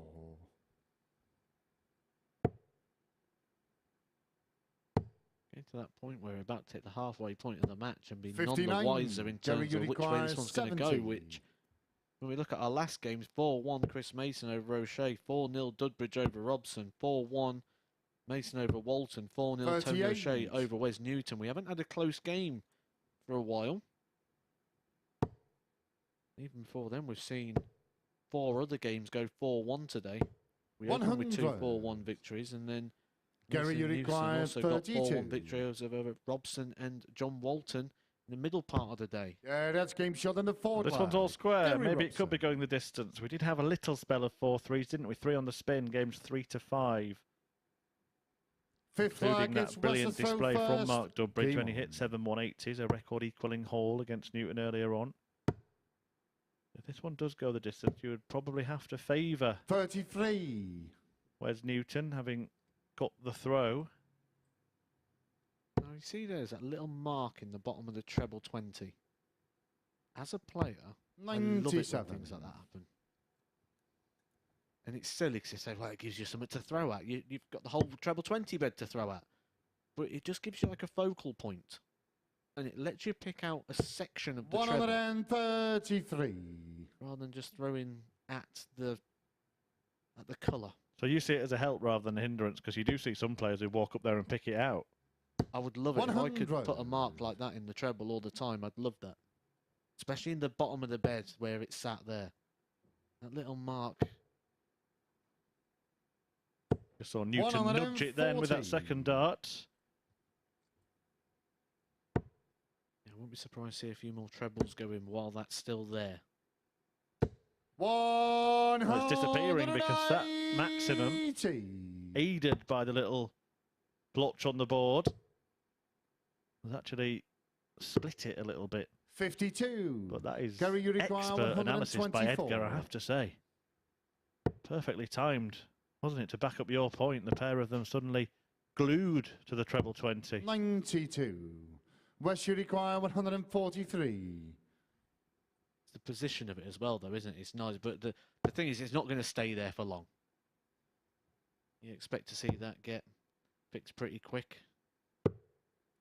45. Gary, you require 32. Well, we said it might be Wes Newton who gets a break of throw, but Robson Yeah, that's keeps game playing shot that in the joker fifth card. flag. Gary And Robson. could really find himself in the hunt. He's throwing now for a win that would take him to 10 points, level with Tony Sixth flag, O'Shea it's Gary's and the throw man he's first. playing here, Game on. despite going into this match with a minus 10 leg difference, 15 legs worse off than Wes Newton. 85.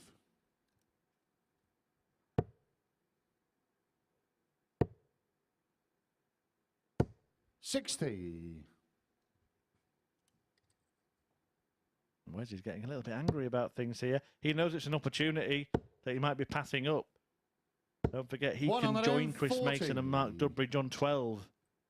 If he loses this match, he knows he's playing catch-up tomorrow. 2 points is a much bigger difference when there are only 5 games left to play 21. than they were at the start of today. And the legs column doesn't look too healthy. He's on +5 going into this game, so if he was to lose it, and he was to lose it in this leg, he will drop down to just +3. Yeah, and 61. that's a match effectively behind Mark Dudbridge and 2 matches behind Chris Mason. So he'd have to outdo them on the points category because the 55. legs, unless he beats one of those 4-0. Yeah, however, if Dudbridge wins the last match of the day, then he's already 4 points behind Mark Dudbridge going into tomorrow. And that is a big gap. You'd much rather be 6 points behind ahead of day 2 than 4 points behind ahead of day 3. And look at that from Wes Newton. A reaction to the Robson maximum. 100. Gary, you require First time we've really 35. seen the frustration spill over for Wes Newton this week. And maybe he expected to beat Robson, but he's had a habit of sticking 27. around, of producing upsets in this group, and it might be another one here. Well, when you've got the ability to throw 4 180s in a game like Gary Robson has here after just 5 and a bit legs, you're always going to be able to be competitive in a game. If you 85. hit this double 4, Gary, you he's going to require get those 8. points. Going to tighten up the table. Double 2 to finish the job. He'll try and bounce it off that big barrel. And into the bed. 6. Didn't get near enough the dart. And suddenly Newton could be thinking, I'm back in this. You always got to be wary when you're on that 180, not to hit the 180. Gary, you require 2. Do the Van Dyvenboder. Well, that is a delicious guide. Surely. No score. Fails to find it. West, you require 80. And now 80 would see Newton force a decider. Yeah, Wes that's Newton game shot in the 6th was leg. back in the Wes mid-range of the Newton. 300s when Gary Robson was down at a finish. Gary Robson missed 7th and and missed final and lag. missed. It's West to throw first. Wes came down, he Game on. frustrated. He practically put his darts away. He was already on the way back to the room. You had to call him back to finish the game. Now he might end up coming off as the winner. 59. Well, in the history of the Super Series, Gary Robson has had last leg shootouts 23 times before. He's lost 16 of them. 57. He's only won against a throw in a last leg shootout once in 8 attempts. 96.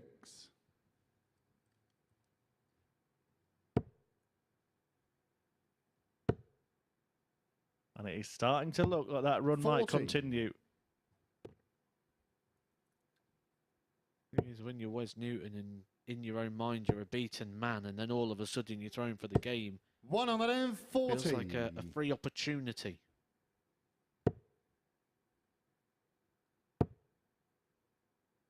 It's been a bit famine or 60. feast for Gary Robson at times. And when he doesn't take advantage of the darts he gets at double, 16 of them he's missed in this match. 44. And that allows your opponent back in. Newton, I wouldn't say opens the door, but the cat flap is certainly swinging. 135. I want to set this up. And he's going to set this up nicely. He's come down to the 19s. 84. That's okay. As long as he stays straight, hits the big numbers at the minimum, he should get a match dart. Something you wouldn't have been saying about 3 minutes ago. 96. West, you require 78. 20 for tops. 58. One Gary, you last require chance for Gary Robson. 113. Should have had this wrapped up a long time ago. He's had 19 darts at the double. He would love to get one more here. Needed the treble to do so. 97. The only way he's going to West, you get any more require now is if Wes 20. does not hit this 20. 2 5s. Game. He does hit shot, it. and the Wes match. Newton survived Wes something of a Newton. scare there. There's a little embrace with Gary Robson, who perhaps will feel like he should have had that game wrapped up, but instead, Wes Newton is moving on up in the Group A table. He's on 12 points along with Mark Dudbridge and Chris Mason. We are going to hear from Chris Mason after the break, the current league leader, and then the man who hopes to be top of the pile at the end of the day, Mark Dudbridge, will face John Walton.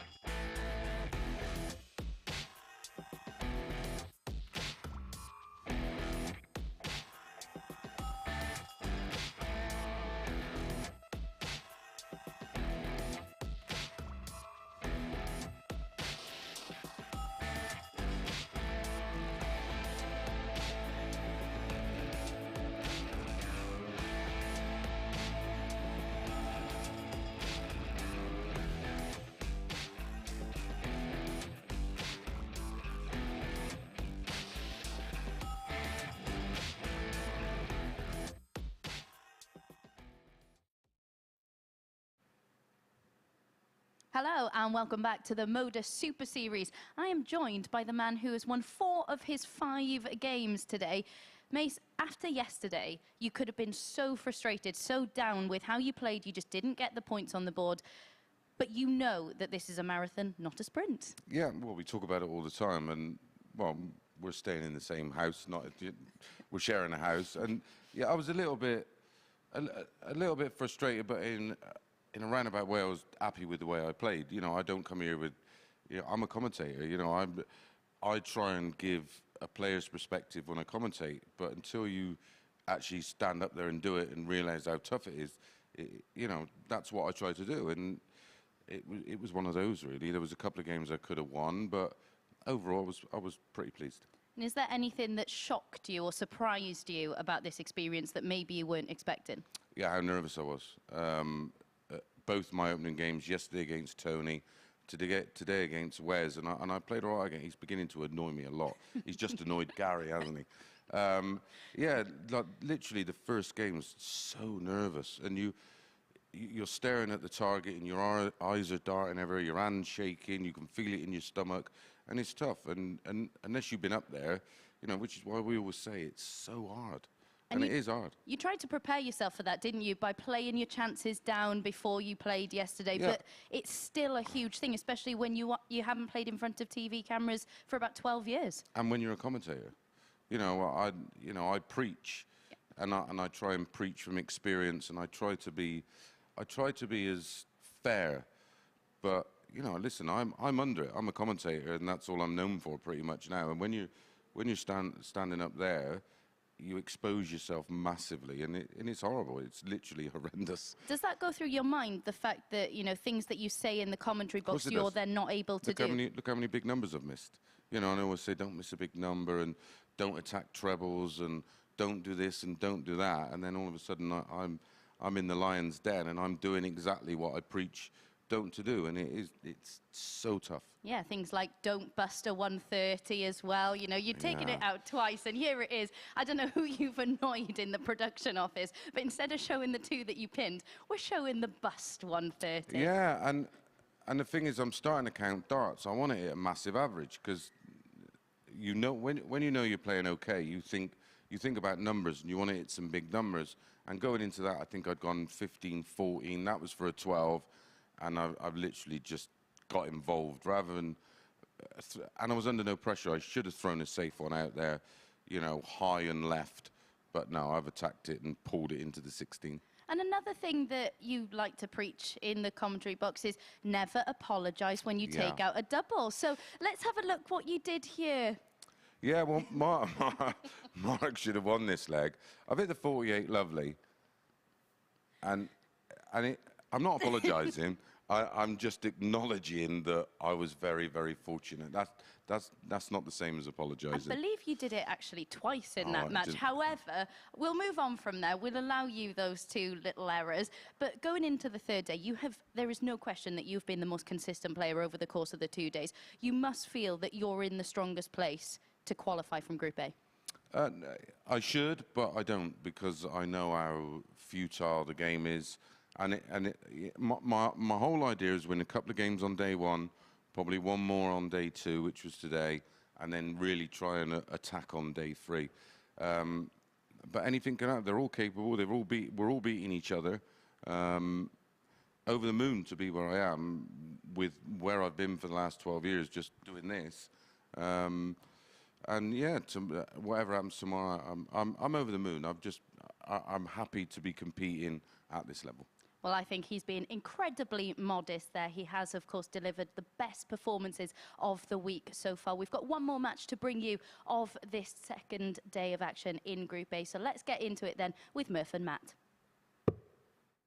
Thanks, Abby. Yes, very insightful stuff there from Chris Mason.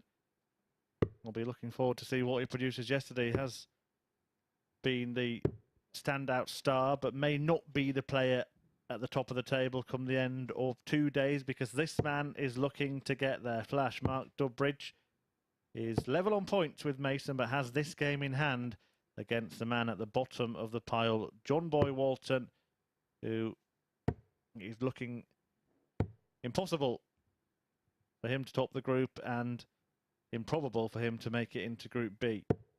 Yeah, interesting listening that made from Chris Mason, and I think he came prepared for that question about apologising as well, because it was a decent answer. Yeah, I think the one thing we can say about that incident there, he can talk himself out of anything.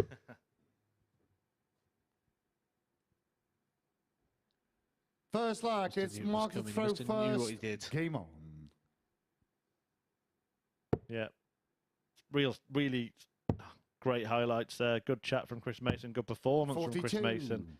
But it could be Mark Dudbridge that is still leading the way overnight, just as he was yesterday. It's not as good a day from Flash today as it was 24 hours ago. He'll win 81. either 4 or 6 points, having taken 8 on day 1.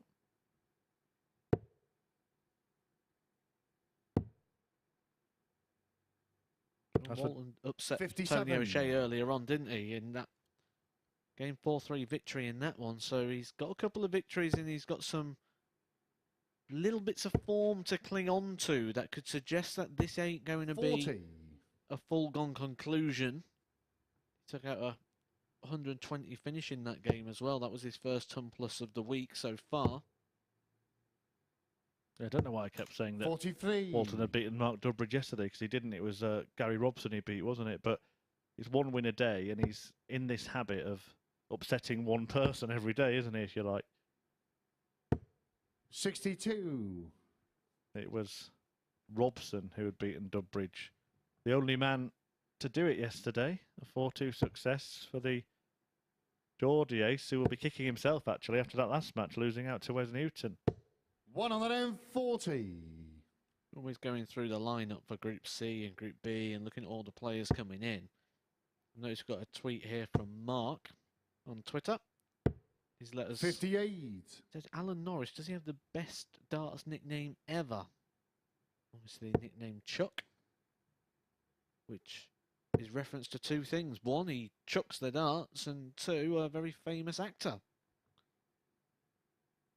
Well, thanks for explaining that. 137. We've had this conversation a fair few times at the Super Series, and my favourite remains Mark Frost, Frosty the Throwman. And that's for a couple of reasons as well. Actually, 3 reasons I can think 83. Mark, you of. require Surname's 82. Frost, hence the Frosty bit. He throws darts, hence the Throwman bit. And there's like a fairy tale rhyme, nursery rhyme for kids called Frosty the Snowman. 62. Hope you're all learning stuff today, kids, here at the Super Series.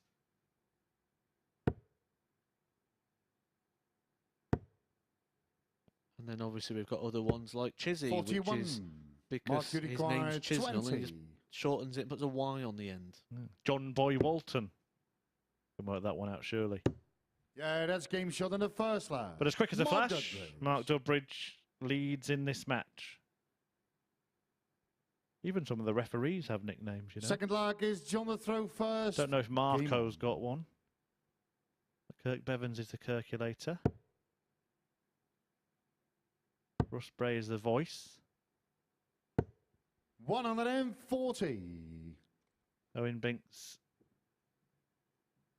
cannot be shared at this time of day live on TV. Well, at one 100. point, people were saying he was Donald Duck because he had very large feet. Yeah, he does actually.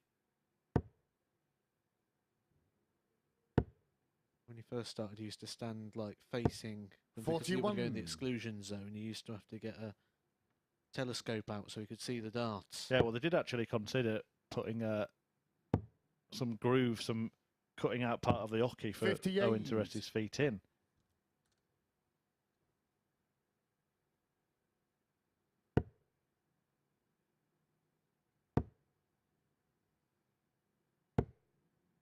$58.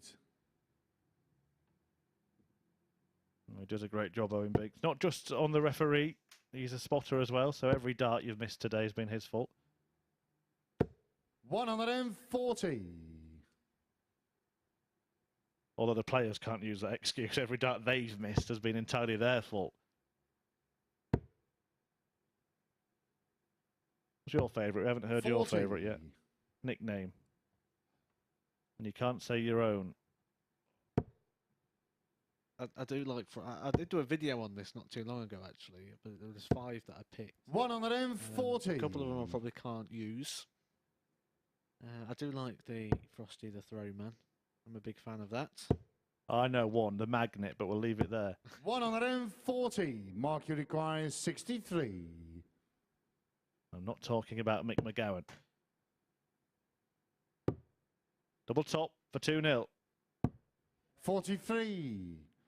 John, you require 82. Said earlier on, you'll always get a chance in this group. And despite throwing just inside the 70 averages, 42. Going to get a Mark, chance. you And require 20. he misses the tops. So Dudbridge comes back at the 10s. This is ironically not a split down that works out that's game overly shot in great a for him second according leg. to the numbers. Mark I was looking Dudbridge. over the stats this morning, and he's a massive fan of tops. And his stats on top so far, Third leg, it's Mark the 50% throw going first. into today. Game on. But then on the breakdown, he was 28% on the 10s and 14% on the 5s, which is unusual because normally if you favour a section of the board, the breakdown of it's 123. normally just as strong.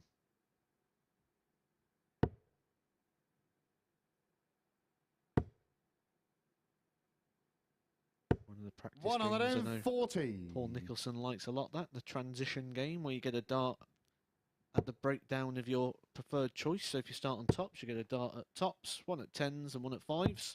83. Yeah, get awarded points for how many you hit.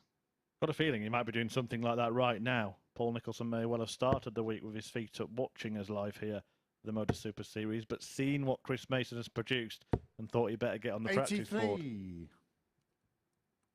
There's still a chance of the clash of the commentators. Chris Mason now looking to avoid that by topping this group. But if he falls into Group B, we will see the meeting of the 43. microphones between Paul Nicholson and Chris Mason here at the Super Series. Wonder if we could get them live mic'd and have them both commentate on their own bits. 140. It'd be very, very interesting to see if we can get a full group at some point. Get yourself in there. Mark Webster's commentated before as well. And 94. Henry Deacon. John, you require 138. Yeah, I think we should have a commentators group. Put the 20k on it.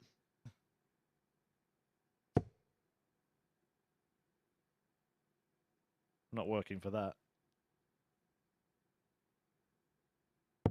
122. Mark, you require 158. 158 then to deny Walton a brilliant leg of darts. 134. John, you require But 16. when them patches come at the right time, get chances, and he's going to get 3 chances here to get a leg on the board and a breaker throw. No score. That chance has come and Mark, you gone. require 24. 2 12s. Push himself 1 leg away. Yeah, that's game short in the third ending leg. Mark The day Dudbridge. at the top of the group with a little bit of a buffer. Fourth leg is John the throw first. Game on. It could be a whitewash win for Dudbridge, which would really help his cause. 180. John Walton hoping to avoid that. 180.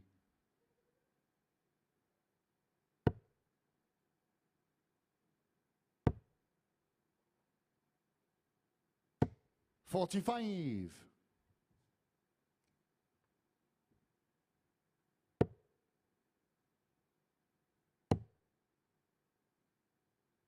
96.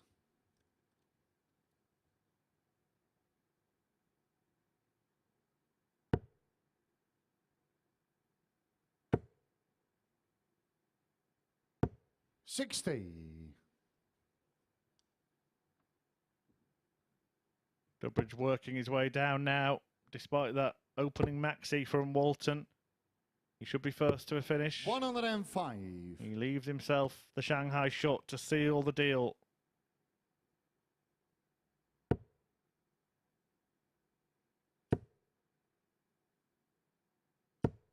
41. Mark, you require 120.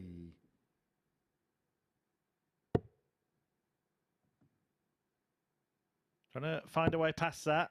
Can't manage it, but Walton 60. isn't on a finish. So Mark Dudbridge will return, looking at 60 to move himself back to the top of the table. He led overnight after day 1. He will lead overnight after day 2.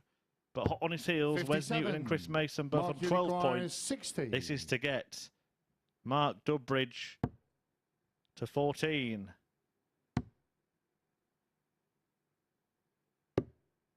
40. John, you require 180. One last opportunity for John Boy to keep himself in the game. Treble 20. Can't be found. Well, it is the man at the bottom against the man who would 44. be top. Mark, you require 20. Double 10. Game, shot, And in it and the goes. match, Mark Dudbridge. Well, will it be a flash dance through to finals night by winning the group? What a feeling for Mark Dudbridge, top of the table after a 4-0 success over John Walton, the man at the bottom. A huge disparity in the averages. If Chris Mason has been the star of the group in terms of standard, then Mark Dudbridge has just kind of gone under the radar and kept himself in pole position going into the final day, which will be tomorrow here on Wednesday. And Abby is going to reflect on today and preview tomorrow with Matthew Edgar. Yeah, thank you very much, Murph. Matt, Dudbridge over the line to finish the day top of the leaderboard again, but it wouldn't have been right for him to do so without missing a few darts at double first, right? It's been the story of his day, hasn't it? I mean, some of the scores that he's put in today have been absolutely ridiculous. Those 180s have been very, very impressive. But he needed to record something big there. When you look at that legs column, Chris Mason has got a very healthy lead on those legs. And he needed something big and did respond well. That 4-0 is huge. And we spoke about it off air, actually, didn't we, before play got underway today, Chris Mason, and how the impact of him being a commentator as well could affect him up there. It was quite interesting to hear him say he was very nervous for that very reason. Yeah, well, he sort of put eyes on himself, whether he meant to or not, he did. And he's took our attention, but that's probably down to the darts that he's thrown. But he would have put extra eyes on this today. A lot of people would have been interested to see how he got on. And Paul Nicholson's going to have that exact same problem in a couple of days' time. What are you thinking if you're Nico right now? I hope I start well, because he'll probably feel the same sort of thing. You know, Mason said he was nervous in that, not just yesterday, but today as well. That's after having a whole day and having 5 games to settle in. One thing he did tell us, though, is he's going to get better as it went, and he's certainly proving that. Yeah, he is. One thing about Nico as well, I spoke to him last week and he said he's not happy with the weight of his darts at the moment. He did try to switch darts, but he wasn't fully comfortable with them, so he's having to play with his old set. So that's something to bear in mind as well for when he comes into the field on Thursday. On this group then, it is incredibly tight in the table. Who do you see coming through on Wednesday? I hoped he didn't ask me, to be fair. I really was dreading that question. I'm going to have to go Chris Mason. And it's consistency. In a group that goes over 3 days, you'd expect consistency is going to win it. And all things right, Chris Mason's been the best player in this group over the longest period. And he's also got that good ceiling, hasn't he? Round about the 95 a few times. We've seen him pushing over the 100 at times in games. That's enough to win this group quite convincingly. So if he can keep that going one more day, so it's all right doing it 1 day, he's now done it 2. If you can do it a 3rd time, I fancy Chris to win it. Yeah, interesting as well that he said that Wes Newton is really starting to get on his wick a little bit in this group. That is all we've got for day 2 of Group A, but a reminder that if you would like to join us on Saturday evening, you can be here. We get underway on a Saturday evening from 10 p.m. Visit dartshop.tv to book your free ticket. You also get a free drink at the bar. That's not bad, is it? I'll be joining them for that. I might come myself. There we go. You can join us at the bar on Saturday, so make sure you get your tickets for Saturday evening. We'll be returning tomorrow morning at 9:30 for the conclusion of Group A. You won't want to miss it. Join us then. The MODUS Super Series, brought to you in association with Bet365, Betfair, Betfred, Coral, Ladbrokes, Paddy Power, Unibet and William Hill.